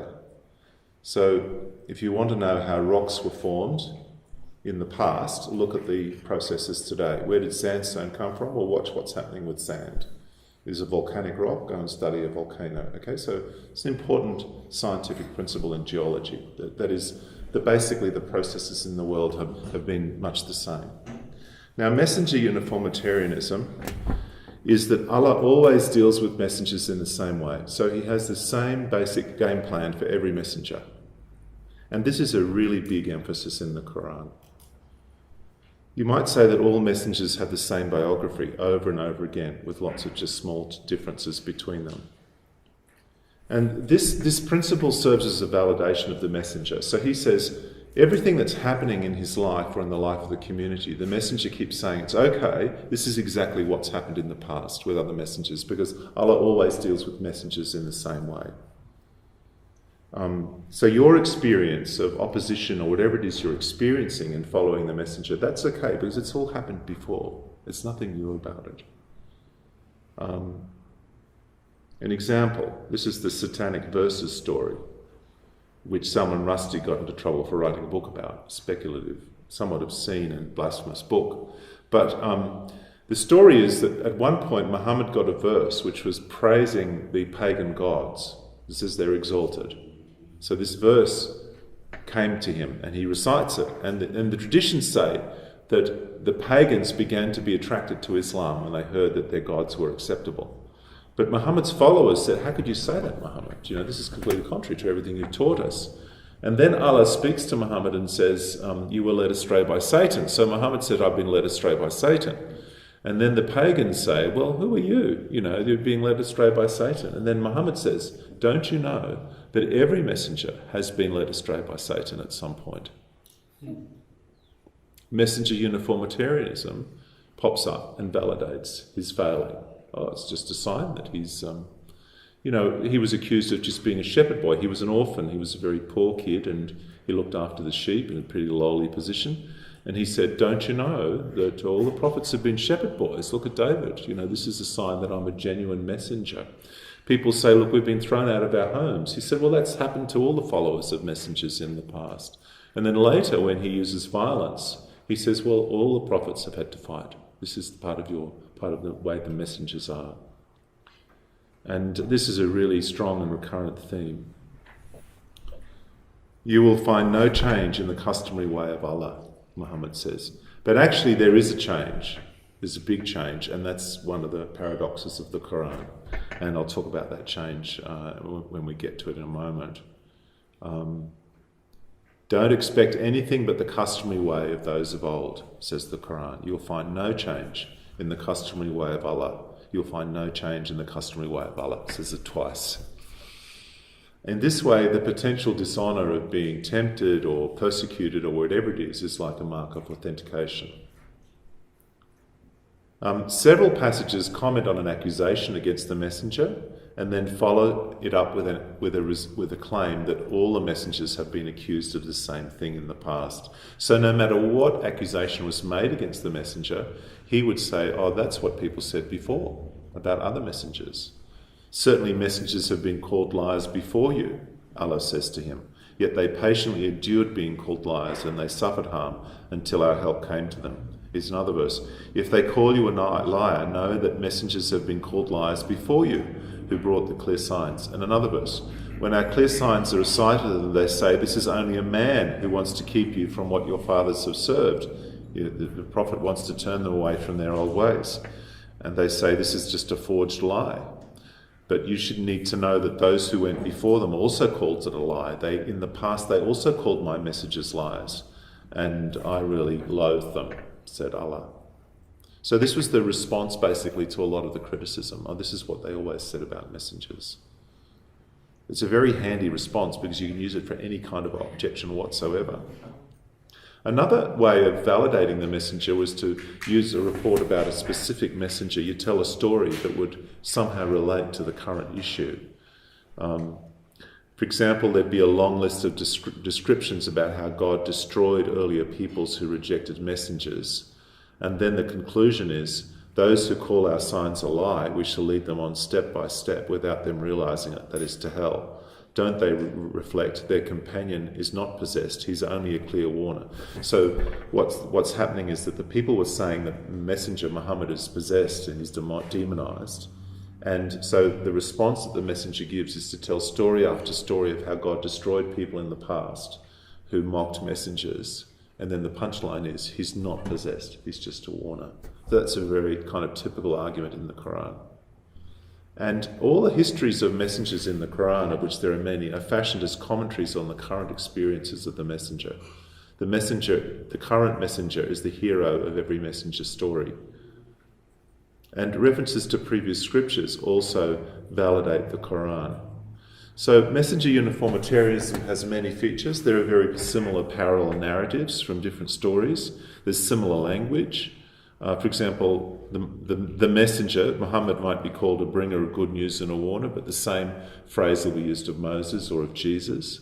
They use the same language, they speak the same terms. So Jesus says to his followers, this is a straight path, which is exactly what Muhammad is saying all the time as well. And Moses says to his followers, surely I'm free of what you associate. You know, he's using the language of association, which is this theology of the monotheism in the Quran. It gets put into the mouth of Moses. So basically all these older prophets, they just speak like Muhammad. They had the same theological interests, they had the same experience, they used the same language. They're all Muslims in the model of Muhammad. They preach the same message. The Quran says, nothing is being said to you except what was already said to messengers before. Say, we believe in Allah and what's been sent down to us and what's been sent down to Abraham and Ishmael and Isaac and Jacob and the tribes and what was given to Moses and Jesus and what was given to the prophets from their Lord. We make no distinction between any of them. You know, and that's why when Muslims say we honour Jesus, we honour Moses, we honour Abraham, you need to understand that that honouring is tied into a narrative which is designed to validate Muhammad. That's its whole function. They add nothing new to the story. They just validate his experiences. And the response would be, we validate Jesus and Moses and Abraham. Why don't you honour Muhammad? That's the point of their stories, is to validate Muhammad. We honour Jesus, why don't you honour Muhammad? The Quran says that Jesus confirmed what was in the Torah, and Muhammad has confirmed what was with Jesus, and so on and so on and so on. There are many other similarities. The believers of Muhammad have marks on their faces from bowing down. Like if you hit your head on the ground a lot bowing, you get a little bump, which is called in Arabic a zabiba, a razor. And the Quran says that the marks on the faces of Muhammad's followers are the same on the followers of Moses and Jesus. They have the same kinds of opposition, same accusations. They've been called possessed, magicians, bewitched, forgers, just ordinary people. They've all been led astray by Satan, etc., etc., etc. So this is the theology of messengers, Rasulology. Now, there's a problem with this story. According to this view, a messenger is only a warner, and all messengers have been exactly the same. They just warn people, and then it's up to them what happens. But God will bring judgment. Now imagine you had your neighbour, someone you grew up with, who has a couple of followers, and keeps telling you that if you don't do what he says, God's going to destroy you and your whole family. And he does that for about 10 years or 5 years or whatever. What are you going to say to him after a while? Sorry? Nothing's happened. So. Nothing's happened. You might say, shut up, and later the traditions say they tried to get rid of him. But you might also say, you might start mocking him, and how would you do that? You might say, bring it on. We're just waiting. And he didn't like being mocked. Muhammad, he used to kill the girls who sang funny songs about him first. They were the ones that he didn't forgive. And so this crisis happens, which I call an eschatological crisis. The crisis is the preacher of disaster has been preaching disaster and it hasn't happened. I want to step back a bit from this. There's a geographical issue here. If we go back, this is the area where Muhammad is supposed to have been active, around here. And this whole area is riven by earthquakes. There's a fault zone that runs up here. There's the valley in which the Dead Sea is. It runs down to the Red Sea. That's a fault valley. It's below sea level. So this is an earthquake zone here.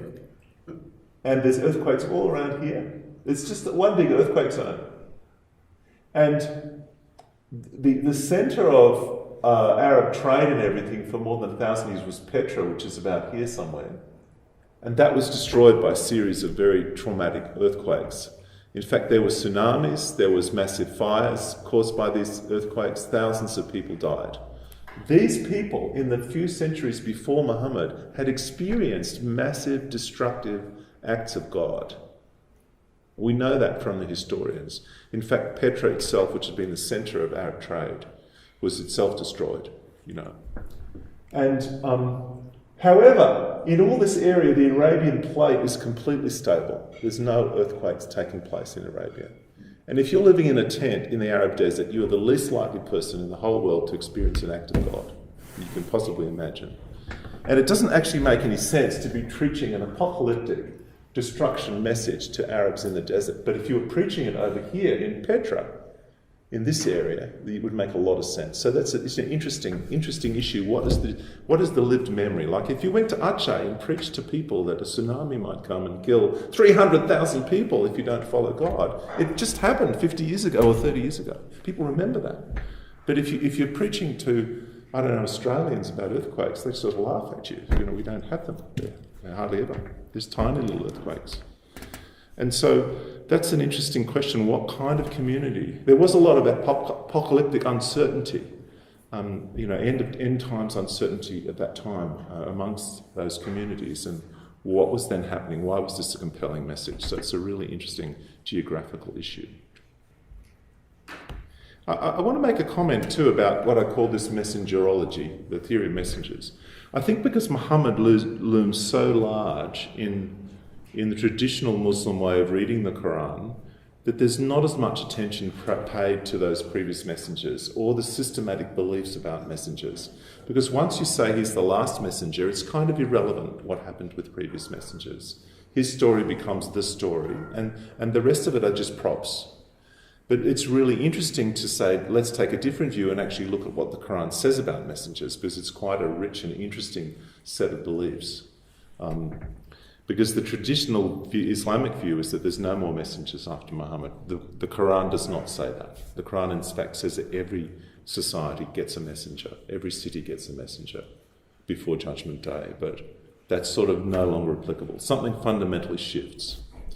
Now, in the Quran, the future, I'll talk about this eschatological crisis and how the Quran resolves it. The problem of judgment not coming. What do you do when judgment doesn't come?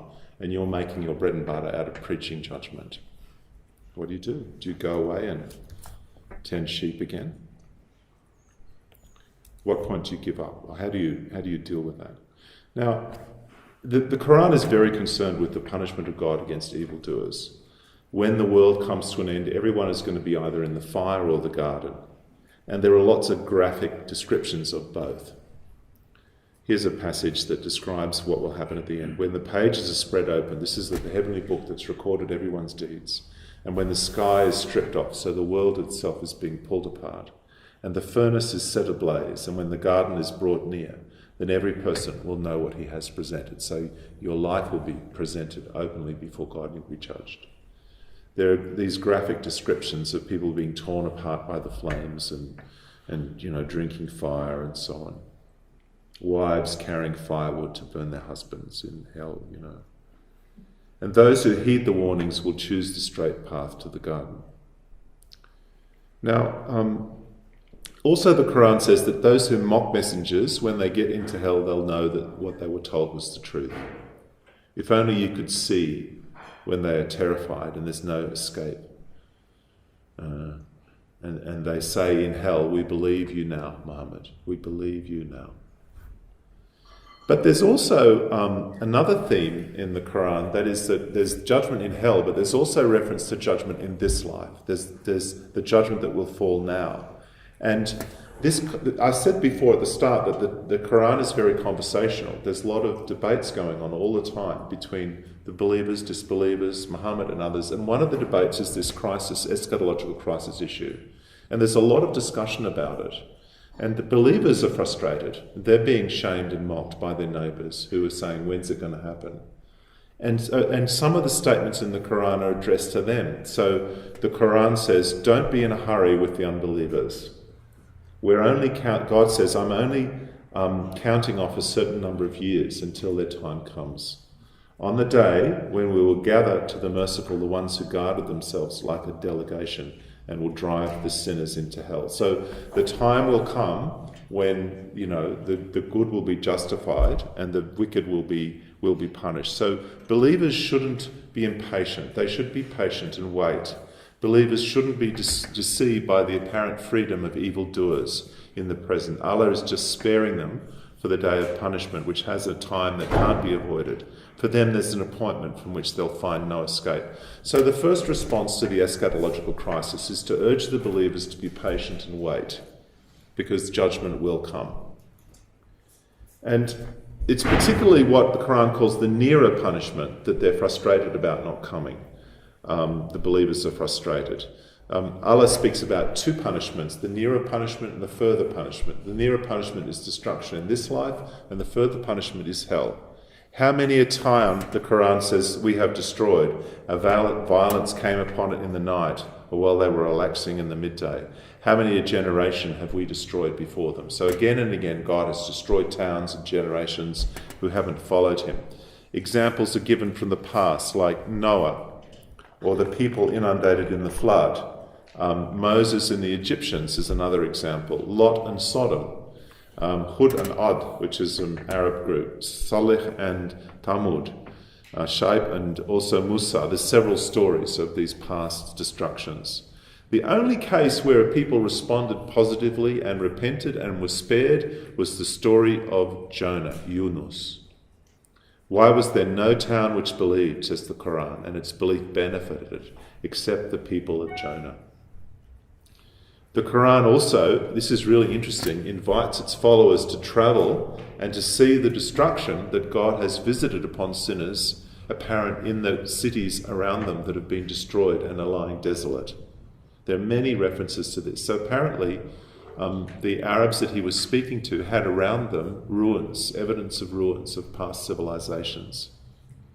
The Quran also says that the generation of Lot are visible to them, and says that the followers of the people listening to the messenger can walk past Lot's ruins in the afternoon. That's a really interesting idea, because I'll go back. Oh no, it's the next one. See, Muhammad's in Mecca. Mecca's around here, but Lot is actually up here somewhere. So it's quite a long walk, afternoon's walk, to get up there. So actually, one theory is that the text of the Quran was generated in Petra originally, and it's actually Petran Arabic. I think we're really sure about that. It doesn't fit this environment.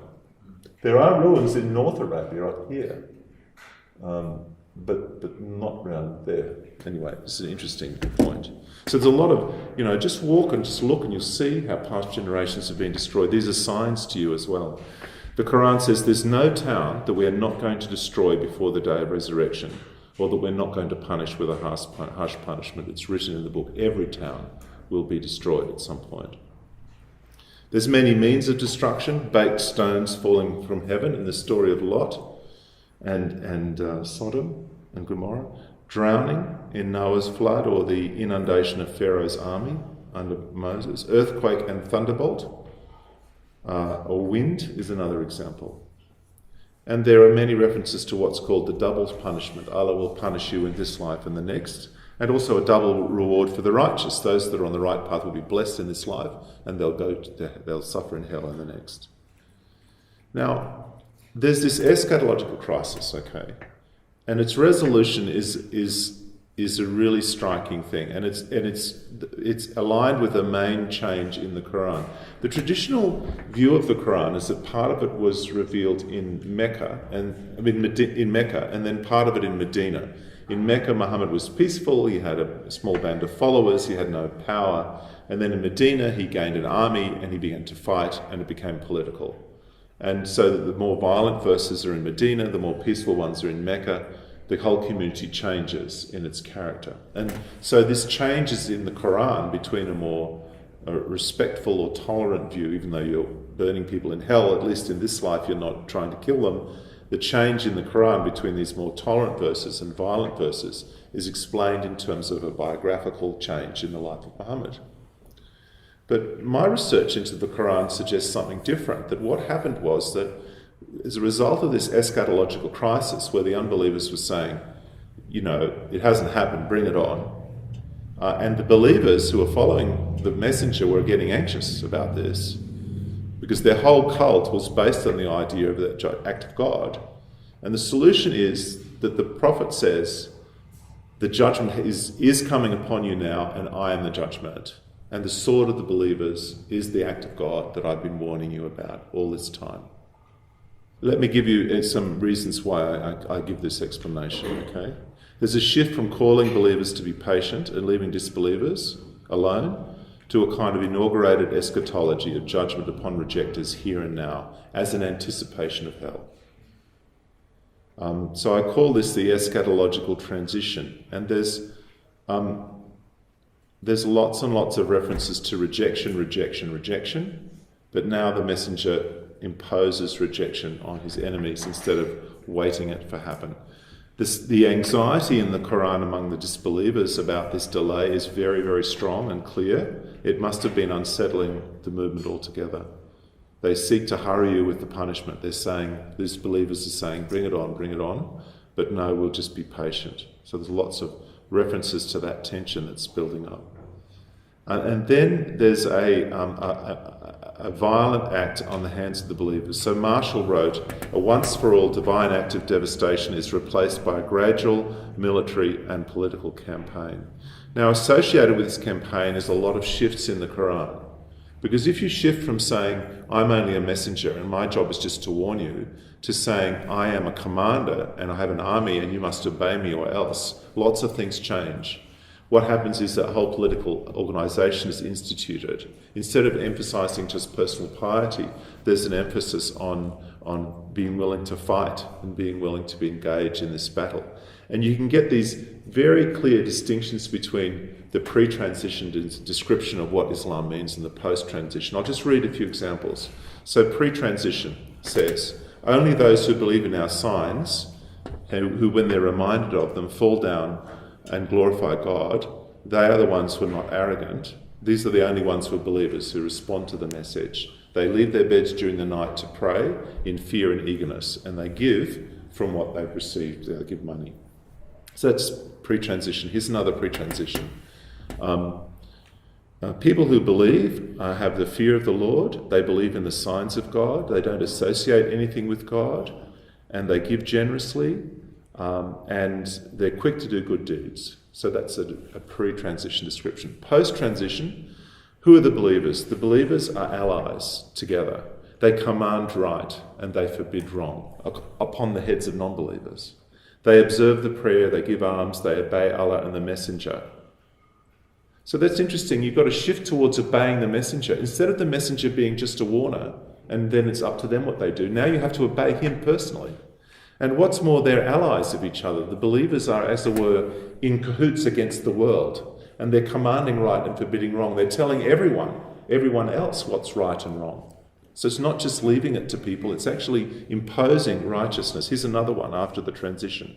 Who are the believers? They're the ones who repent, who serve, who praise, who bow, who prostrate themselves. The ones who command right and the ones who forbid wrong.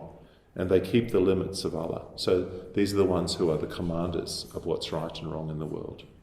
Before the eschatological transition, the emphasis is on believing Allah's signs, rejecting association of anything with Allah, making contributions to help the poor, praying daily, trusting in Allah, being eager to do good deeds.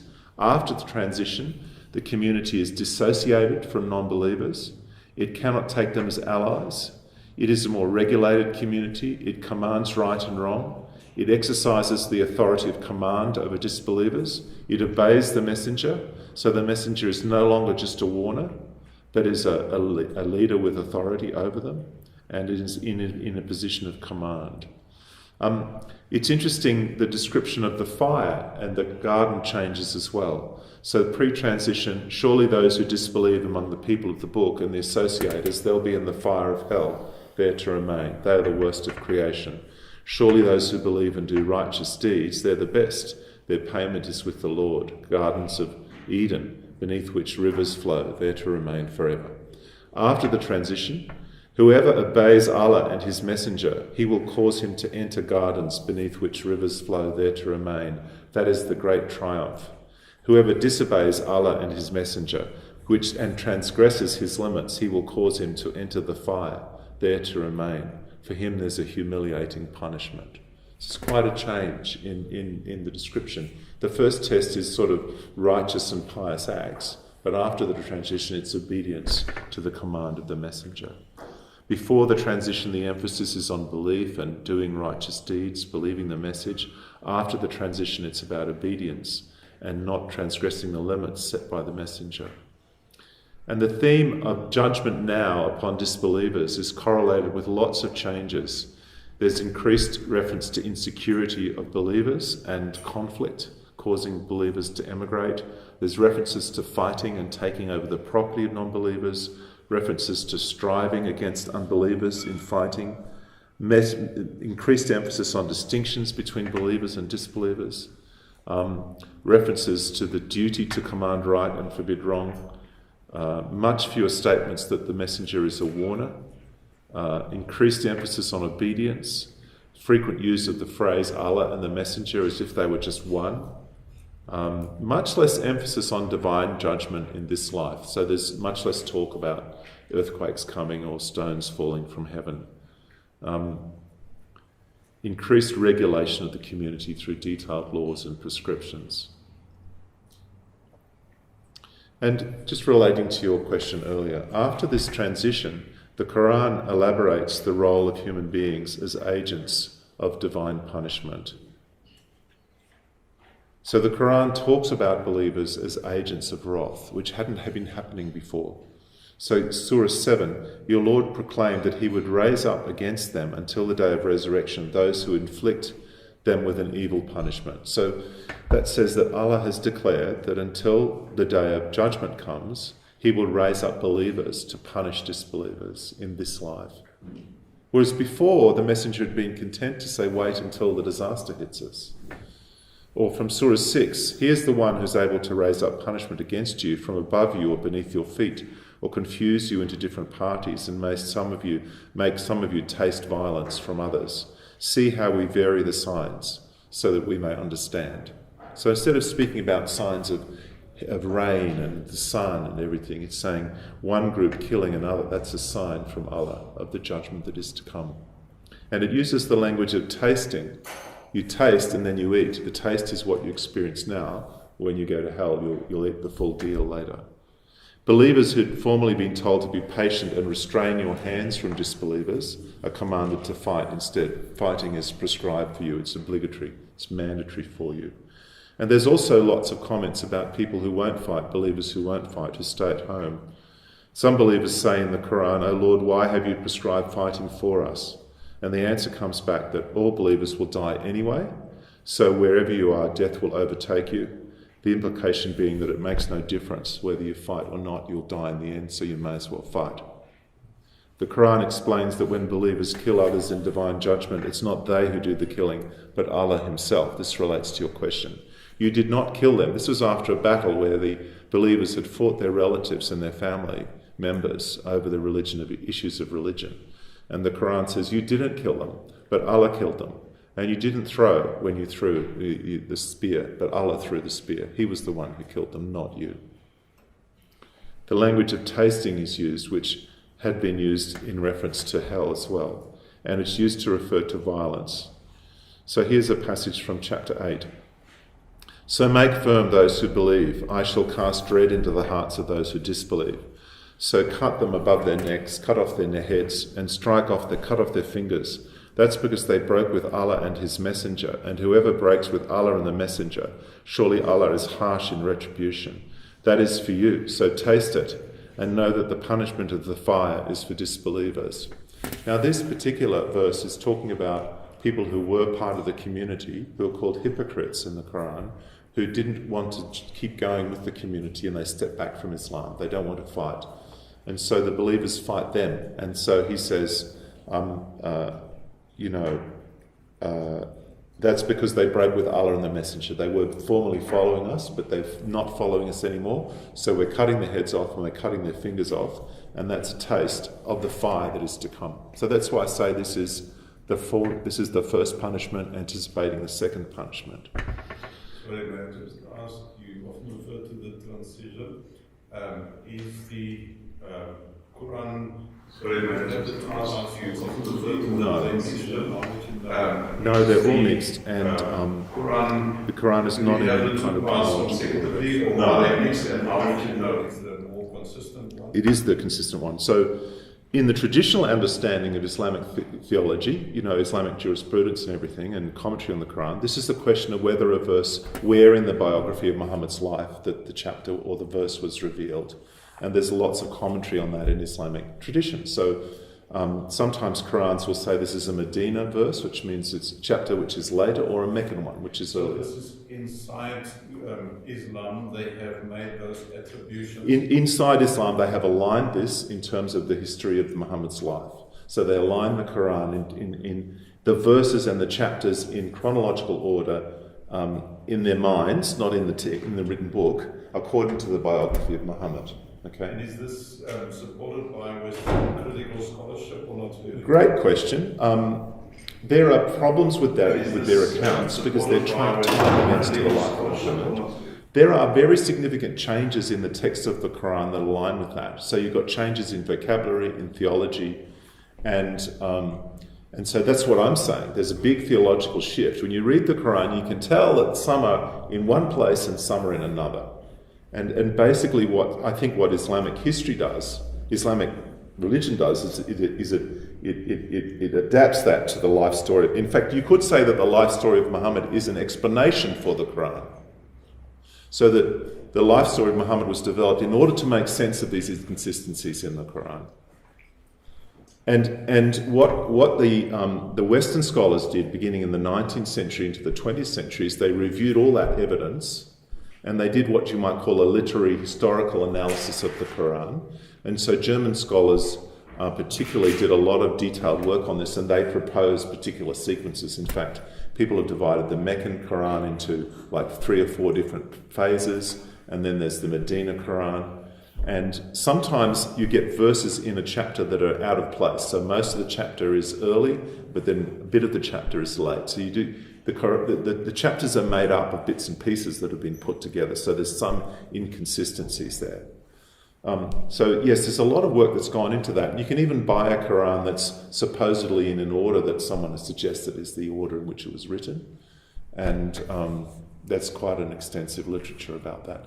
Islam itself as a religion cannot function without this tying of the text to the life of Muhammad. The whole religion's based on it. My suggestion is actually, don't think of it as a biographical shift. Think of it as a theological issue.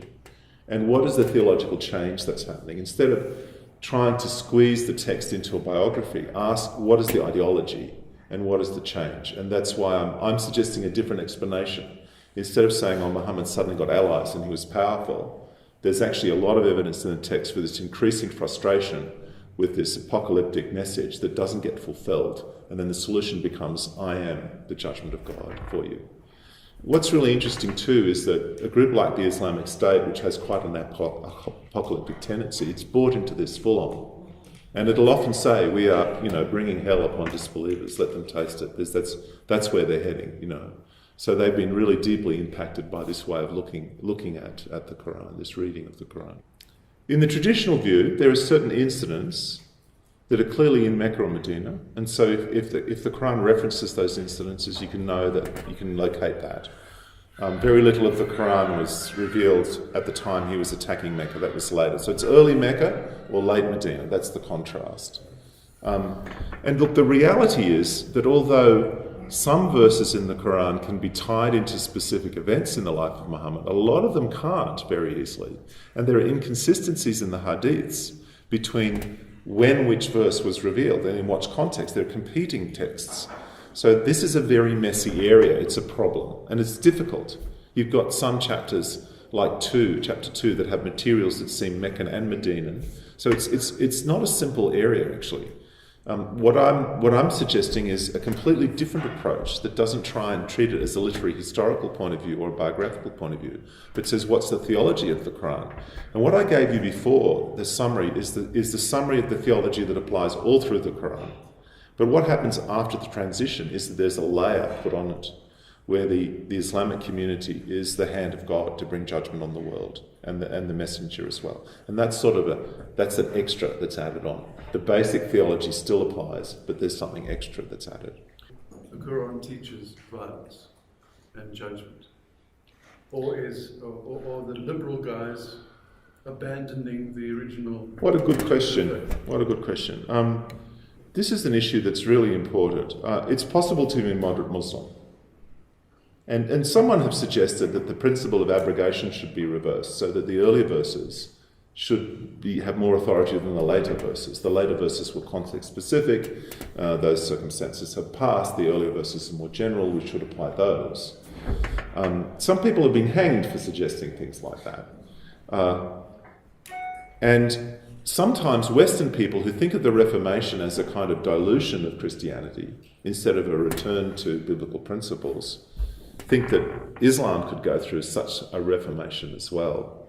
But the problem is groups like Al-Qaeda are the fruit of the Reformation that is reviving the text. My feeling is that the texts themselves of the Quran and the Hadith, they have a compelling integrity to them that mean that those that argue for the more violent interpretations, I think, have more intellectual credibility. That is, those interpretations are very compelling.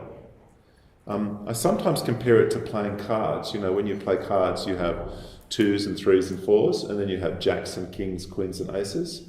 The radicals have all the aces and the kings and the queens, and then the moderates, they say, I've got a 7, I've got this verse, you know. But the problem is that there's already an account for that verse in Islamic tradition that subjugates it under the violent verses. And so that's just my opinion, you know, having stirred through these materials and read it as a theologian and as someone who, you know, looks for order and systematizes things, the mind of a person who writes a grammar out of the speech of a community and looks for order and system.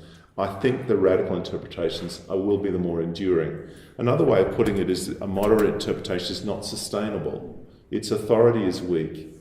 And I think most Islamic moderates, what they do is they take ideology from contemporary culture, from modern culture, and they appeal to human conscience. You know, it's against human conscience to kill other people or something like that. But as one of my friends who became a Salafi radical Muslim and then later left that and became a Christian, he said, when I was a Salafi, he said, we used to put a lot of energy into getting people to do things against their conscience. And Islam, as a religion, traditionally is not based on conscience. It's based on divine dictate. And it's really, the Quran is a pretty shocking book. I mean, when I read the Hadiths for the first time and read the Sahih Muslim and the Sahih al-Bukhari, it's like 12 volumes, I was very depressed for a while because I thought, I wasn't clinically depressed, but I was sad because it's very hard to turn this in a different direction. Like, the material is just so disturbing.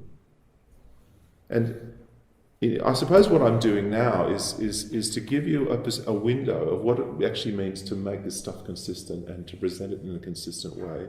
This is the end station that you end up on. It's hard because you know, what do you do politically if you've got moderate Muslims saying, no, that's not true Islam is this and this and this, and if you argue against them, you sound like you're doing Al-Qaeda's work for them. And it's problematic. And I'd say to people, good on you, you know, you should promote peace. I think that's fantastic. I really encourage you to do it. I don't find that compelling as an interpretation. And what is very, very problematic is when the moderates say that the Islamic State or Al-Qaeda or the Salafists are not true Muslims. That is, there's nothing in Islam to support what they're saying. This can't be based on Islam. It's a travesty to Islam. It's an abuse of Islam. These are, I think, actually unsustainable arguments. That the Islamic State's view is an intellectually credible interpretation. It's a morally incredible one, but it's based. If you just accept the principle that Muhammad is the messenger, the hadiths are authoritative. This example is authoritative, and the Quran is the word of God. The argument to support a lot of their positions is clear. And what's more, the supreme institutions of Islamic law, like Al-Azhar University in Cairo, they teach these dogmas that the Islamic State teaches. They have very similar theologies. Mainstream, the Grand Muftis of many nations teach lots of positions that the Islamic State teaches. They differ on a few key points, like they differ with the Islamic State's rejection of all authority and that they can make an authority unto themselves. Most conservative Muslims say if you've got a Muslim who's a king, you have to obey him. But the Islamic State, no, they say we'll declare anyone we want to be an infidel. But everything else, martyrdom, slavery, belief in slavery, making Christians pay jizya under his, a lot of the leaders of Islamic universities and senior scholars, they support all these things, at least in principle. And it's that we're frightened by that prospect. It's kind of scary. What do you do with all that? And what's really interesting is in the West, we are terrified by this. So where we cope with it is to say it's not true. This isn't real Islam. Islam is peaceful. Islam is peace. So after 9/11, George Bush says Islam is peace, But actually the Muslims who live in the Middle East, who are living under these systems, and they don't like it, their response is to leave Islam. So more people are leaving Islam now than at any time in history. And because they're being told by the Islamic State or by the Muslim Brotherhood, this is true Islam, what we're doing to you. And they say, okay, I'm out of here. I don't want this anymore. I accept what you're saying, but I don't want to be a Muslim in that case. I said love and truth in my early devotion need to be combined. So you need to love Muslims with all your heart, but you need to be able to tell the truth about what's painful about being a Muslim is that all this stuff is painful and it's very hard for them. In order to locate a verse or a passage, it's called a passage, so it's not dependent on a particular number. You've got a passage, and where does that fit in the life of Muhammad? You have to have evidence in the hadiths, in the traditions of Muhammad, that refer to that text in some way. And some do, but there's lots of passages that don't have any links. And sometimes you get traditions that are contradictory, so they'll refer to a text in different phases of Muhammad's life. And the problem is there isn't a consistent, and tying the text down to the life of Muhammad is quite a messy area. It has all the evidence of being something that was done much later and imposed upon a text. And so there's that, although Islam is based on that idea, and the whole structure of Islamic law is based on that principle, it's nevertheless this is one of the problems with Islam, actually, is the intellectual problems, is there's a gap between those two. In our view, discipleship of Jesus, we as Christians should be disciples of Christ. With that view, if you were a disciple... In our view, discipleship of Jesus, we as Christians should be disciples of Christ. So follow Jesus, you should do what Jesus did. To follow Muhammad, you should do what Muhammad did. No peace from Islam. Yeah, peace could apply if everyone converted to Islam, or surrendered and lived under Islamic law. So, Islam is peace after the victory. Muhammad took sex slaves. He beheaded people. When he was upset with the Jews in Medina, he expelled them. The last tribe, he beheaded all the men, 600 to 800, in the marketplace of Medina. And one of the leading women he took as one of his concubines. Then when he attacked the Jews in Khaybar, he took one of the leading women there as his wife.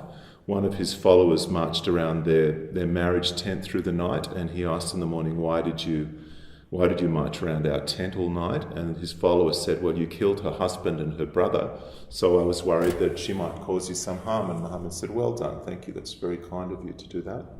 And he sold people as slaves. He said, Allah smiles or laughs when he sees people entering paradise in chains. This idea that Islam is a religion of peace, when their prophet is beheading people and taking sex slaves, and it's in the Quran. how do they reconcile that and say, well, Al Qaeda and ISIS, that's not the real. Let me say it's a complex answer. Firstly, it's about slavery. Slavery was only formally abolished in Saudi Arabia in the 60s, and it still exists in practice. Slavery would exist all across the Muslim world if European powers hadn't stopped it. With their gunboats, the British shut down Zanzibar as a slave trading centre, for example. What happens psychologically is this. There's lots of confronting stuff there. You don't want to go there. So you suppress it. You just say Islam is peace, Islam is peace. It's like all these women who find, handsome Muslim men and marry them, and they buy into what they're told. How can you get out? How do you get out of that? You can't. In fact, Islam says that you should be killed if you leave Islam. Is that a religion of peace? There's not a single Islamic leading scholar that doesn't acknowledge that Islam teaches, at least traditionally, that you should kill someone who leaves Islam. So how do you get out? So the way you do is you rationalise it. Oh no, that doesn't really mean that. There's a misunderstanding. The Prophet was the most beautiful person who ever lived. He was very kind. And you come up with all these incredible post hoc explanations about why it was permissible for Muhammad to marry a 5-year-old girl and consummate it when she was 9. In Iran today, there's no minimum age of marriage for girls because of Muhammad's marriage to Isa when she was consummated when she was 9 years old. Muhammad promoted female circumcision. He said, just don't cut too deep. There's so much that's just quite shocking. And it's what you do. So you have to make up a story. You have to live with yourself. And it's fascinating to study the psychology of people's state. But the reality is that if you had a really serious intellectual debate between a radical Muslim who knew the sources well and one of those moderates, the moderate would just be cut to pieces. They would not be defensible. And that's why some of the young people get radicalised. They're radicalised because, there's lots of reasons. They want to fight, they think it's great and glorious, they hate the West, whatever it is. But the fundamental is the arguments are very compelling. There is no ambiguity. Let me give you another example. There's tradition. These are traditions that are sahih. They're regarded as the most highest category of reliability about Muhammad's life. Muhammad's soldiers were off fighting, and they were practicing coitus interruptus with the women that they'd taken as slaves because they didn't want to impregnate them. And Muhammad said, "You don't need to do that. It's up to Allah whether a child is born or not." It's absolutely shocking. When you read the stories, and when I read these stories from cover to cover, it's actually unbelievable. Muhammad would be thrown into jail many times over if he did all the things he did in South Africa today. He would be regarded as a criminal. But in Islam, he's the best man who ever lived. So Islam is in this huge crisis. What do? You either destroy your conscience and you join the crew, you join the Islamic State, and you believe in all this stuff, or you live in a state of denial. And then you've got other people. You've got some people who they believe the stuff. They believe that Muhammad, killed the Jews and it was good, but they present a different face because they're actually trying to lead people into Islam. So you've got the people who are deceptive. They present the pleasant face. Let me give you an example of that. There were a whole group of Muslim leaders who wrote to the Pope, the German Pope, after he gave a speech saying that Islam, promoted violence and was not rational. And so a whole group of Muslim scholars wrote to him and they denied that. They denied that Islam ever promoted violence. And several amongst those signatories who are really leading Muslim scholars, like the chief justices of courts in nations or grand muftis of nations, they had earlier written words very clearly promoting aggressive conquest jihad over non-Muslim states in order to advance Islam. And they wrote to the Pope to say that he was not speaking the truth when he said that. And, I have read so many statements like that as inconsistencies, and I've written about it in my blogs. It's just actually shocking. Now, they have a complicated way of justifying the way they do that. But you get some people who are actually just deliberately presenting a good face to Islam, but when Sharia law applies, it'll be a different story. That's a complicated story. Now, not everyone is like that. I don't want you to think that every Muslim thinks like that. the wife of one of Australia's most prominent Muslims, who's a journalist on TV, she's a convert from Uniting Church to Islam. She's always saying how beautiful Islam is. But when she's off in Malaysia, she might say there are some problems, but she doesn't say that to the Australian community. And she's caught in this place. What do you do with all this stuff? I think Christians have some problems as well, like, what do you do with Joshua or the genocide of the Canaanites? I mean, Christians have our own issues, but the issues that are in the Quran and Islam are much, much worse, because when Muslims behead people in the name of jihad, they're actually doing what Muhammad did. But if Christians go and kill and rape in the name of Jesus, they're not doing what Jesus taught them to do. This is completely different. When the Iranian Revolution happened, Iran had been secularized under the Shah, and people wearing miniskirts and women wearing miniskirts. Society was changing, becoming modern. And Ayatollah Khomeini and his group said, look, when you get Islam, you'll have democracy, you'll have freedom. The Iranians believed it. They didn't know. They thought Islam was beautiful. They thought Muhammad was the best person who ever lived. But when Sharia law was imposed, they groaned in pain because their daughters are being raped and people are being hanged and terrible things are happening in the name of Islam. They had no idea of what it would look. And this has happened again and again in Algeria, in Egypt, now in the Islamic State. There's been case after case where revivalist Islamic groups have finally won power, imposed strict Islamic law, and it's just caused enormous trauma. And then people say, in Egypt, the people got rid of the Muslim Brotherhood within a year because they were so shocked by this group that had been saying for years that Islam was the solution. There's never been an example in the last 100 years of a society moving towards a strict Islamic kind of system that's actually produced something like freedom or peace. It's always caused pain. And actually, wherever that has happened, there have been thousands of people that have turned to Christ and left Islam. The other thing I could say too, as a general comment, is that Islamic societies struggle. They struggle economically. Their education systems struggle. Their human development indices are low. They're failing societies in many ways, and it's tough. If someone said, I'm a Muslim, you might say, I'm sorry to hear that, because most Muslims live in societies. The GDP of the Middle East, apart from oil and excluding Israel, is less than that of Finland's. And these are societies who are right on the doorstep of Europe that have had huge opportunities to develop industries, and Islam has a negative impact on society sometimes. Anyway, there's a lot to talk about, but yeah, it's actually, Islam has a lot of cognitive dissonance built into it. I think it's tough being a Muslim because you're meant to believe Muhammad is the best example that ever lived, but you're not actually supposed to read the materials of his life. Someone else reads that for you and tells you what to believe about him. But today, with the internet, all this stuff's translated, and lots of Muslims are reading it, and they either radicalise or they reject Islam. But it's very hard to be just a God-fearing person who just accepts a simple faith and gets on with your life. That's become a very hard place to be.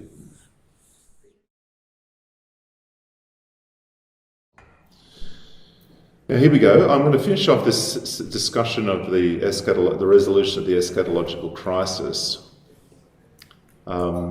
We got kind of, as I was talking about that, the question came: Is this really the case? Isn't Islam a religion of peace? How does that work? The Quran repeatedly calls for judgment to fall on the heads of disbelievers by the hands of believers. So the Quran says, fight them until there's no more persecution. That word persecution in Islam is interpreted very broadly. Anything that undermines Muslims in their faith could be persecution. Fitna, as it's called. Fight them until there's no more fitna, and the religion, all of it belongs to Allah. Or surely those who hurt Allah and His Messenger, Allah has cursed them in this world and the hereafter. So there's a judgment in this world and in the next, which validates the violence. It's very interesting. There's a verse in the Quran that says that this violence has a soothing effect on the hearts of Muslims. Fight them. Allah will punish them by your hands and disgrace them and help you against them and heal the hearts of people who believe and take away all the rage from your hearts. It's Surah 9. So what that's saying is that Muslims feel anger and hatred against non-Muslims, but if you fight them and kill them, your heart will be soothed and you'll find peace. So there's that anxiety, the eschatological crisis, the anxiety about the criticism, the mockery, the opposition. That'll be resolved when you kill them. You'll feel good again. It's actually quite shocking when you read these things. No one ever told me this verse was there, but I read it and I thought, that's really quite incredible. This is not the gospel. This is not what Jesus said is the pathway to peace. I have a teaching which I'm not going to give now, but more based on the life of Muhammad, because today I'm speaking about the Quran. Muhammad had a lot of rejection in his life, a lot of experiences of rejection, but his way of responding to rejection was always not good, validating himself, attacking others, and the very opposite of everything that Jesus did when he experienced rejection. It's an interesting study which I talk about in Liberty to the Captives. Rejection is a big issue in Islam, how to respond to rejection, how to respond to it well. Some biblical themes are really interesting. How does the Quran treat the Bible in the light of these two phases? In the earlier phase, it uses the Bible as paradigmatic examples of messengers to support the messenger's self-description. So the story of Noah was an example, or Adam and Eve, it's right to be rightly guided. After this eschatological crisis and the transition, it looks to biblical figures to validate the violence and the hatred. How does it do that? And this is where the gap between the Bible and the Quran becomes quite apparent. Abraham is cited as a model of hatred. There's a verse that says he's the perfect model of hatred or enmity. And it's speaking about Abraham's attitudes to his enemies. It was really striking for me because I was studying all this and analysing it. And then one day, someone sent me a clip of one of the Islamic State leaders burning his passport, cutting his passport up. And then he starts quoting this passage, Allah has set enmity and hatred between us and you forever, and Abraham's the perfect model. And I was thinking, there he goes. He's been reading the text, and that's where he gets it from. In Surah 5, verse 78, it says that both David and Jesus cursed the Jews. There you go. So the Jews are one of the groups the Quran is not happy with. Surah 2, it says that the people of Israel are fighting in the way of Allah. Now, fighting in the way of Allah is an Islamic term used for the jihad under the messenger. And so this is referring to Saul's battles, actually. It takes a story about Saul and fighting battles, and this is fighting in the way of Allah. And in Surah 3 it says, many a prophet has fought. How many a prophet has fought? And with him fought many, religious leaders, but they didn't weaken when they struck them in the way of Allah. All that they said was, our Lord, give us the victory over people who are disbelievers. So Allah gave them the reward of this world and the good reward of the hereafter. So what he's saying here is that the prophets, and that's a biblical term in the Quran, the prophets in the Bible, they have killed others in the name of Allah too. And so this is an example of messenger uniformitarianism being applied to validate the messenger's current experience. I think when he's talking about some of these things, the actual basis of this from the biblical background is very, very thin. It's more reading into that past and claiming it. Another interesting concept in the Quran is the idea of successors. One group succeeding another. There's an observation in the aftermath of acts of God that when Allah destroys a community, other successors, caliphate, will take the place of those who are destroyed. This is mentioned a number of times. Allah often destroyed one people and replaced them with another. How many a town which were doing evil we have smashed and produced another people after it. And the Quran at many points says that the believers are the ones who will inherit the property of disbelievers, just as happened in the past. So Surah 14, their Lord inspired them, we shall indeed destroy the evildoers and cause you to inhabit the land after them. Or Surah 33, this is speaking about a battle against the Jews in Khaybar, about which radical Muslims still chant in the Middle East. Remember Khaybar. The armies of Muhammad are coming to destroy you. So this verse says, he brought down from their fortifications those of the people of the book who supported them and cast dread into their hearts, cast fear into their hearts. You killed some of them and took others captive. This is speaking to the Prophet, Allah speaking to the Prophet. And he caused you, the Muslim community, to inherit their land, their homes and their wealth. and a land you had not set foot on. Allah is powerful over everything. So what it's saying is that you destroyed the Jews by the will of Allah, and you took over all their property and their homes and their villages as well, and the land is now yours. So this is not just replacement theology in terms of claiming someone's spiritual heritage, it involves physical replacement as well, the concept of successors. It's a genocidal idea, actually. I'd like to talk with you about categories of disbelievers. It doesn't matter about the screen. It'd be good just to grasp the different kinds of disbelievers in the Quran. I'll step you through what the Quran says about disbelievers, because it can be a bit confusing. There are two words that describe disbelief or disbelievers. One is kafir,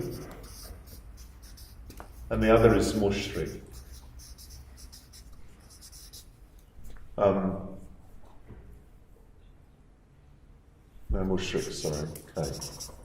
Okay. This is based on the qaf root, which is to associate, and this is based on a different root. Okay. What are the differences between these two?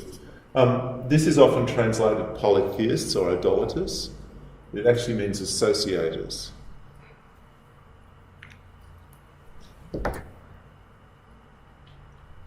This root that's formed in kafir means to hide or cover. It implies ingratitude, rejecting the signs of God, the benevolence of God. It applies to all kinds of disbelievers. Any kind of disbelief is, the noun for it is kufr, means disbelief, and the equivalent here is shirk. Shirk means associating anything with God. So pagan Arabs are actually the term for pagan Arabs in the Quran is mushrik. That's what they're called. But it's a broader category. Jews and Christians are also called associators, but often the term is just used for the pagan Arabs, the ones who hadn't yet embraced Islam. These two, kufr is covering over or deceiving or rejecting the signs, so it's rejection of God. And shirk is a word describing the way the rejection occurs. You reject God by associating others with Him. You're associating others with God. You're not treating Him as having sole rights of patronage and ownership over the world. So these are the two kind of dimensions of disbelief in the Quran. It's a very offensive word in Islam to call someone a kufir, or mushrik, but these are the terms that are used to refer to disbelievers. There are many negative stereotypes of disbelievers in the Quran. They reject signs, they tell lies, they're arrogant, they're transgressors, they're ungrateful, they're greedy for life. That means they're not ready to live for the next life. They're ignorant, they're untrustworthy, they spread hostility, they're corrupt. But there are a number of specific categories of disbelievers. One is the hypocrites. The hypocrites are the ones who were Muslims or they professed to be Muslims, but they either tried to leave Islam or they didn't come to the party. So they didn't go to war, for example. They were not willing to fight. They were not willing to do what was required of them. So they're the hypocrites. Not good to be a hypocrite. I think the Quran says the lowest place in hell is reserved for them. Disbelieving Arabs, the pagan Arabs, they're generally called mushrik, associators. They venerate female angels, they have these other deities, they worship Allah alongside other deities. Then there's the people of the book, which is a joint category. These are a people whose ancestors, through a messenger, received a book from Allah. So these are particularly the Jews and Christians are the main categories under the people of the book. The greatest hostility are to the hypocrites and the Jews, but also the disbelieving Arabs. Actually, Christians come off a little bit less bad than some of these other groups. In fact, the Quran says that the people closest in love to Muslims are Christians. Sure, why do they hate the Jews so much? I think there's a few different reasons. One is there was a lot of anti-Jewish stereotypes in Christianity at the time, and I think it's pretty clear that the messenger took over a lot of those stereotypes into Islam. Secondly, there's very little evidence of interaction between Muslim community and Christians, for example, in the Hadith or Islam's origin stories. And even in the Quran, there's not a lot of evidence that this initial Muslim community was engaging a lot with Christians. They must have, but there's not a point of friction or tension. But what we do see is there's a lot of tension with local Jews. And in the Quran, this ends up being a series of stories about how Muhammad gradually pushed out the Jews from Medina, and then he committed genocide against the last remaining group. So there's an actual kind of physical conflict going on with the Jewish community who are not accepting his claim to be the final prophet. The life of Muhammad, as told by Muslims, says that he interacted with the Jews of Medina and they didn't accept his claim that he was the prophet foretold by God, or the messenger, that had been foretold. And they decided not to follow him, and they rejected him, and that caused him to be very angry at them. And he said, the land belongs to Allah and to the messenger. You should become a Muslim and you'll be safe. Aslim taslam, convert and you'll be safe. Actually, Islam means, I could talk about the meaning of Islam, I'll do that in a minute. But so he said to them, if you become Muslims, you'll be safe. But they didn't, so they were not safe. And he killed them. So there's a kind of existential struggle with the Jews that's part of the birth story of Islam. Not that they were, the Muslim history says they were hostile, but actually in Islam's own stories there's very little evidence of their hostility. They were sort of demonized to justify the jihad against them. And the further away you get in sources from the earlier the sources are, the less negative they are about the Jews. But as the story gets told more and more by later Muslim authorities, they get more and more evil, in the telling.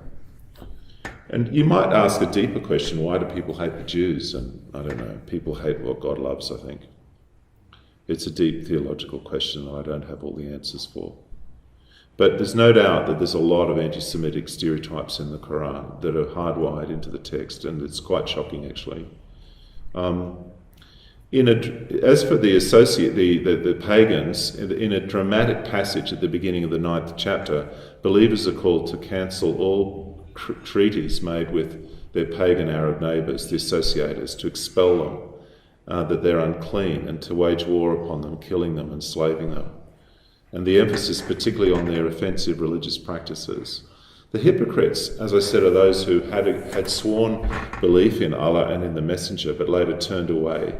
These are the ones who, as the Quran said, disbelieved after believing. For example, this is from Surah 63. The hypocrites come to you and they say, we bear witness that you are indeed the messenger of Allah. Allah knows that you are his messenger, and Allah bears witness. And he bears witness to say, surely the hypocrites are liars. They've taken their oaths as a cover, and they've kept people from the way of Allah. Surely they're evil. That's because they believed and then they disbelieved.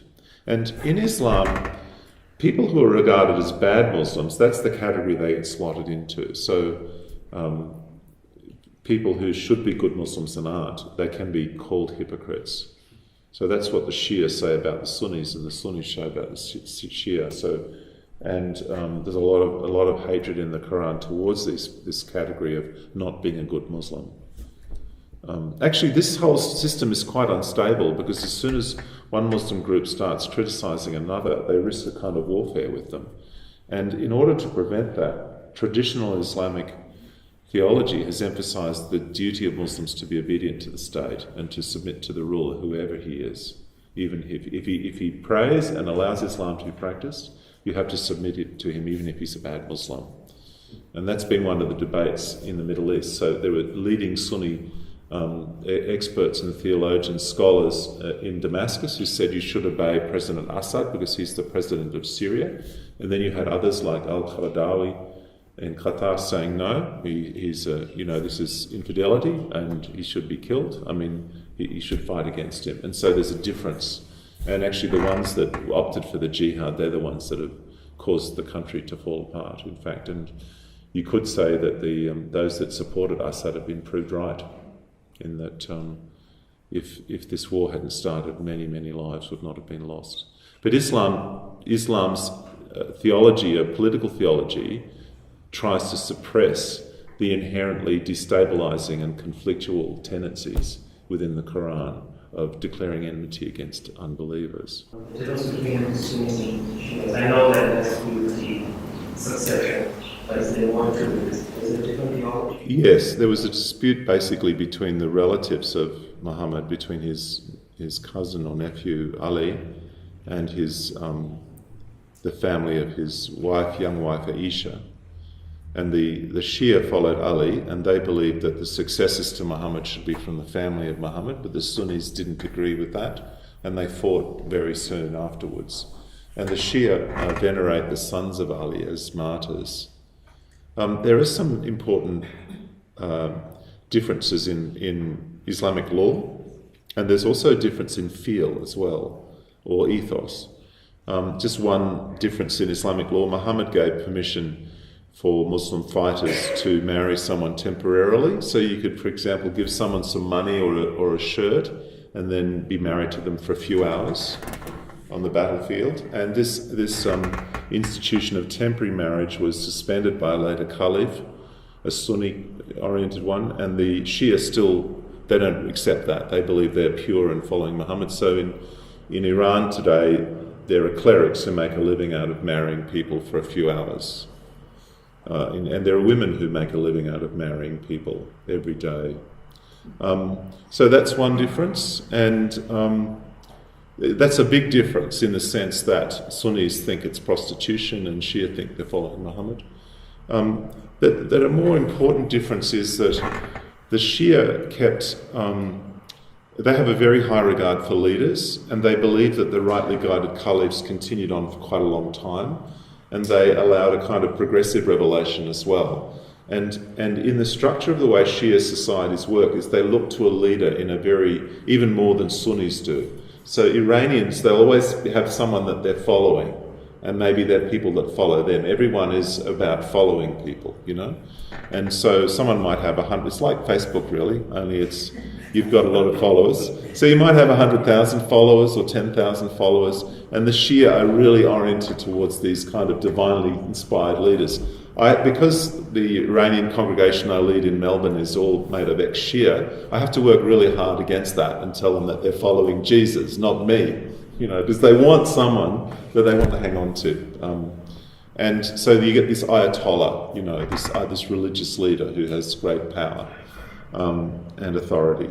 So the way the political structures work is different because of that influence as well. So here's a comment on the hypocrites. If the hypocrites do stop, if they don't stop their rejection of the messenger, we'll incite you against them, and then they will only be your neighbours for a little while. They are a curse. Wherever they are found, they should be killed, seized, and completely killed. And then those who've broken with Allah and the messenger, this is the one about striking the necks and the fingers. The people of the book, however, there's quite a lot of ambivalence in the Quran. There's positive things said about them and negative. It sort of oscillates. Sometimes it says they're mostly bad, but some are good, and sometimes it says they're good, but some of them are bad. But the final word is a series of verses that speak about fighting them, particularly 9:29. Fight those of the people of the book until they pay tribute and surrender and are disgraced. Islamic law distinguishes these groups. So the hypocrites technically should be fought against. They have to become good Muslims or else. The pagan Arabs, they also have death or Islam, but the people of the book, the Jews and the Christians, they can have a choice. They've got three choices. That's my book, the third choice. They can become Muslims, they can fight, or they can surrender and live under Islamic rule. So that's a concession made to the people of the book. So there's some variation there. So in summary, the Quran's attitude to non-believers is firstly, call them to faith. Secondly, dissociate from them. Don't partner with them or take them as allies. So don't make friends, it says a number of times. Don't allow yourself to come under their authority. Curse them, show them no compassion, fight them, to either kill them, convert them, or make them subject. The Quran says, surely Allah has purchased from the believers their lives and their wealth with the price of the garden. They fight in the way of Allah, and they kill, and they are killed. So, there you go. Enough of that depressing subject. Many Muslims live a kind of simple Islamic faith. They say their prayers, they might try and get to Mecca, they pay their zakat. They're just not interested in all these other things. They're actually just trying to do what many simple Christians do.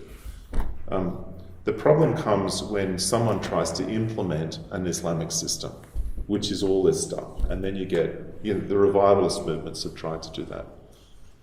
I'll come back to that in a bit. I want to speak about this issue of the relationship between Islam, Christianity, and Judaism. I have on your handout a piece of paper, a little diagram, showing the relationship of Judaism and Christianity.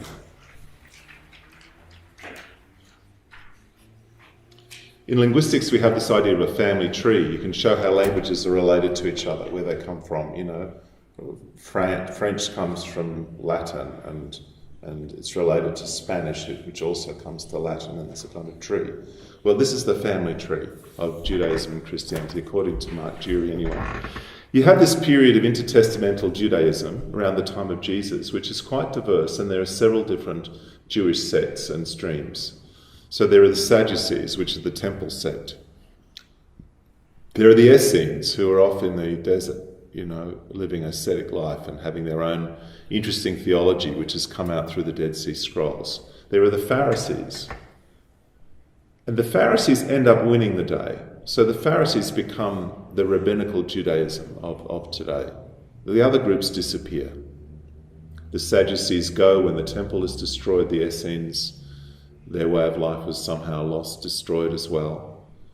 The Pharisees, the structure of the Talmud of Judaism as it exists today, it comes straight out of the Pharisees of Jesus' time. And they were able to reorganize their spirituality and their practice when the temple was destroyed. For today, rabbinical Judaism is based not only on the Hebrew scriptures, but also a whole body of oral traditions, including, say, the Talmud. Jesus referred to this when he was criticizing the Pharisees about their oral traditions that they were following. And so Judaism today is not just a religion of the Old Testament, it's a religion of the Old Testament plus all these materials that are really very, very important. And sometimes it's called a hedge around the Bible. So it's through that hedge of all the traditions that you interpret the scriptures. The other Jewish movement of intertestamental Judaism is what we call Christianity. It was started as a Jewish sect. And it seems quite clear in the teachings of Jesus that it wasn't conceived of as a separate religion different from Judaism. And there's been quite a movement of scholars writing about the separation between Christianity and Judaism, and they argue that it took place over quite a long period of time. And it was certainly quite, maybe not until the 2nd century that people began to really see that there were different religions emerging. For a long time, Christianity would have been thought of as a form of Judaism. And it derives out of a Jewish context. Its Bible was the Septuagint, the Greek translation of the Old Testament. And Christian theological categories derive from Jewish categories. The Trinity is deeply influenced by Jewish theological categories. The idea of the presence of God, for example, is really critical. Judaism at the time of Jesus was much more varied than it is today, because only one sect. It is varied today, but there were various ideas floating around that died out later. So then Christianity made a break with Judaism, basically by rejecting the Torah, a conformity to the Torah, and it became a Gentile project, not Jewish, although today there are Messianic Jewish synagogues and seeking to claim a new kind of Jewish Christianity. There was, at the time of the first few centuries, a continuing stream of Jewish Christianity, of Messianic Jewish groups that gradually died out, took several centuries before they disappeared. And some scholars have suggested that these groups might have influenced the Quranic community because of the difficulty of interpreting the material in the Quran. well, what's the relationship between this family of religions, Judaism and Christianity, who are sort of like cousins, who come from the same source and share a common formation? You know, the communion service is actually based originally upon a Jewish ritual.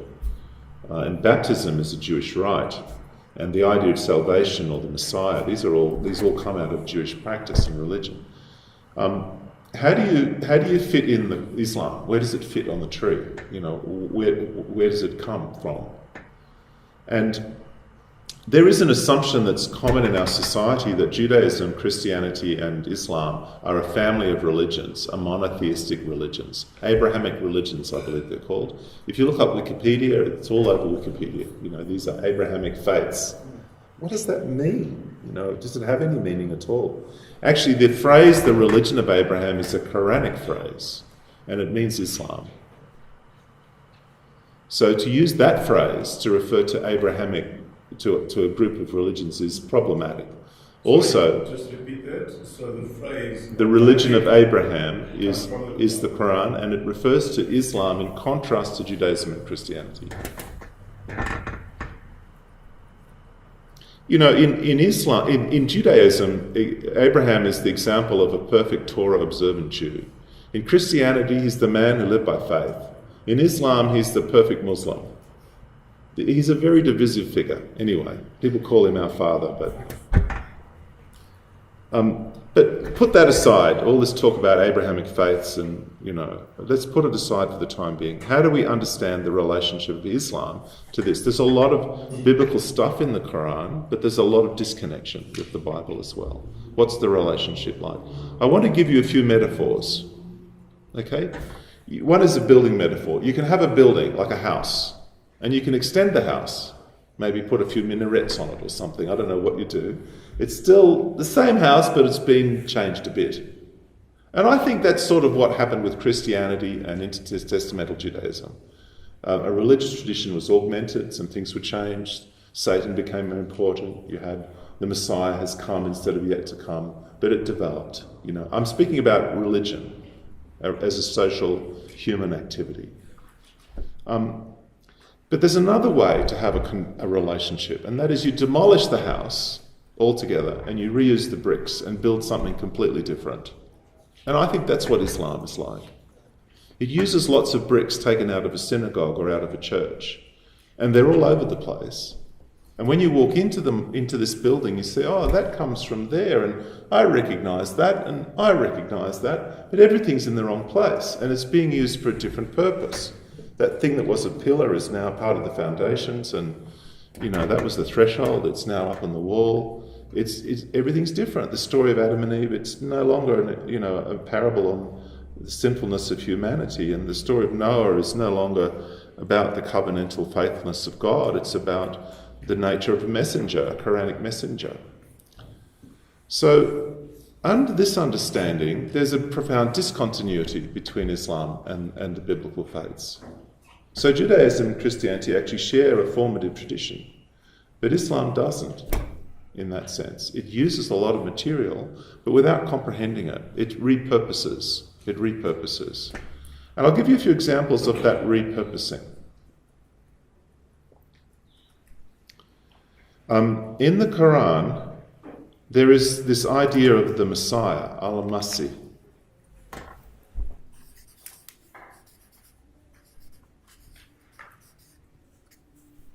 And it's a title of Jesus, Isa al-Masih. Okay. It's clearly borrowed, probably from Syriac, Masih,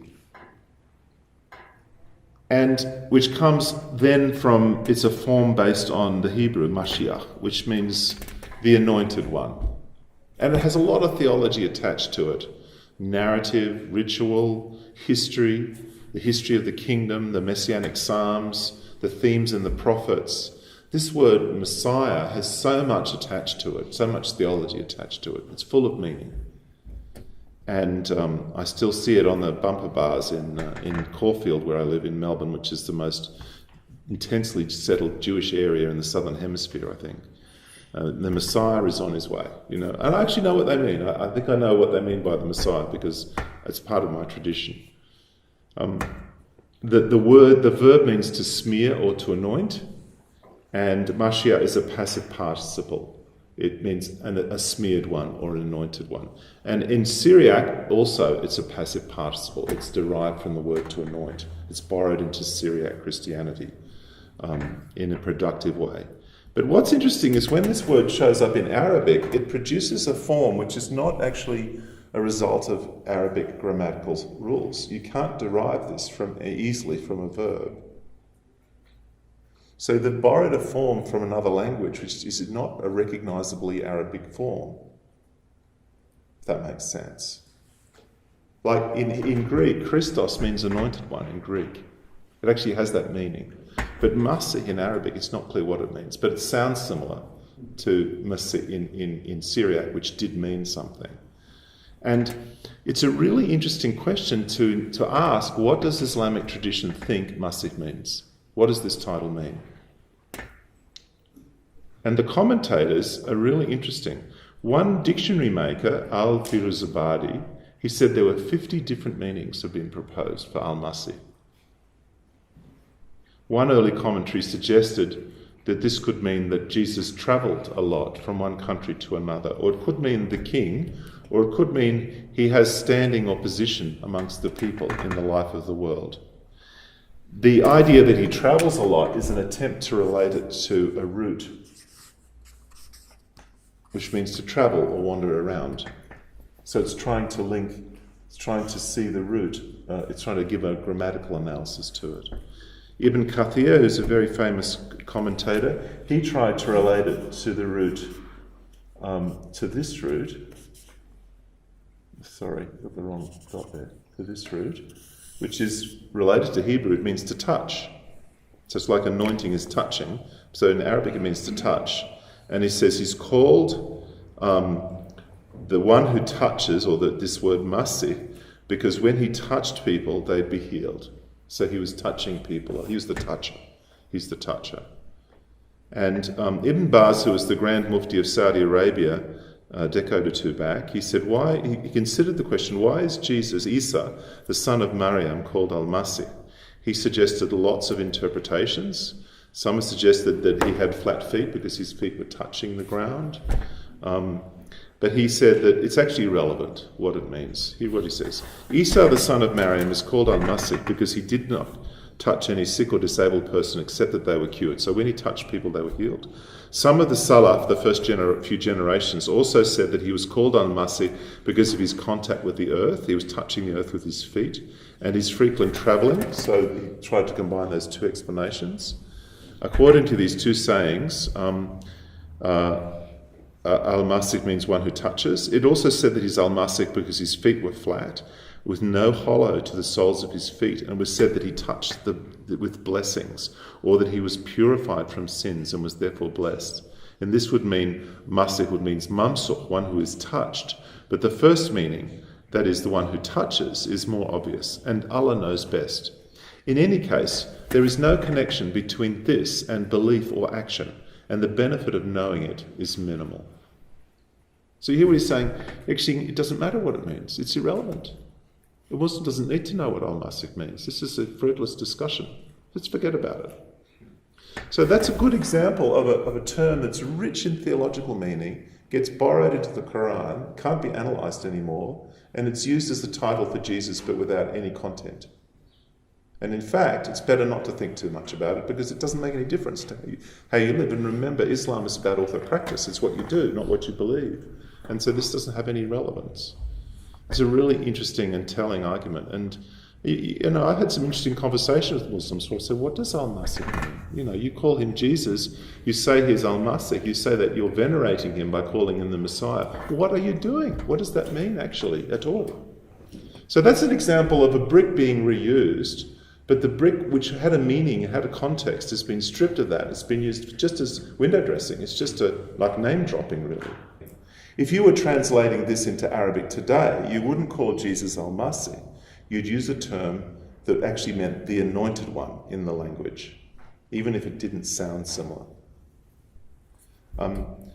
What happened was that Arabic would take words and it would choose something in Arabic that sounded similar, but often the meaning would change or it would disappear because there wasn't that background of the understanding of the text. Another example is Ruh al-Qudus, the Holy Spirit.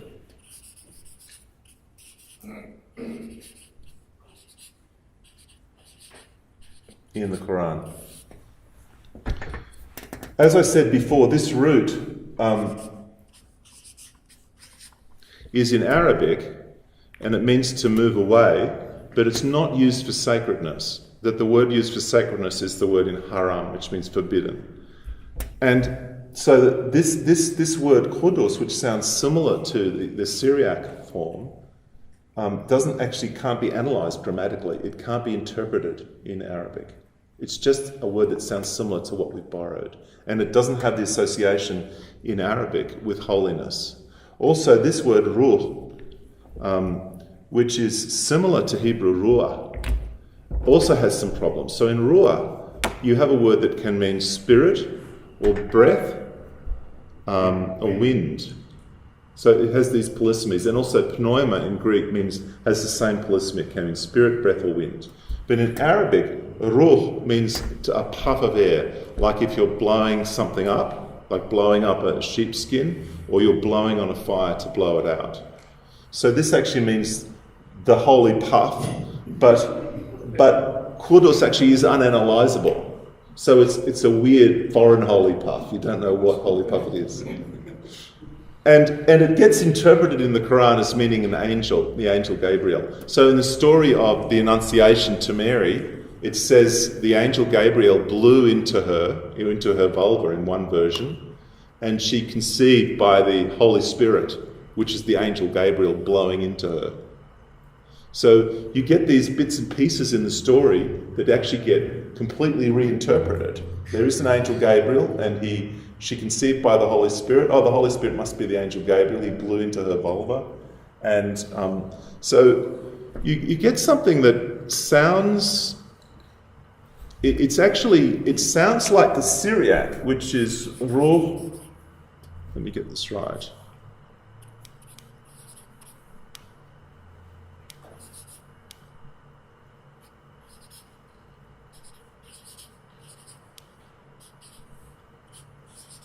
My Syriac pronunciation, Ruh ad Qudusha. So this is the Syriac, and it's actually, this all makes sense. It's what it means in Hebrew. It's a good translation. And this turns up into Arabic as Ruh al-Qudus. So the ad becomes the al, the definite article. There's no definite article in the Syriac. It's Holy Spirit. Here it gets added in. Sounds similar, sort of fits. Oh, we've heard this phrase in Syriac. This is what it is in Arabic, but it doesn't mean it anymore. So, I mean, I have seen people, modern scholars, writing about the Quran and saying that the Quran refers to the Holy Spirit with capital H, capital S, but it doesn't. It's using a phrase that's been matched because of its sound, but it actually means something completely different. Let me give you one more example. You can see my interest in linguistics coming through here.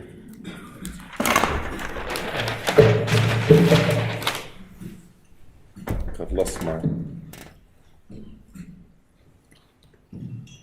There's a really interesting word in Hebrew which means the dwelling of God with people. The Shekinah. Shekinah glory, sometimes people call it. And the root means to dwell. So God comes and dwells with his people, and it's the glory of God dwelling with people. And in Arabic, there's this word sakina.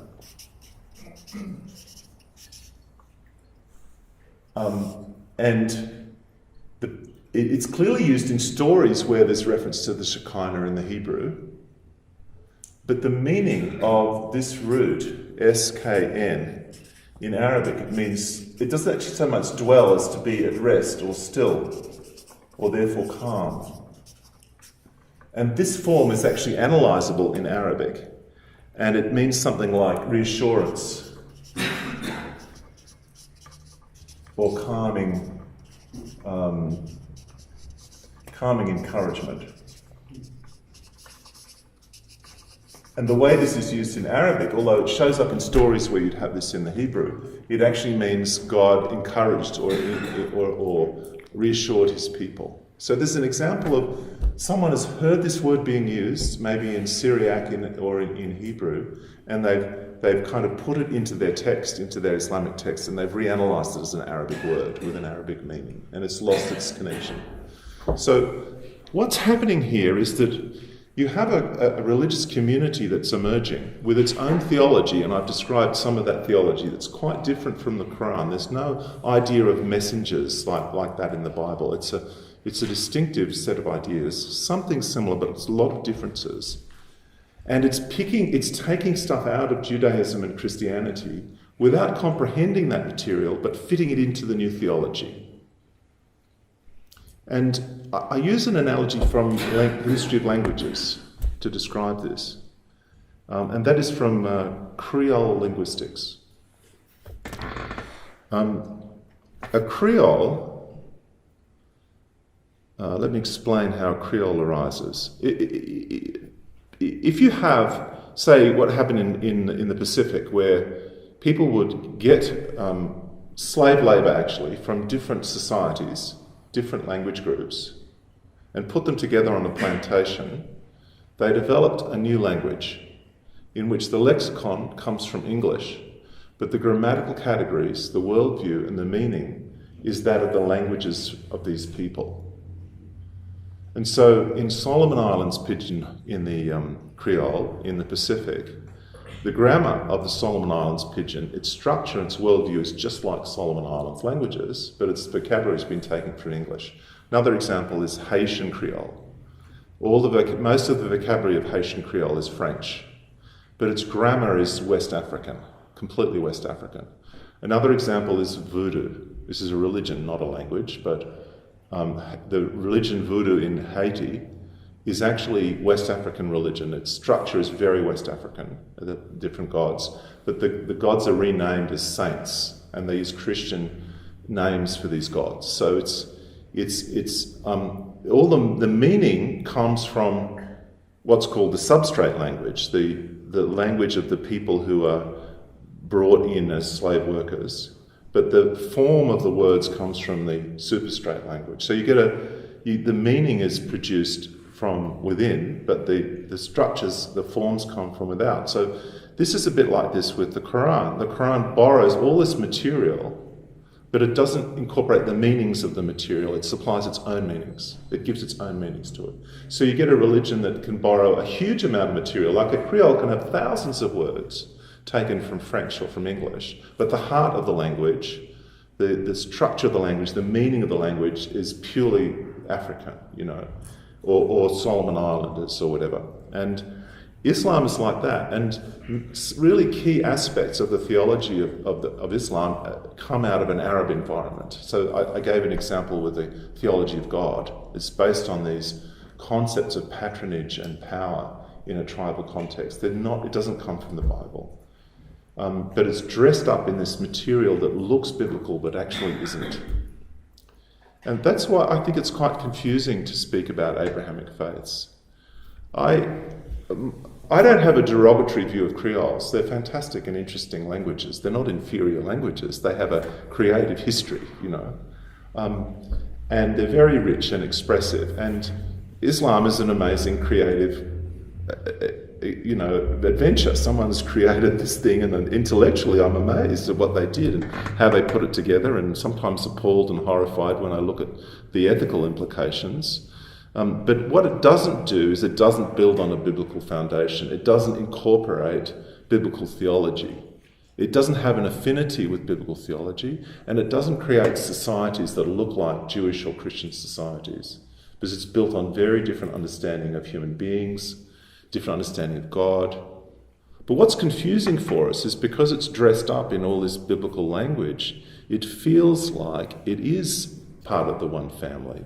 And actually part of Islam's own apologetic is to say we worship the same God, we acknowledge Jesus, we have the same faith. There's pressure in Europe not to talk about Judeo-Christian civilization, but to speak about Abrahamic civilization. And that pressure is coming from Muslim communities because they want to reorient the history of Europe so it's an Islamic history. And they want to reclaim and reposition Europe as an Islamic kind of creation. Great. So I'd like to speak about the implications in history of Islam's orientation towards success. Remember that being rightly guided is meant to cause success in this life and the next. And the call to prayer actually says, come to prayer, come to success. Come to success. Islam promises success. And you would have thought for the first thousand years that in many ways it was extraordinarily successful in that. Islamic military expansion spread across the Mediterranean into Africa, South Asia, Southeast Asia, good chunks of Europe, what is now Spain and Portugal, Central Asia as well. And the subjugation of huge Christian populations was part of that success. There were traditionally 5 major centres of Christianity in the first few centuries. There was Rome, Constantinople, Antioch, Jerusalem and Alexandria. And 4 out of those 5, 3 were conquered quickly. The 4th, in the 15th century, Constantinople, Rome was still to fall. And this success message was self-validating. The Quran says that Islam will triumph over all other religions. It calls on believers to command right conduct, to forbid what's wrong, and its success validated that. But then from about 1500 onwards, its borders began to contract. And I don't think few of us realise how extensive was the loss that Islam experienced from about 1500 on. And it was basically caused by the rise of Europe. So I'll give you some examples. The Portuguese conquered Oman in 1507 and occupied it for 150 years. They conquered Goa in 1510.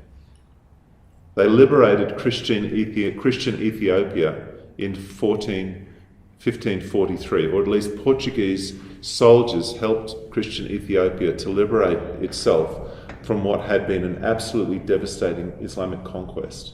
There was a glut on the slave market all the way to India after Ethiopia was conquered in the previous century. Actually, it's amazing that Ethiopia remained Christian and independent of Islam for almost 1,000 years, even though it was right on the doorstep of Arabia. But it was Portuguese that provided the weapons that enabled the Christians to be liberated. The Ottomans were defeated at their attempt to conquer Vienna in 1683. And then after that, Hungary and Transylvania and a number of Eastern Europe regions were progressively liberated from Ottoman rule. Napoleon conquered Egypt in 1798. For centuries, the Barbary states in North Africa had been conducting slaving raids against southern Europe. It's estimated that more than 1 million Europeans were sold into slavery by the Barbary states in North Africa. When the Americans found that some of their ships' crews were being captured and sold as slaves, they ended up sending in the Marines. They still sing about in their anthem, "From the halls of Montezuma to the shores of Tripoli." In fact, for a period until the Americans went in, they were paying 10% of their annual revenue to the Barbary states to prevent their shipping from being interrupted by the Barbary pirates. The power of the Barbary states to conduct slaving raids against Europe was broken after that. A long series of defeats for the Ottomans took place in Russian-Turkish wars stretching across 400 years and culminating in the 1877-78 Russian-Turkish War, which led to the independence of Romania, Serbia, Montenegro and Bulgaria from Islamic rule. British suppression of the vast slave trade of the Omani Sultanate took place from the 1820s to 1870s. This was the Oman Sultanate based in Zanzibar. The Muslim principalities in Southeast Asia were overthrown by the Portuguese, Spanish, Dutch and English between 1511 through to 1904. The final destruction of Muslim rule over the Hindus was ended at the hands of the British in 1857. The Ottoman Empire was dismantled in the aftermath of World War I, leading, for example, to the liberation of Greece, which had been under Islamic rule for the best part of 800 years. The establishment of the modern state of Israel in 1948 in territory formerly ruled by Islam, and including a very large number of Jews who emigrated from Islamic countries to get to Israel, is being considered by Muslims to be the crowning humiliation in almost 500 years of defeats. Another part of the decline of Islam was the gradual improvement of non-Muslim communities living under Islam, and there are repeated lamentations that you read in Islamic literature from the 18th and 19th century complaining about the improving conditions of Christians and Jews who were making themselves equal to Muslims in their dress and in the way they were behaving. Now, in response to this crisis of defeat, when you have a religion of success, if you have a religion of success and you're being defeated, there's a problem. You know, it's like saying judgment will fall upon you and then it doesn't come. What are you going to do about this crisis? Revivalist movements began. And all the revivalist movements share one big idea. That is, if Muslims are strictly following the Sharia, if they're on the right path, they'll be successful. So there's a program then to implement stricter Islam in order for Muslims to be successful in the world, which means they'll be dominant politically, militarily, culturally, in every way. So you have the Wahhabi movement that begins back in the 18th century, a movement to purify Arabia. The Deobandi movement beginning in the 19th century in India, which is now a huge movement.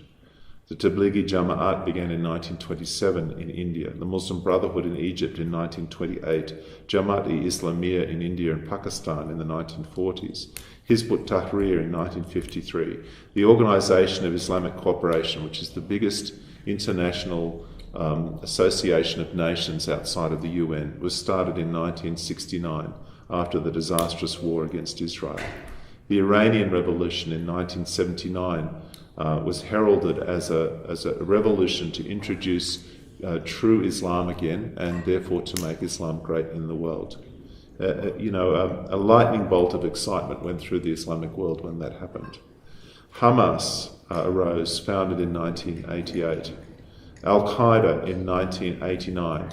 Abu Sayyaf in 1991, Boko Haram started in 2009, the Islamic State in 2006. Every single one of these groups has as a belief that if strict Islam is implemented, Muslims will be dominant and successful in the world again.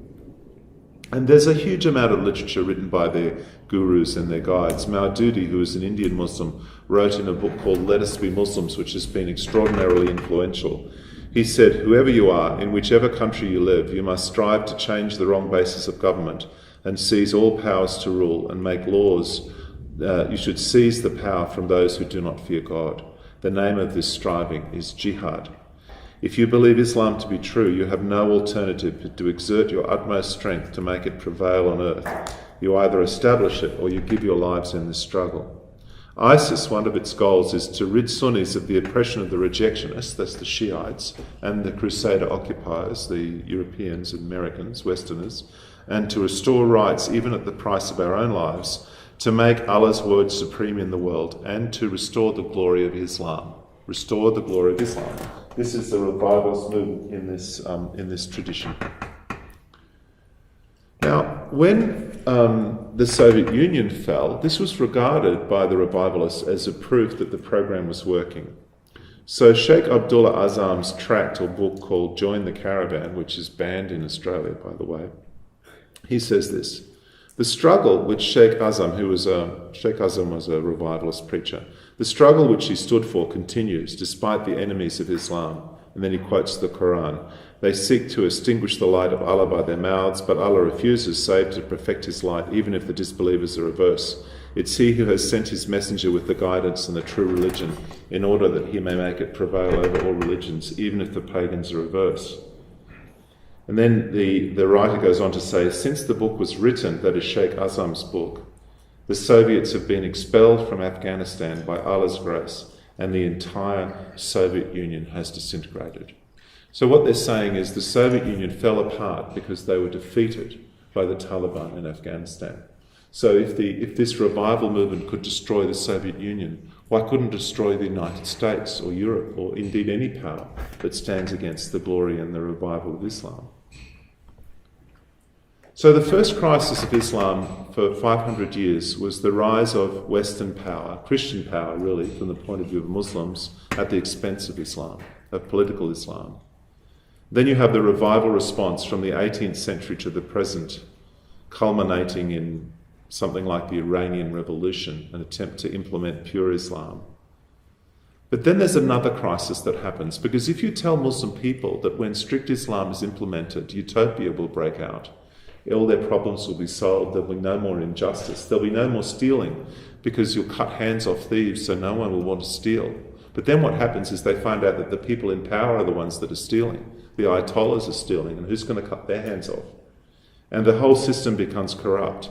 And so you have groups like the Taliban, the Iranian Revolution, the Algerian Islamist revolution, the Muslim Brother fiasco in Egypt, the failure of Turkey under Islamist leadership, which is going in a very difficult direction, Khartoum's genocidal campaigns against its own citizens, Christian and Muslim. They've killed more than 1 million people in genocidal attacks against the southern Sudanese who are Christians and animists, and also against Darfuris who are nominally Muslim.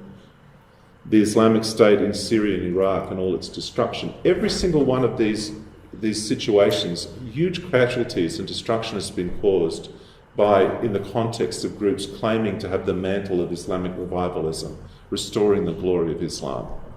And then you have the problem of economic failure and the demographic bubble. Vast numbers of young people without a future and without hope, like the young man in Tunisia who burned himself alive when his fruit stall was taken away because he had no hope, triggering off the so-called Arab Spring. And not only that, but oil prices dropped, so even the oil states are struggling. So what do you do with that? Well, the first crisis was the Europeans are doing too much better than us. The second, so you have the solution, let's be more Islamic. But then when we are more Islamic, it gets worse. Things are terrible. And after a while, someone says, maybe Islam is the problem. So the Muslim Brotherhood said for decades, Islam is the solution. Are you poor? Islam is the solution. Do your children need medical care? Islam is the solution. And they put a lot of effort into doing social justice work at the grassroots level to help people in need. But when they took power, they appointed terrorists to run provinces. And people were being killed, women were being abused. The court system wasn't working. And within a year, the whole people of Egypt were groaning, and they asked the army to take over and to expel the Brotherhood. You can't tell people for decades that Islam is the solution, and then when you get power, cause havoc, and then expect people to still believe that Islam is the solution. I mean, how long can people believe that there's a utopia just round the corner if only pure Islam is implemented? And what's happening is that huge spiritual confusion and anxiety has resulted across the Muslim world. And different nations are in different stages of this confusion or anxiety. Let me give you an example. Iran, the Iranian Revolution in 1979, there were about 400, 500 converts from Islam to Christianity in 1979 at that time, up until that time. This was after more than a century of missionary movement in Persia. And since then, however, it's estimated that as much as 1 million Iranians have become followers of Jesus. And Islam is intensely disliked by the vast number of people in Iran. And it's very frightening for the government in Iran. They're anxious about house churches being formed. I heard the testimony of the Assemblies of God Church, which existed in Tehran, opposite Tehran University. It had a few thousand members. The government shut down all Protestant churches. They let the Armenians continue. And now they have 15,000 members in house churches meeting secretly. And this is kind of revolutionary, what's happening in Iran.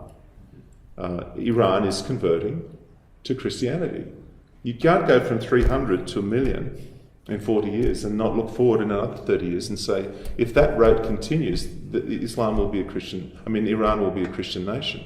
So they had the first revolution, and they're also the most open to the gospel. I mean, I lead a congregation of Iranians in Melbourne and know them very, very well. They don't want anything to do with Islam. They dislike it.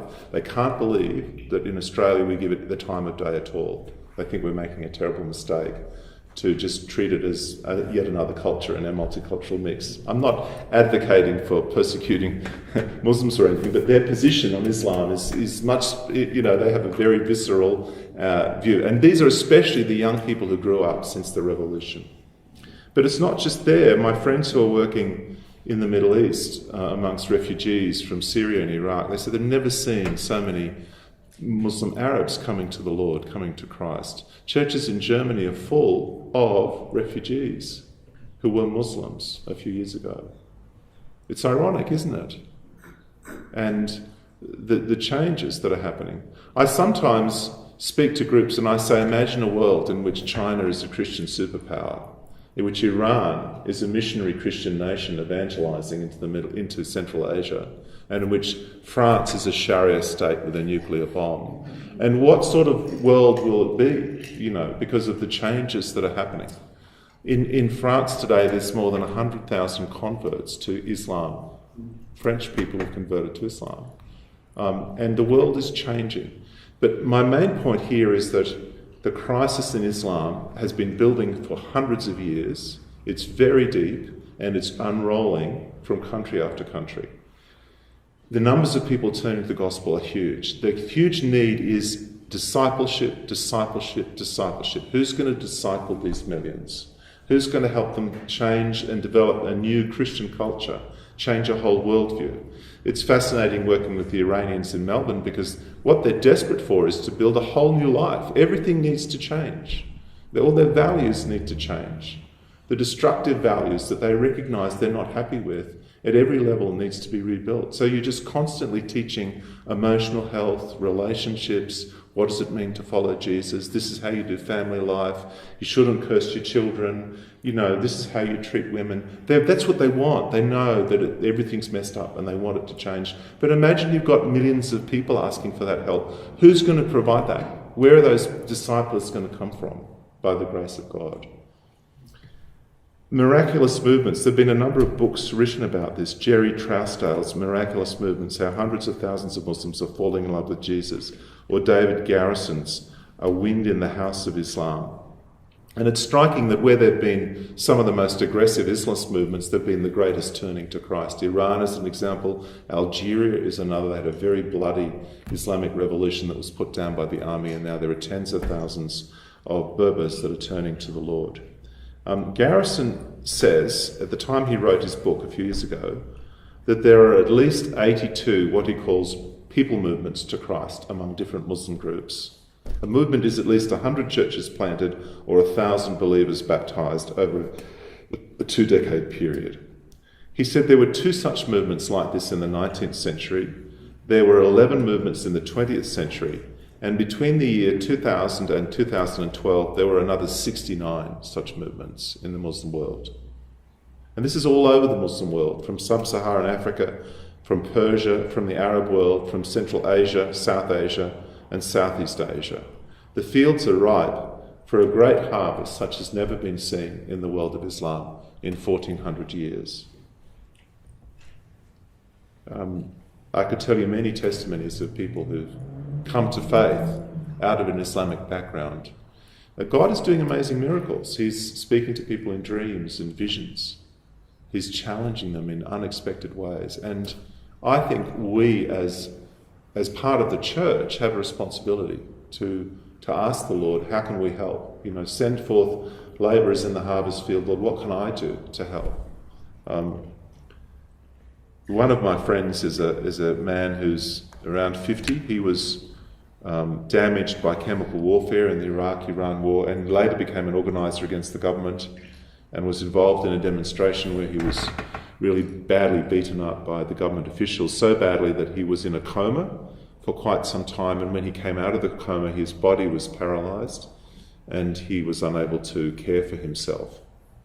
One day he was watching TV and his wife went off to for something, and he happened to be watching a TV evangelist who was saying, just call out to Jesus, call out to Jesus. He fell asleep, and while he was asleep he had a dream where he found himself in a garden, and it was a night, dark night, a wind was blowing, and it was a desolate place in this garden. And as he was sitting there, he saw a light approaching from a distance in his dream. And as the light came near, he realized the light was a person, that there was someone carrying a cross who was being beaten and pushed along by people he identified as Roman soldiers.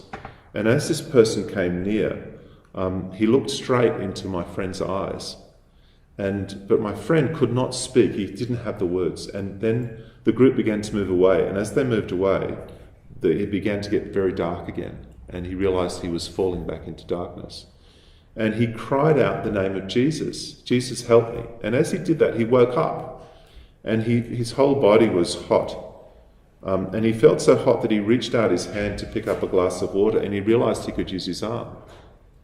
And then he got out of bed and started jumping around and shouting. And his neighbours came down and said, "What happened? Which Islamic saint healed you?" And he actually found it quite hard to tell them, because his family is very religious. And he still had problems with the government, and he fled to Australia, where he's seeking asylum and waiting for his case to be resolved, and had the privilege of baptising him. And he said, "I've waited 6 years for this day." And there's so many stories. People with very broken lives, very broken homes. People who've suffered sexual abuse, who've been tortured, who've been drug addicts, who've just so much trauma in their lives. And they're just turning to Jesus, and they're asking for him to show up. And he is. He's doing these amazing miracles. I'm an evangelical Anglican. I went to a good evangelical college, but I suppose you could say I have a charismatic twist in me, and I believe in the power of God to heal, and I have a high expectation. We've seen many miracles of God and deliverance, and I believe in a God who is active in this world. But I've never seen so many miracles as I have amongst the Iranians. I've never seen so much demonstration of the power of God. It's like the Holy Spirit is impatient for them and has a heart for them, is saying, "I've had enough. It's time. I want them back." I had another couple who came and they came into church, an Iranian couple. They looked really pretty traumatized and worn out, and they shared to me later that their relationship was on the rocks. They weren't married. And they were in a difficult way. He'd had a bad car accident. He had lots of pieces of steel in his body, holding his body together, a lot of pain. It was hard to drive in a car. They had to drive an hour and 20 minutes to get to church. They still do. They're there every week. But because of his problem with his back. And anyway, I prayed for them. I prayed for peace, and I prayed for healing for him. And the next week he came back and he said, "Look, my pain is just almost gone. It's gone from 7, which is pretty high level, to 2, which is almost, you could just forget about it." And a peace had come into their home and their life, and this kind of trauma that was in their eyes had gone. And we just had a camp recently where I led the whole group of them through prayers renouncing Islam and praying for a breaking of curses and setting free. And they were just so impacted, deeply impacted by that. And they said, "We want to give our lives to the Lord," and it was so funny. And then he said, "Oh, I want to get married now." I said, "Oh, that would be a good idea." He said, "Now that we have faith, I want us to have children. We've got something to live for." We have something that we can pass on. And it's kind of a bit overwhelming how passionate people can be when they're saved radically. But what I'm describing is happening a lot of time in lots and lots and lots of people's lives. But it's important to understand that this is not just happening by accident, that it's the result of a long process that's been happening for centuries. And we are standing at a kind of remarkable place in history at the moment. I want to just step back from this a bit and just make another comment about some things I've shared before throwing it all open for questions. Islam says to Christians, we worship the same God, we share this heritage, you are sort of like us but a bit removed, and come home, basically they say. Islam is the true Christianity. And for people doing mission in the Islamic world, this can sometimes be confusing. And my impression of missionaries is that sometimes they can be quite critical of Islam, but sometimes it's almost as though they think Muhammad was a prophet of God. And they can be so kind of pro-Islamic that the boundaries between Christianity and Islam get blurred. And I just want you to be aware of that spectrum. And I actually see that tendency, almost like some people call it Chrislam, of seeing Islam as kind of just needing a little bit of cleaning up and then it'll be the gospel. To me, that's actually a strong influence of Islamic theology, and it's nothing to do it's nothing to do with love, actually. It's a mistake. It's thinking that you have to love Islam, whereas in fact you should be loving Muslims, and Islam is a burden to Muslims. It's not. It's the key to loving Muslims is not loving Islam. Then when Jesus said love your enemy, he didn't mean love what they stand for, or love the fact that they hate you. He said love them, not their ideas. I think it's because Jesus said love our enemies that in our Western tradition you're allowed to completely disagree with someone without having to punch them in the face. You know, you don't have to agree with Islam or think Muhammad's righteous or praise Islam in order to love Muslims and to be willing to share the truth of the gospel. And I spent a number of years living with Muslim people doing my PhD in linguistics. I loved it, had a wonderful time. They were very welcoming to me, very gracious. I was able to talk about my faith. But I also was aware that there were Christians in the village who had relatives killed in attacks in the past, and that churches were burnt, and there was a dark side as well. And that was a history that was part of the theological content of Islam that I didn't want to engage with at the time. But I encourage people to build connections with Muslims, make friends with them, but don't let your worldview, your Christian worldview, be undermined by a teaching that's nothing to do with the gospel. You know, be clear about following who you follow. When I first read all this stuff about Muhammad, I found it very disturbing, and I kind of looked at it with the eyes of a theologian. My job is converting people and messing with their worldview and changing their head. You know, that's what a pastor's supposed to do. You undermine people's worldview, lead them to Jesus, offer them something that's true, and help them to rebuild their lives, okay? And when I read all this material, I thought, if you were actually trying to mould people into the model of the life of Muhammad, this was bad news for the world, you know. And I felt sad about it. But the good thing about all that is that I really understood in a way I'd never fully understood before how revolutionary and amazing the message of Jesus is. Because I'd just grown up with it. I just thought that's how life is, you know, that life is like Jesus. I heard the gospel the earliest since I could hear or read. My parents read the Bible with us when we were kids. In a way, that was my whole world.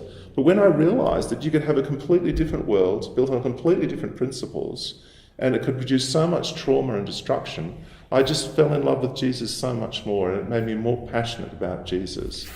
So that's really where I want to leave you, to encourage you to be bold about Jesus, to be aware as a theological college that there's this incredible need to equip the nations, and to be aware of the challenge that's ahead, and that sometimes people get confused by these teachings and these doctrines.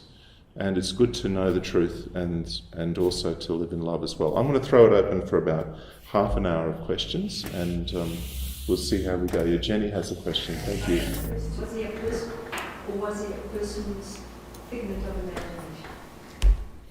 That's a really good question, and I actually don't know the answer to that. I think if you'd asked me 5 years ago, when I'd read the life of Muhammad and all the Islamic sources, I would have said he is real, because I found the story so complex, so interesting. I couldn't believe how anyone had made it up. But since then, I've looked at other evidence, which has made me see that there are severe problems with the historical account of Muhammad. And some of those I've mentioned. For example, the Quran has such little reference to a person called Muhammad, only mentioned 4 times. There's almost no reference to Mecca and Medina. There's also lots of references in the Quran that don't make sense, like the Quran says, look at the olive trees, look at the flowers in the fields, they are signs of God. Now, if you're living in Mecca or Medina, there's no fields, there's no olive trees. The Quran berates Muhammad, his enemies are berating him because he doesn't own a garden. Like, this messenger is not important because he doesn't have a garden. There are no gardens in Mecca. It doesn't make sense. Like, Mecca's the wrong location for this text.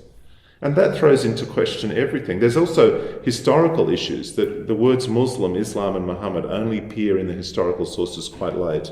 And the earliest references to Muhammad outside of Islam are references to like a military leader or a tribal ruler. It doesn't seem to fit the religious brief of the Quran. There's the geographical problems of there's stories in the Quran that don't make sense. Like there's a description of trade in Mecca that scholars have critiqued. There's problems about the Jews. Like there's archaeological problems. Like in Mecca and Medina, I've spoken to people who have connections into archaeology, and there's actually no archaeology in Mecca. There's nothing there at the time of Muhammad. No one has ever found anything from that time, evidence of settlement. The archaeological evidence comes from later. So there's lots of gaps in history. Another interesting thing too is that there's a Canadian guy called Dan Gibson, and he did a study of the way mosques are entered. And he looked at all the earliest mosques and he asked, which direction do the mosques face? In that time, Muslims and also Jews prayed in a particular direction, to the east or to Jerusalem or to something. And so you build a mosque facing in the direction you pray. And what he found is that for the first century of Islam, all the mosques faced Petra, century and a half. And then they begin to move until they finally all face to Mecca. But that happens 150 years after Muhammad. And that's completely inexplicable from the historical sources. Also, the dialect of the Quran is definitely the dialect of Petra. And the gods that are mentioned, the pagan gods that are mentioned, like Allat, are Petran gods. They're not known to be the gods of Mecca. And the Meccan dialect could not possibly be the dialect of the Quran. So there's all these problems. There's problems with the historical account. Then you've got the problems of these manuscripts that seem to date back even before the life of Muhammad. So I've come to whereas before I believed the richness of these accounts didn't make sense. I've now come to think that the Quran actually represents the fruit of a religious movement that existed well before Muhammad, and that somehow these texts were taken up and attached to another figure, an Arab, who was somehow associated with the stories. The Arabs were rising around the time of Muhammad, and they became a major force, and this became their religion, and somehow it happened. But I'm not a historian enough to be able to put it together. So there are serious doubts about the historical Muhammad, whether he existed. It's a bit of I think the Muhammad of the hadiths, the traditions, is a powerful construct. You know, he has a personality. The Muhammad of Islamic history has a character, a history, a biography, a personality. But is it completely fictional? Perhaps it is. I'm not sure. Then you've got the problem, as I said, of all the evidence that all these hadiths and traditions were made up. They seem to support agendas that don't fit at the time, or they seem to be post hoc explanations of the Quran. So that's another reason why the history is problematical. Yeah. That's why when I did the thesis on the theology of the Quran, I said, let's just ignore Muhammad, ignore his biography, ignore all the historical sources, just throw that out the window and read this as a work of theology and say, what does it say? And you actually notice lots of things that are not picked up in the story and are not emphasised, that fade away and become less important, but they're actually really important in the story. If you're going to read about the life of Muhammad, read Ibn Ishaq's original, the translation of that by Guillaume, which is, read the original Arabic. It's hard to read. Ibn Ishaq. It's called the life of Sirah. It's the life of Muhammad. You can get it off, I think it's Oxford University Press, and it's translated by Guillaume. I'm not quite sure how you pronounce his name. It's actually originally written by Ibn Ishaq and edited by Ibn Hisham. This is the earliest available biography of Muhammad. A large part of the earlier part is prehistory stuff before Muhammad, but that's, if you want to actually read the life of Muhammad this is originally supposedly written about 150 years after him, and then edited about 200 years after him by Ibn Hisham. And I mean, if you knew someone who wanted to become a Muslim and you were worried about that, I'd say, have you read that? You know, how can you become a Muslim if you've never read an early source of his life?